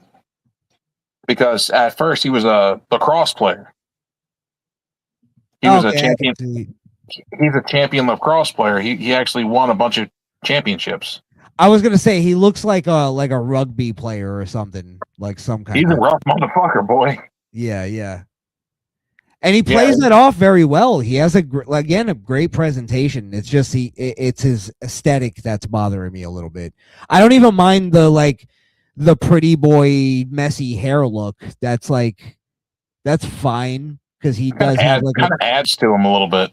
Yeah, because he does have an aura of I might be a pretty boy, but I'll still fuck you up. And there's a lot of dudes in real life that are like that. So he reminds me of you remember the old martial arts movies from the 90s, like Van Damme or something. Yeah, like where the janitor trains the kid. Yeah. You know what I'm talking about, right? Or he'd be a good 90s movie bully.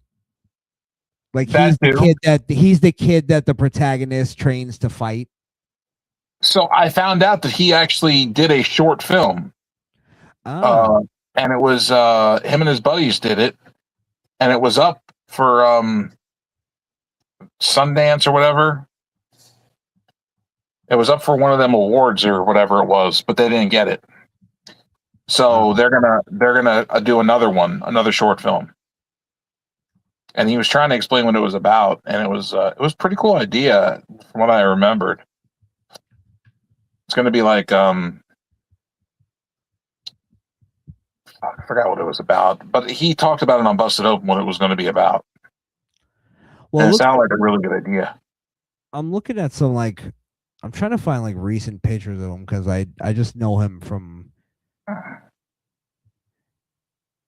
He just had a match. He just had a match the other night with Powerhouse Hobbs versus Hangman Adam Page and Swerve Strickland.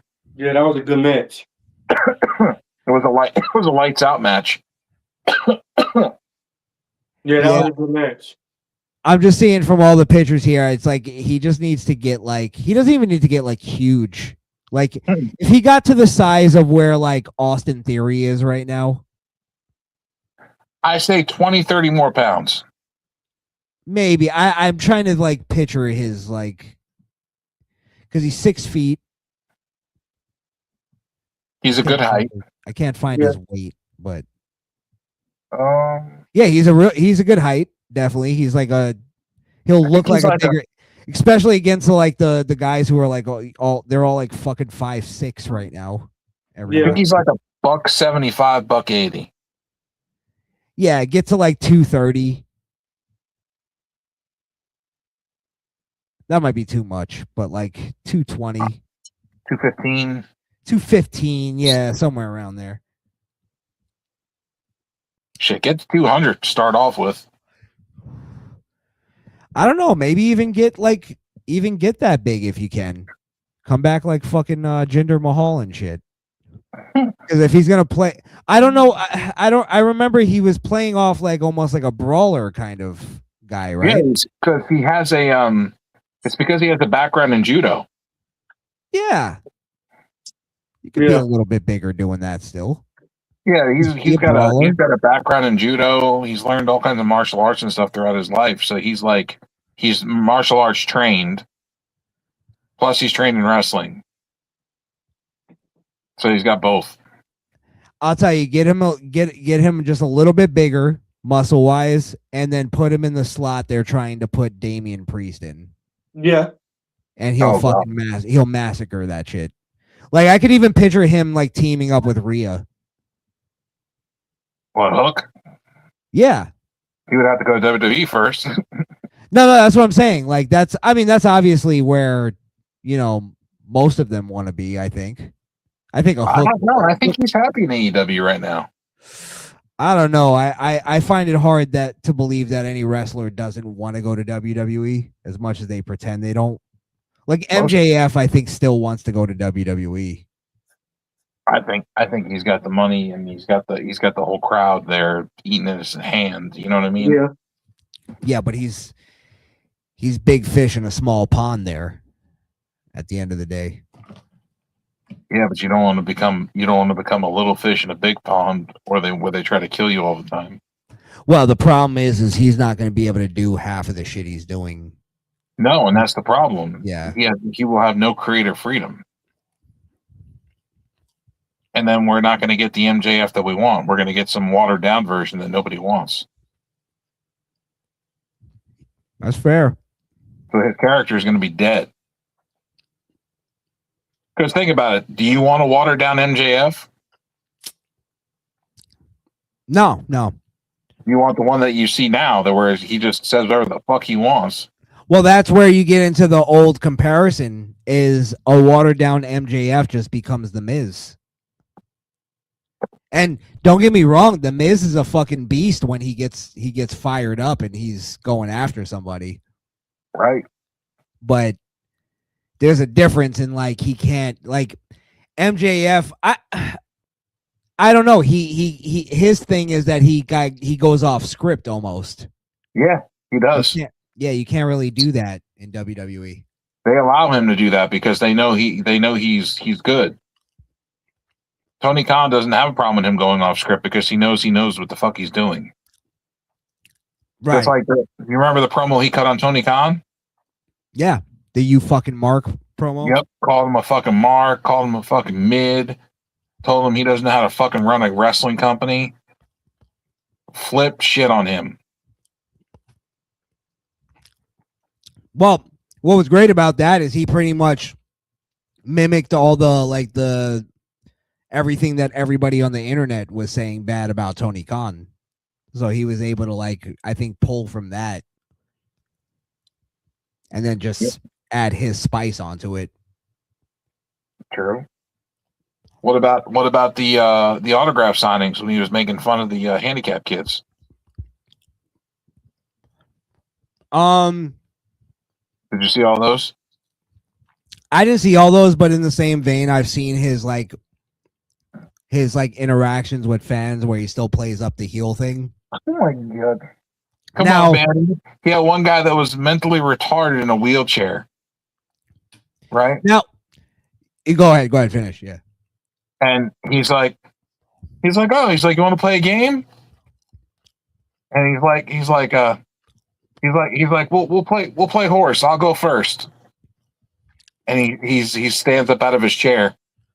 He's like, your turn. Jesus Christ. And then he's like, hey, here's something else I could do. And he starts clapping his hands.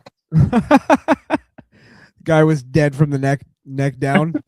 He was mentally retarded. He couldn't work his limbs. Oh, fucking A. What an asshole.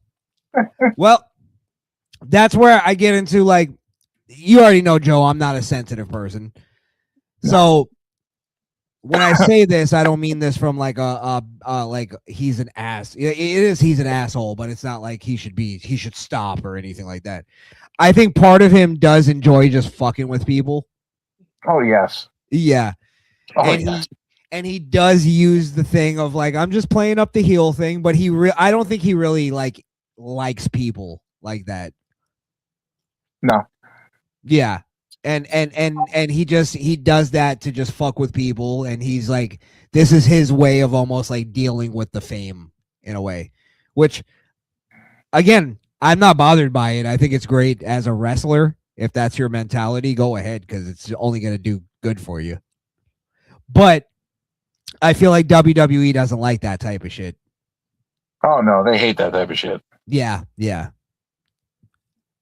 Just like when he brought up his Jewish heritage and how he was bullied as a Jewish kid, and they used to throw change at him. Mm-hmm. Like WWE would have never let that go. Which is just, I don't understand it, because that's the shit that's what's interesting, isn't it?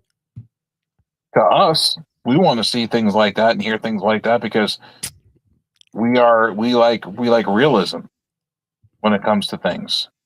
We like the realism in it. And the more that someone talking is sounding more realistic and authentic, the more we're enjoying it.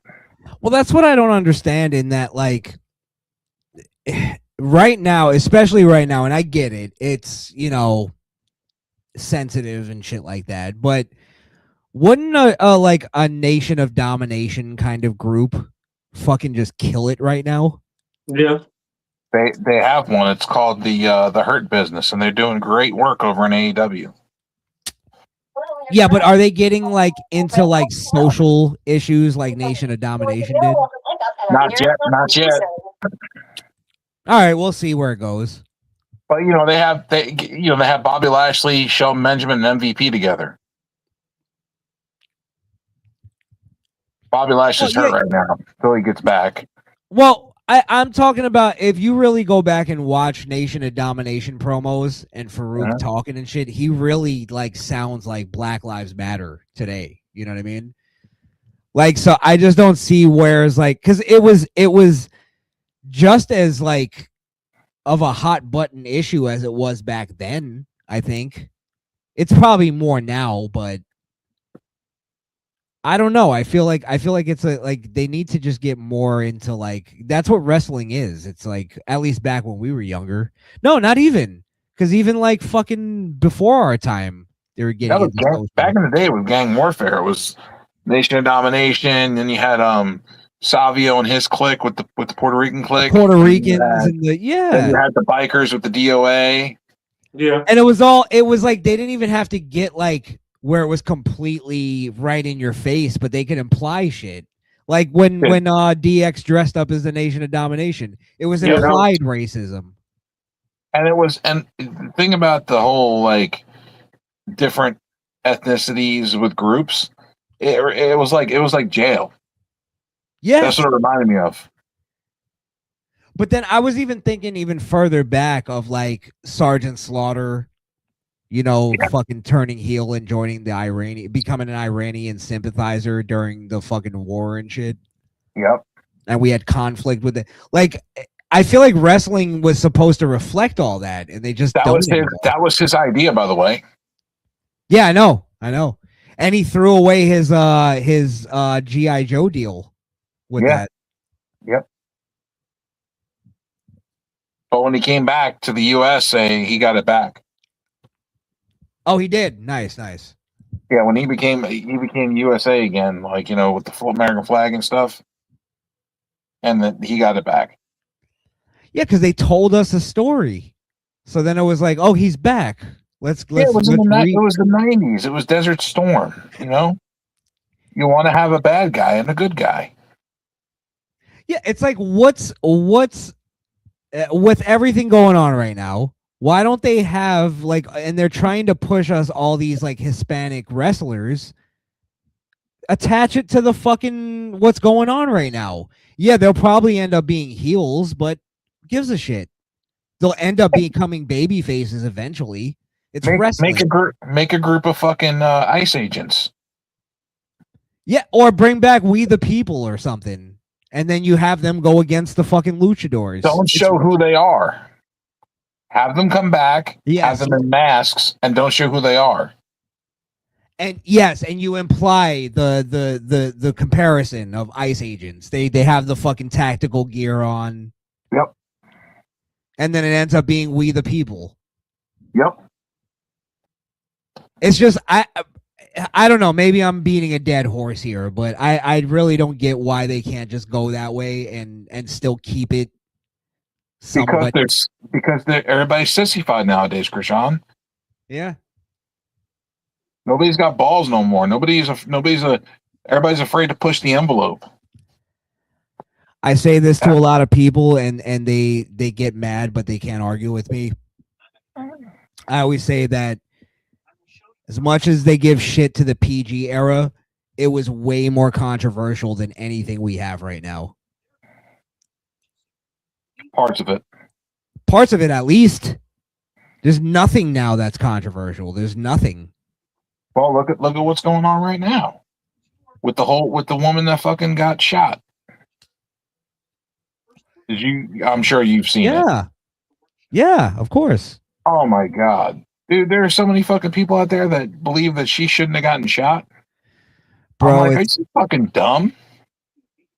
And then you hear these people like fucking armchair quarterbacking police fucking business. And it's like, just shut the fuck up, you nerds. Yeah, because the first things first, as a police officer or a law enforcement agent of any kind, the first thing that you are taught when you are detaining a subject, especially if you're opening fire on a subject, is you don't stop shooting until you have assessed that the threat is neutralized. Mm-hmm. How are you going to tell if the threat's neutralized when they're in a vehicle? Yeah. Well, they are a threat until the vehicle itself is neutralized because they're the weapon now. Yeah, they've made themselves a weapon. And then secondly, so you're not going to stop shooting until that's done. So you might shoot your whole clip. Might have to put another clip into them. Listen, Joe.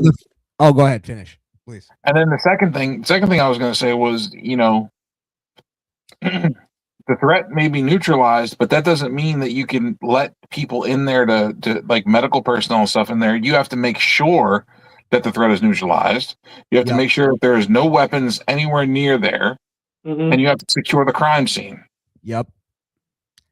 And another thing, and this is what played into the George Floyd incident, which is like, it's like a striking comparison, is that they also have to make sure, and I think you were saying this along with like securing the crime scene, is that anybody that's like around the area, like just citizens that are just witnessing it, they have to make sure none of them are like fucking aggressive, because they can't let EMTs come into any kind of aggressive situation whatsoever. Correct.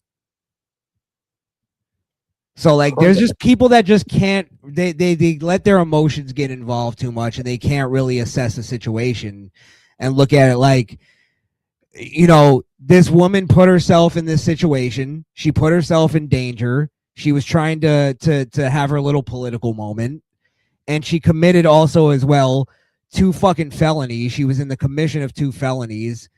One of the felonies being obstruction, the other one being attempted murder on a fucking police officer, on a law enforcement officer.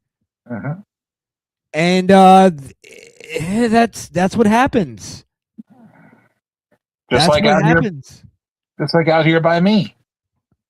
People are mad and angry because ICE agents went to where they were building a gas station and to the Mexican restaurant that was across the street and are checking people's green cards, and fucking Mexicans are running away.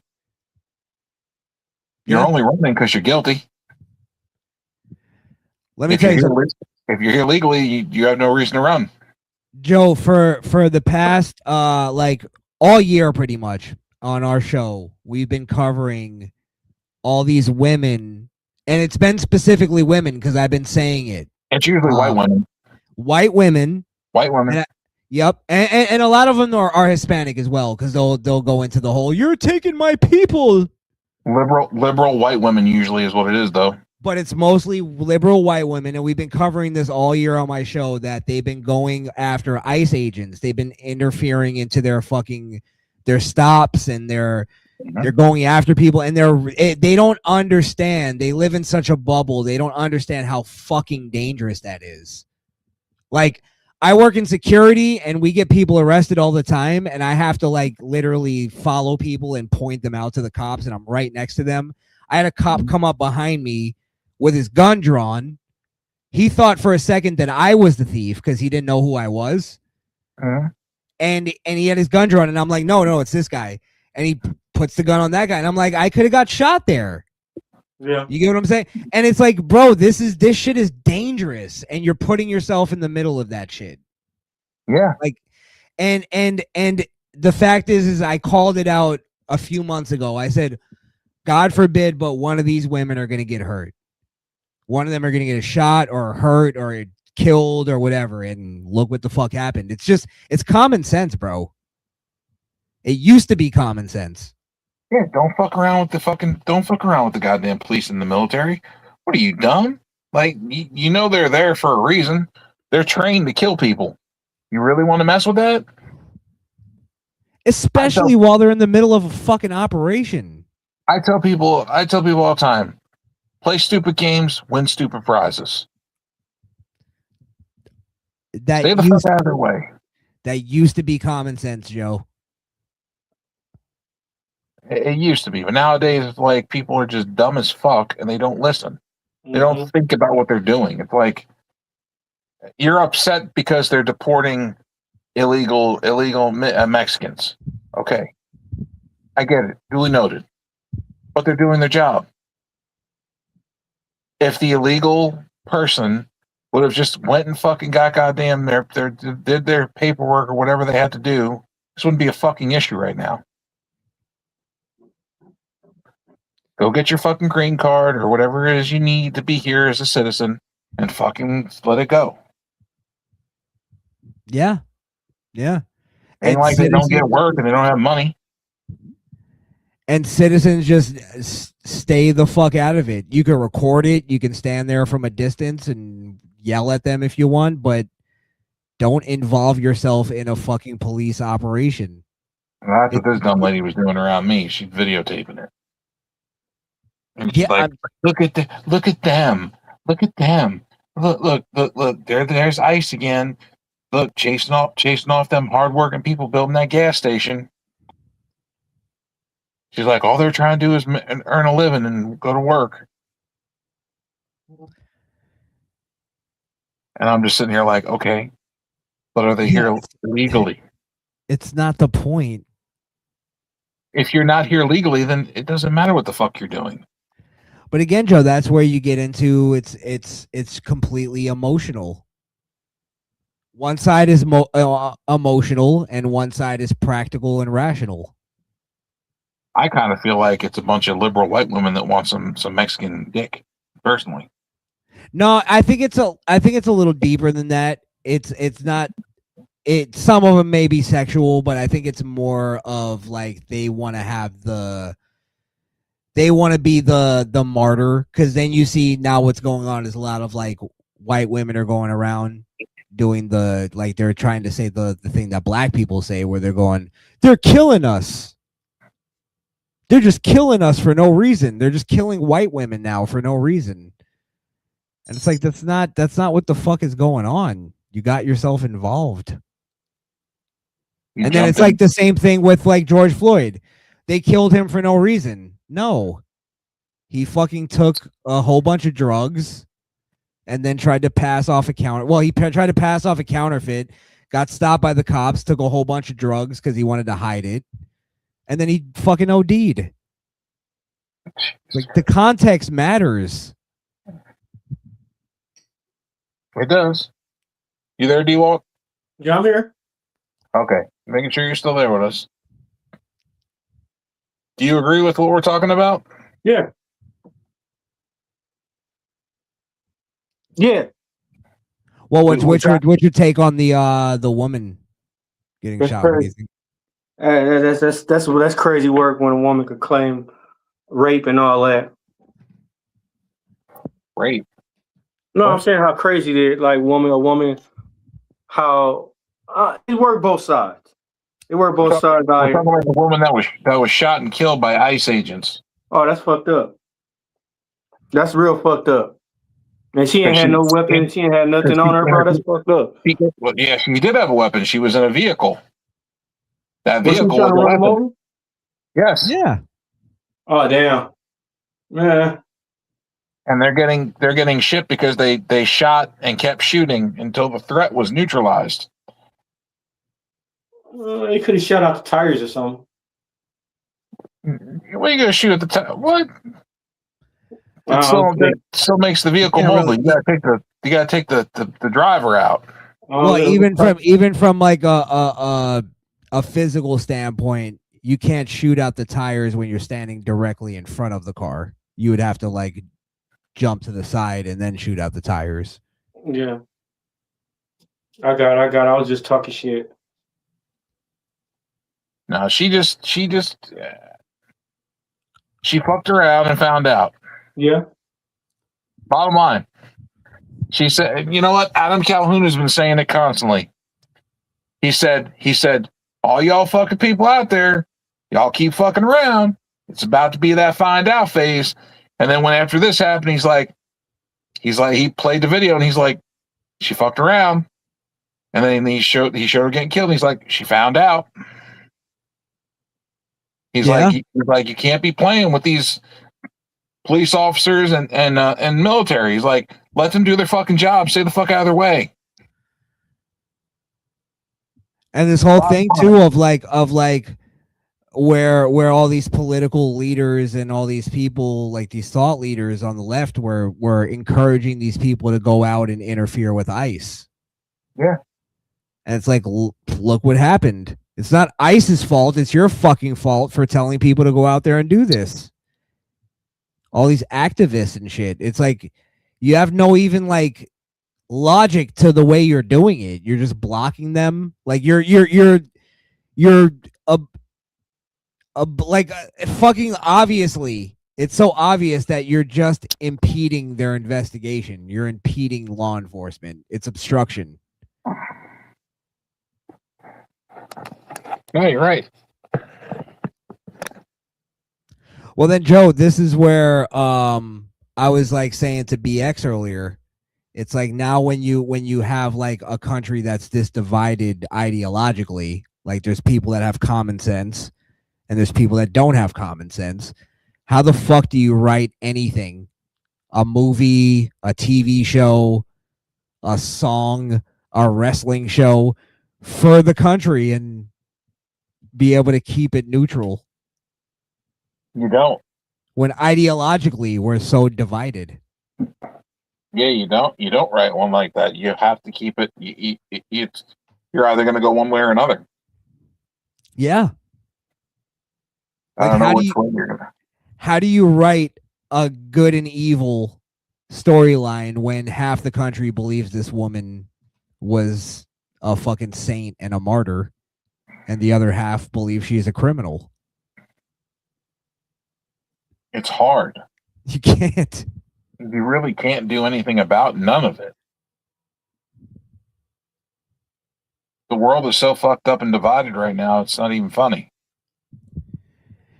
And no matter how much good the president does, they still see him as a bad guy. Yeah. And they always will. Yeah. It's like no matter how much good the man does, it's like, oh, he's horrible. He went into Venezuela and kidnapped that man out of his bed. Right. Try to make it like that guy's a good guy. The fuck? The guy's a goddamn war criminal and a fucking a drug cartel kingpin. Right. And he murdered his own fucking citizens, not to mention he's murdering our citizens indirectly. Right. And the people of Venezuela were fucking ecstatic when we got him out of there. And let's be real too. The fact that they were working with our enemies and giving them all their oil. Mm-hmm. Well, it's not their oil no more. It's ours. Absolutely. And that's where I'm like, I have no problem with it, because even a lot of people on the right wing are bitching about that. We're like, oh, we just went over there for the oil. And I'm like, I think we went over there for other things. But yeah, the oil was part of it. I have no problem admitting that. We went over there for a few reasons. One of them was he told our president, you don't got the balls to come over here and come get me. Right. Let's start with that. Do not challenge the president. Not Donald Trump, at least. Do not. That is the worst thing you can do, is challenge the president.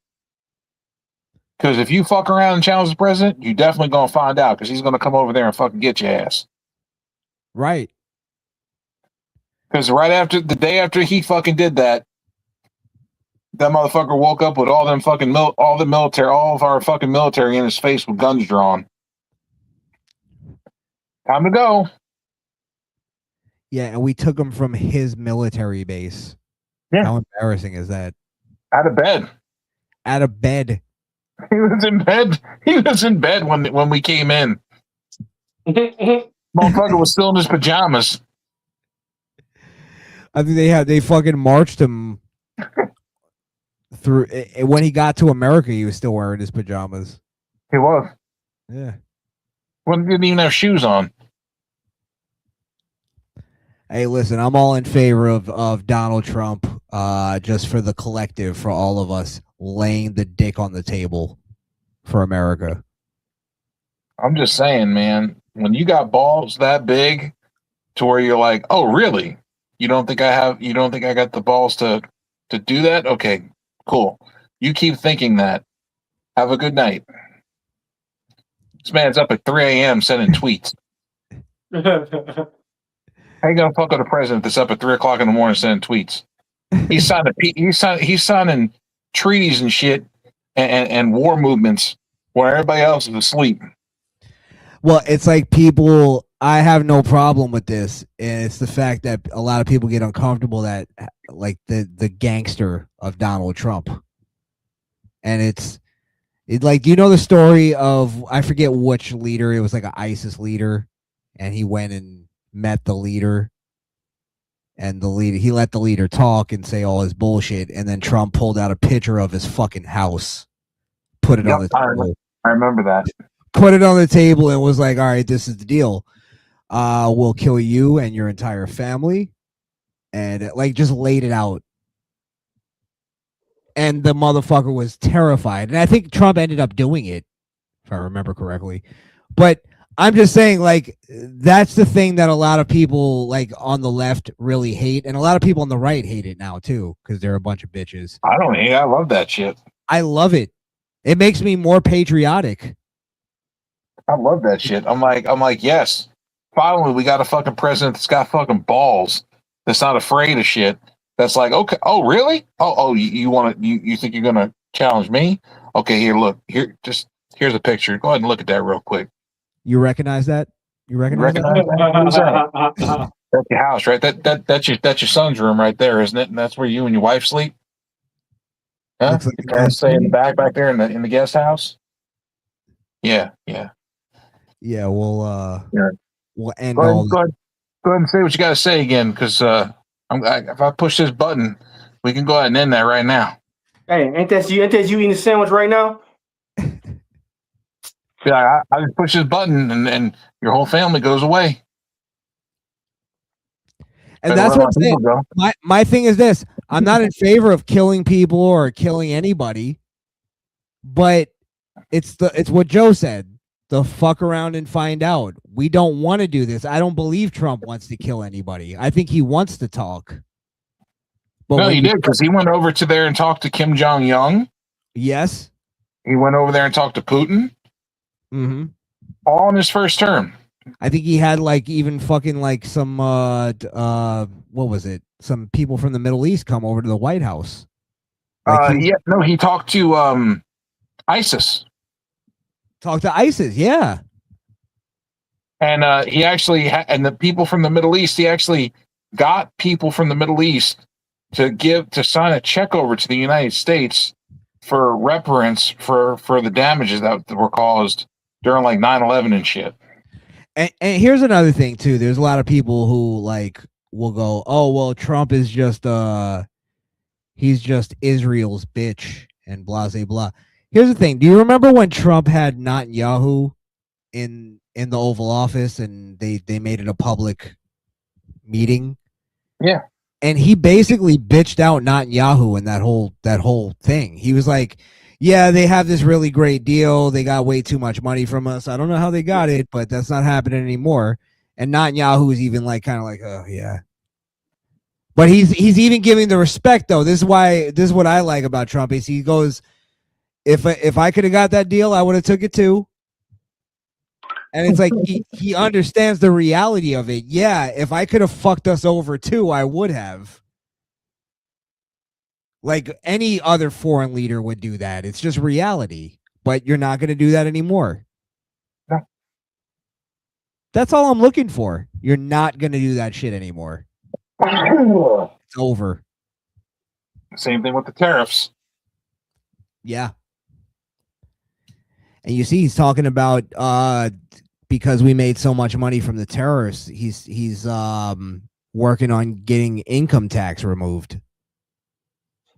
Yep. He's also planning on giving stimulus checks to the entire United States.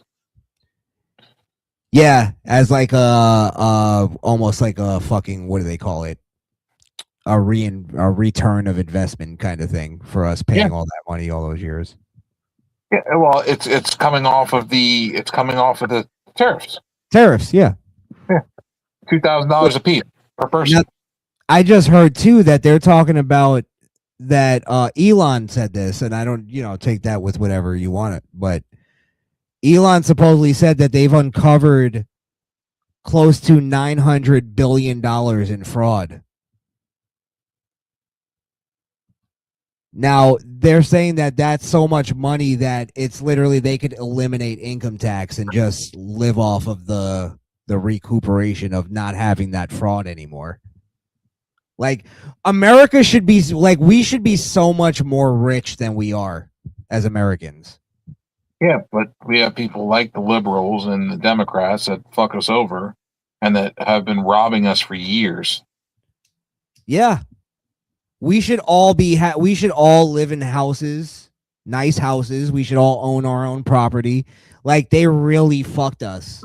And that's why I support Trump, because he's the first president that I've ever seen that actually is, one, exposing all of that, and two, making an effort. Whether or not you believe he's going to get rid of income tax, I'm with you. We could debate that all day. I don't know if it's realistic, but he's actually making it a realistic fucking argument, a real debate. He said he wants to go. He said he wants it to go. I mean, that was something that came out of his own mouth. He said that by the end of his term, he wants income taxes gone. He wants there to be no more income tax at all. Could you imagine? Just your paycheck having tax completely wiped out altogether. Yeah. No tax at all on anything. Bro, I was looking at my paycheck. I pay pretty much a quarter of my paycheck, probably a little bit more on just income tax. Yeah. Like this fucking ridiculous. Are you kidding me? Federal income tax, state income tax, sometimes city income tax. Then you got to pay. Then you got to pay for your Medicaid and your Social Security and fucking all your medical bill, all your medical benefits. All that comes out of your check. Yep. Yeah, and then imagine just having a quarter of that, if not more. Just here, have that. Just another thing I think needs to be reevaluated is the way that they do public assistance. Oh, absolutely. Yeah. Which they already are. Yeah, but they look at your check before taxes, like before all your deductions come out. That's not what you should be looking at. You should be looking at what I take home. You understand what I'm saying? Yeah. I see what you're saying. Yeah. They look at the money. They look at how much money you get before all that shit comes out. They're not looking at the after. But they should be looking at the after, because the after is what matters. But Joe, that's where I think we get into the whole thing of where Trump was adding regulations to the disability thing, in that it's gonna cut down the fraud on the disability. So theoretically, it's giving more assistance to the people that actually need it rather than the people that are frauding the system. Right. And I agree with that. Yeah, so like for instance, like let's say, you know, you were in the hospital and you're sick or whatever, you can't get back to work. Government assistance will actually be there to provide you a little bit more, because they're not fucking, you know, paying for, you know, little Ray Ray and his whole family because he's too lazy to go. Now they Ray Ray. I don't know, D-Walk was gonna say so. Or, you know, Juanito. Little Jimmy. Or little Jimmy. Yeah, why little Jimmy? A lazy fuck. I know little Jimmy. Little Jimmy, a lazy motherfucker. Yeah. I have good authority from R-Truth. He's a lazy bitch.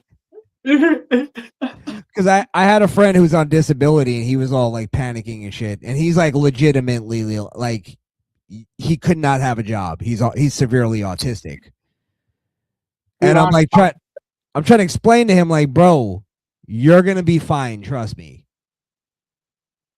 you're gonna be fine, because you cannot have a job. Like, they wanted me to get on disability, and and that's fine.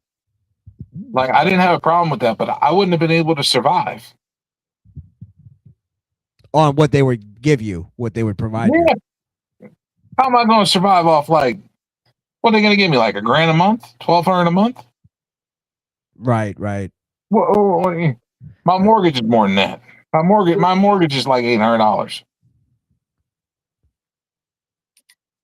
But see, now this is where I think it gets to. And I know you probably don't want to hear this, because I understand it's a thing of like, there's almost like an order to it. They have to get rid of all the fraud and crack down on that first before it can get to like people like you who need it, you know, legitimately. So I know that's because I know how that sounds, because I'm saying it from a place of I'm not in your position. I had to force myself to go back to work. That's what I'm saying. I know it's like, it sounds like it's almost like I'm just telling you, hey Joe, just be patient. That's not how I want this to. Yeah, that's not how I want this to sound. Like this is what I'm just saying. I believe. Calm down there. You'll get yours. Hey Joe, hold your horses, huh? Cool your jet. So yeah, that's what I'm trying to say. I'm not trying to come from that perspective, but I'm just saying this is the idea. I think that's it's supposed to be how it's No, I supposed get to that. work. I Yeah. get that. I just feel like disability and stuff is not enough to sustain a living. No. Right. You know, I'm used to making like right now. I make. I mean, if I have to guess, I'm probably making anywhere from $3 to $5 grand a month. That's take home. Well, regardless of even the money, I think the idea is, and tell me if I'm wrong, you can be honest. I feel like you're a guy that would rather be out there doing your job, doing something, yeah, than like just getting disability, not doing anything. So I think that's the thing that I have more empathy for, like a guy like you than somebody who's just living off of the fucking government. True, but I would have rather have stayed off a little longer to heal better, to give myself more time. You know. Yeah, that's what I mean though. In that, like, you need more assistance than somebody who's just like being a lazy piece of shit. Like you have the mentality of I'd rather be out there, but I just can't. Exactly. Like I appreciate I'm that. out there. I'm out there now. I'm working 45 to 60 hours a week, but am I in pain every day? Yes. You shouldn't be. Is it hard to bend and get up and down? Yes. Is it hard to walk? Yes. Do I still do it? Yes. Right. I walk anywhere from 10 to 20,000 steps a day.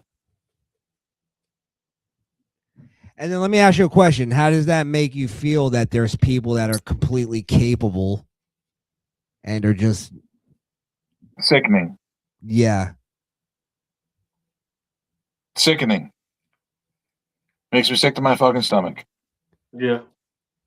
Because there are people out there that could be working, and they're lazy as fuck and just don't want to work. Mm-hmm.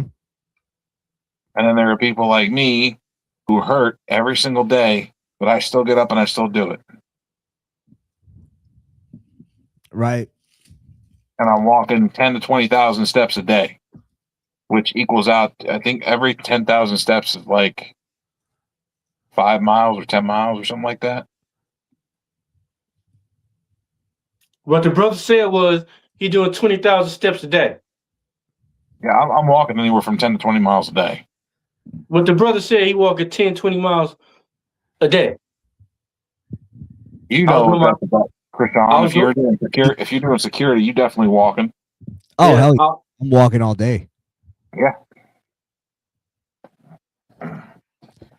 And that's, bro, I feel you. I feel you. Cause even just like, cause I'm capable, but I've been working since I was 14. So my fucking body is just wear and tear. Like my back is fucked up. Oh, yeah. I'm not complaining cause I'm not Joe. Trust me. You're in a way worse place than me. I've been there. I've been working since I was about your age, about 14 myself. So yeah, but you understand too, though, like of just even the little like pains that you go through just because you're just working, wear and tear. And it's like, I think about that, and that's such a little scale compared to where you're at. But I think about that, and I'm like, just like my little back pain pisses me off that there's some piece of shit just like living off of my tax dollars that I'm working for. Think about doing 10 years at a factory, walking on those hard floors, getting in and out of trucks, all for 10 fucking years. Ugh. Yeah. Yeah. My body hurts. That 10 years at working for FedEx was a bad time. Yeah, bro. I did 15 years unloading trucks. I'm right there with you. That's why I like my job now. Like, I fucking love it because I'm like, I'm not in the labor force anymore, and I'm grateful, bro. I like load and unload. We did. Plus, we had to build pallets. Oh, I did that for. Oh my god, I used to actually enjoy building pallets though. Pallets aren't bad, but we have to wrap them ourselves by hand. Yeah, me too. You wrap my That was hand, you the use the machine. yeah, that was the part that was a bitch, but because I used to get dizzy. The dizziness didn't get me. It was the bending over that hurt. That too. It's bending over and being dizzy at the same time. It's a bitch. Get you. And then at the end of the day, having to flag everything and get it all loaded onto a truck because you had to coordinate with the drivers and have them load everything. Yeah. So you were doing the opposite end of what I was doing. I was unloading the trucks. I did that sometimes, but usually I was the one building the pallets, and I did a lot of loading trucks where we had to build the wall. I'm sorry. I mean that you were doing the loading the trucks to come deliver to I was doing retail. Oh. So the trucks would come to me and then I would unload the truck that you probably fucking packed. Let's not say Joe and Sherlock Holmes used to hang out together. Joe and who? Sherlock Holmes. Why? Joe, oh man, Joe like 1,008. Oh yeah. Uh, He was loading. He was loading horse carts and shit. He walks over 9. How old, Satan? Hey, Joe rode the pirate ships with Blackbeard. Okay, D walks the first angel that fell from heaven. Damn. Joe is loading the ships that crossed the Mediterranean. Christopher Columbus said, "Hello, bitches." Joe's with him. Christopher Columbus was like, "Joe, wrap that pallet. It's perfect."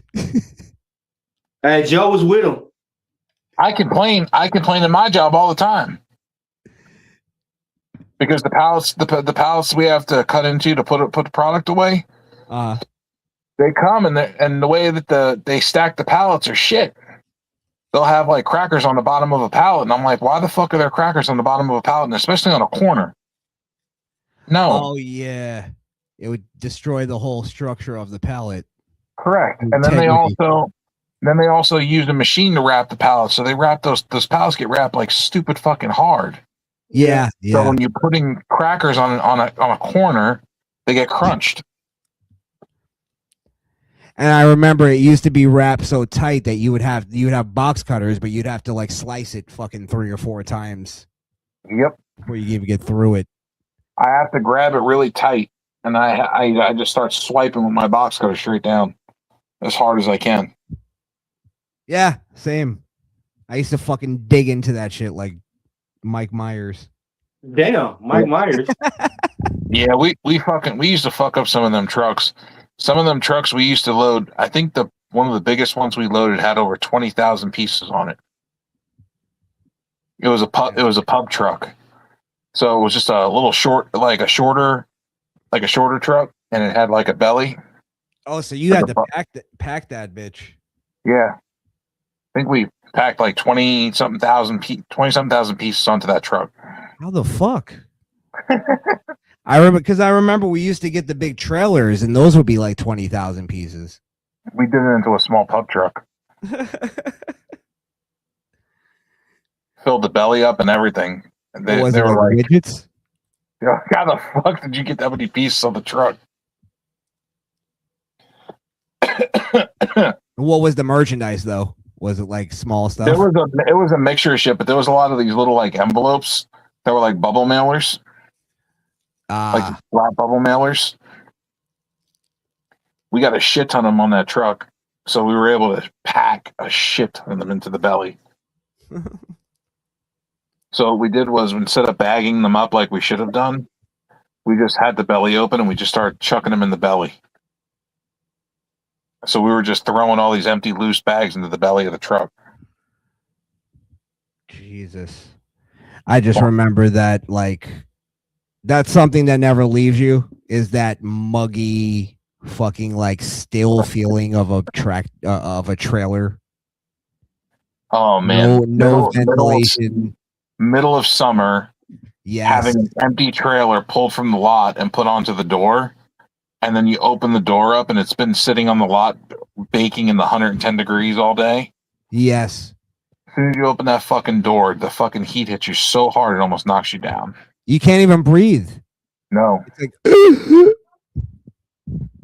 and they want you to hurry, and they want you to hurry up and get the fucking flap open and get the damn thing in there so you can get it started. Yeah, I remember the place that I worked at, because we used to just like, it was so hot, bro. We would just like, we would wear like, you know, tank tops under our shirt. So just take the fucking shirt off. And then they start bitching at us like, you have to wear the proper shirts. And I'm like, motherfucker, you get in here. Damn. That's what we used to tell them all the time. Like, fuck you, bitch. You come in here and work this shit. You come in. Let me see you come work this in your proper shirt. Right. I just remember that, like, fucking, you feel like you're like caked in like something. Yes. I just remember, it's the grittiness of when you get sweaty and then it dries. Yes. And you could like literally feel the salt grinding. Or if you like rub where there was sweat and then it's dry and you rub your hand across, you could just feel the salt just gritting across your skin. Yeah, I guess that's what it is. Yeah. And then it's the grittiness of just like, because those trailers are dirty as fuck. Mm-hmm. And then it's just like, yeah. Shit. They used to make us sweep ours all the time. We had to sweep our trailers out. Oh, yeah. We used to take turns, though. We were like, so that it wasn't just one person doing it every time. Some of those doors would get so goddamn busy. We would sometimes you have to close out 2 and 3 trailers off the one door because they were so busy.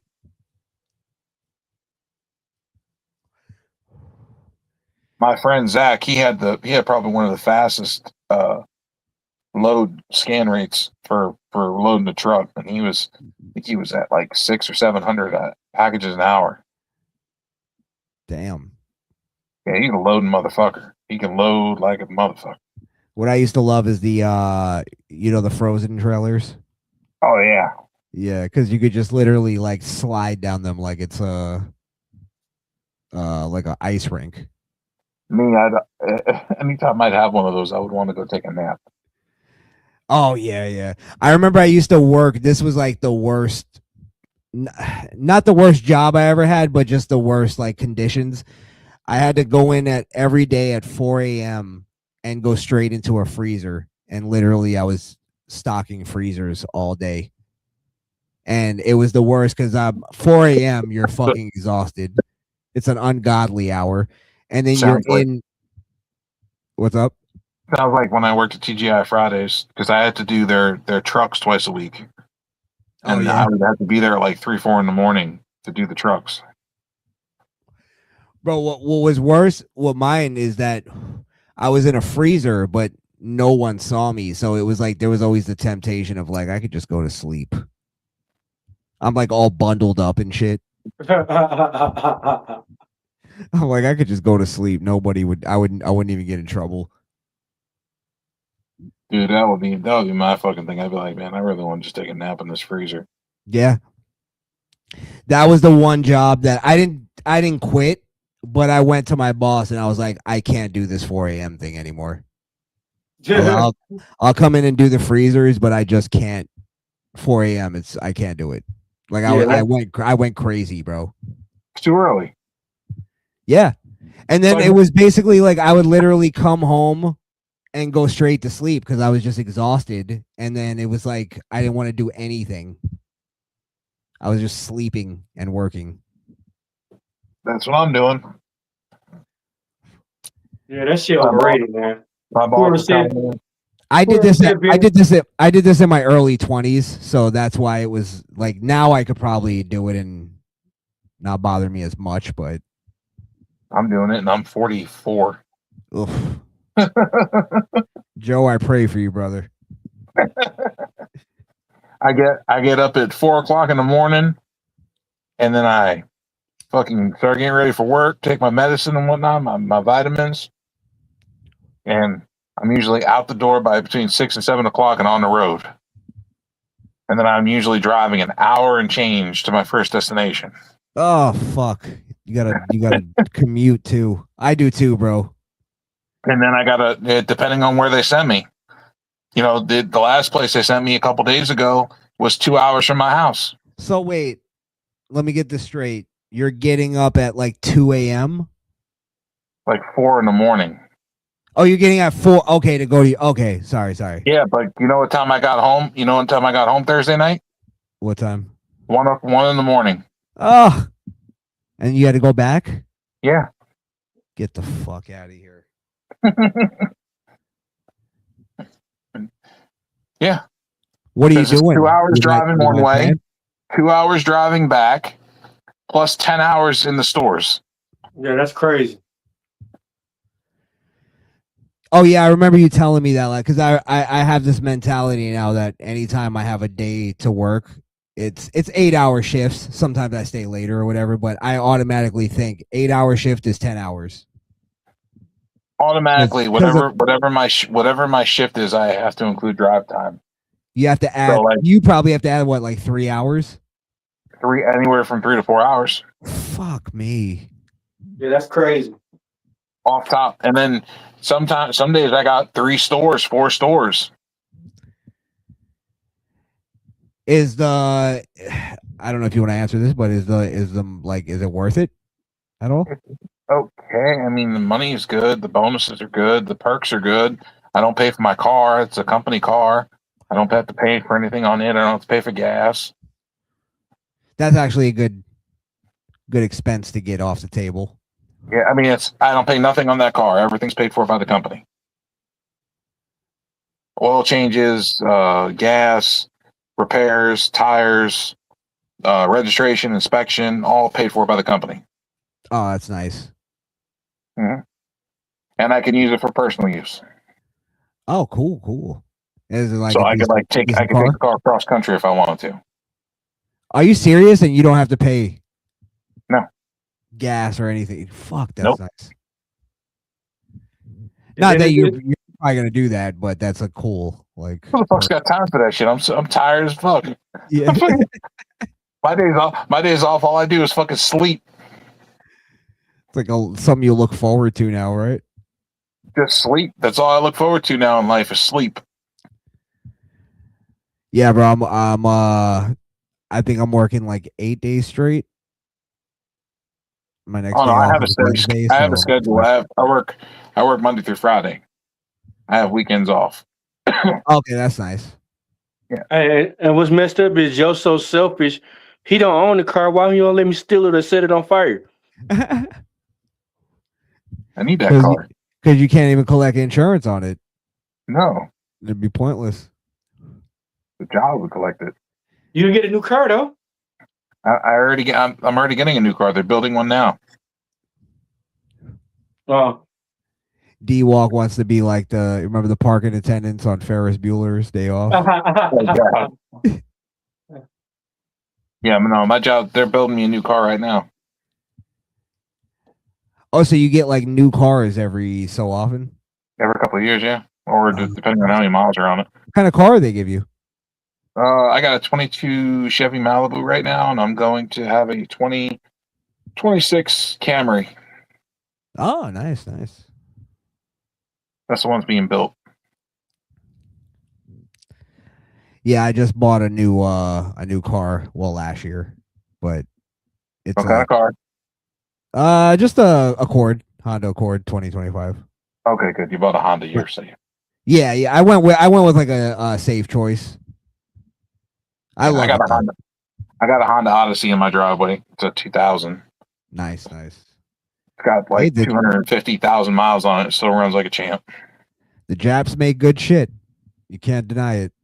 Them Hondas, man. Them Hondas and Toyotas are fucking great cars. Bro, I'm not gonna lie. I wanted to go American, and then every car like that's American, they're like, yeah, it's a great car until you hit about 20,000 or 200,000 miles, and then it falls apart. I'm like, all right, that's not a good sell. I went in all patriotic, D-Walk, and they fucked me over. This Malibu, the Chevy Malibu I have isn't too bad. I mean, it's got like, I think I got like 70 or 80,000 miles on it now. Yeah, they say good. Chevys, they say once they hit 200,000, it's pretty much like just a fucking pet at that point. You have to just maintain. Like a lot of the cars too, they would go, yeah, it's a good car as long as you don't really like have to drive far. I'm like, what? That's the fucking point of a car. It's to drive far. Yeah. And then I'm like, I have a long commute every day. So I was just like, let me just go with the slants on this one. I'm always half tempted to want to try to get a Tesla because I just don't want to drive. I just want to push the button and go to sleep. You know what I'm talking about, right? But that's practical for like a guy like you, because yeah, considering the fact that I get tired all the time. You could catch up while you get your commute. You have a long commute. Yeah. You should ask them. Yeah, for real, you should ask them. I don't know if it'll be beneficial. I think they work with contracts with these companies, because I was told that the car dealerships don't make that much off the cars anyway. They're only making like a couple $100. Oh, it's a contract kind of thing. Yeah. They only make a couple $100 off each car. Really? I wonder what their incentive is then. There ain't none. They're like, hurry up and get this shit off my lot. They don't want it there. Oh, I see. They're just like, they're willing to break even if it's a couple hundred over. That's all they're getting is a few $100. It's all they're making on that car. Interesting. So happens when you're with a big company.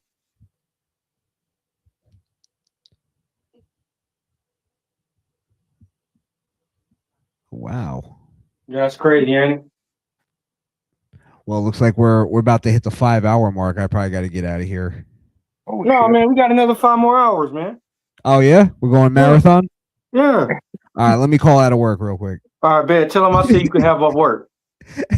Right, man. My D-Walk said I ain't got to come into work. Call Skrill and Wonder. We're gonna have a full-on debate now. Let's go blood sport debate. Yep. Everybody dip their knuckles and their toes in glass. Is God real, D-Walk? Yeah. We are taking this to the biblical plane, sir. Monotheism. Hey, no, for real. Call your job and say D-Walk said ain't got to come in today.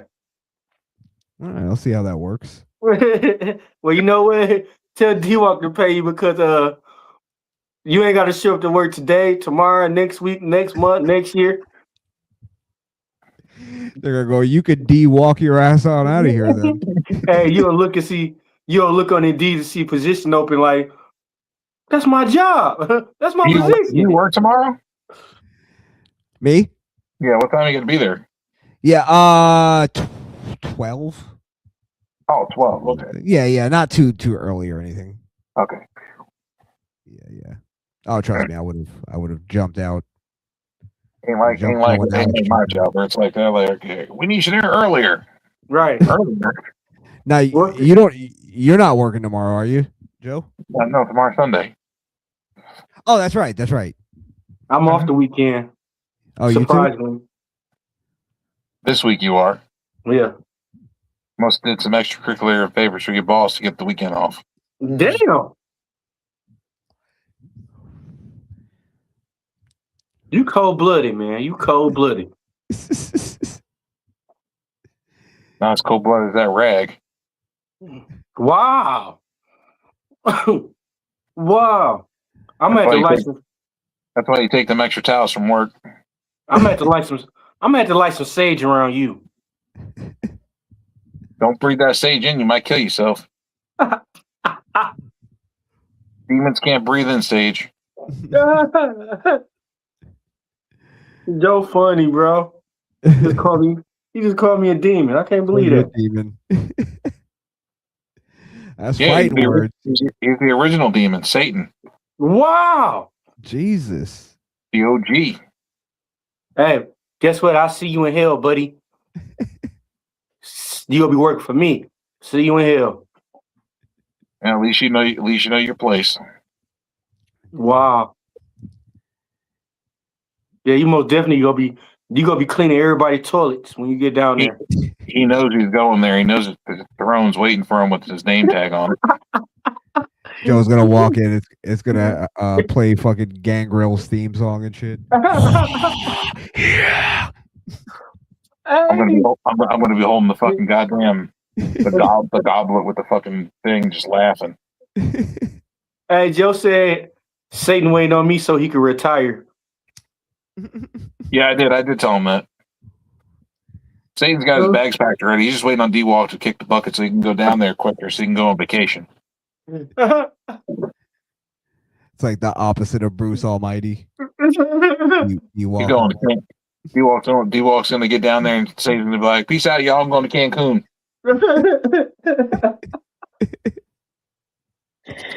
Joe funny. D-Walk's gonna be like, "Wait, I want to go too." No, you got to watch the throne, man. I need someone strong enough to sit there and take this shit.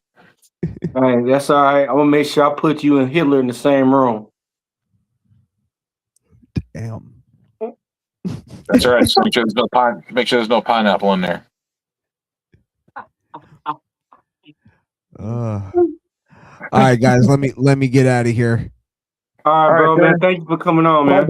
Pleasure having Anytime. you on. Look forward to always having you on. I came on to fight for Alex, P.U.W.F, Joe BNCO, and D-Walk. You know I'm here for you guys. You know I love you guys. Yes, sir. I'm out of here. Follow me, the Misfit Nation podcast. I got you. Yeah. Yes, sir. Follow All right, guys. They're a great group. Thank you. All right, guys. I'll talk to you soon. All right, brother. Talk to you soon, buddy. Peace. Damn, Joe. All right. Let's lock it up.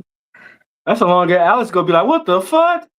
Lock it up. You got to hit the button and all that jazz. You can find me, Joe BNCO, at Linktree. All my socials are there.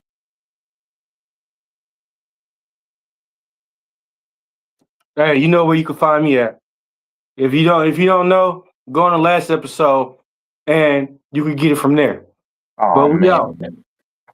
We out. Have a good night. You still didn't make a Linktree, lazy bastard. All right. I'll work on that. But we out. This is P.U.W.F on a Saturday. Shout out to everybody who came on. Let's get this network. BX Sports, thank you for showing up, sir. Misfit Nation, for Sean Madon. Yep. Visible Man, Invisible Woman. Yep. Mr. Flint 810 D-Walk. Yeah. And myself, Joe BNCO. Yeah. We out. Hey. Huh? Let's not forget our other Black Couch booking. Yep. And for one Terrell, CJ Wolfen. Yeah. For Love. Yep. Canada Destroyer. Canada Destroyer. You could follow him. He's doing a lot of stuff on TikTok. If y'all go on TikTok, check him out. Canada Destroyer is doing a lot of stuff on TikTok. He's been playing a lot of Call of Duty Mobile. Yeah. So if you want to go check him out, see some awesome gaming. Yeah. And he's been doing a lot of cool stuff on the Call of Duty Mobile. Yeah. And for real one Terrell and CJ Wolfie have been doing a lot of wrestling content and a lot of coverage of that. Mm-hmm. And they're doing a lot of clips and a lot of Instagram, and I don't know if they're doing TikTok or not. Oh, shout out to EOD. They should. EOD as well. We got so many. We can't keep up with everybody. And shout out to the chat. Yes, sir. Let's get to 1,000 likes. Let's get to 1,000 shares, subscribers. Like, share, subscribe. And remember, everybody, try to keep everything peace, love, and try to make everything right and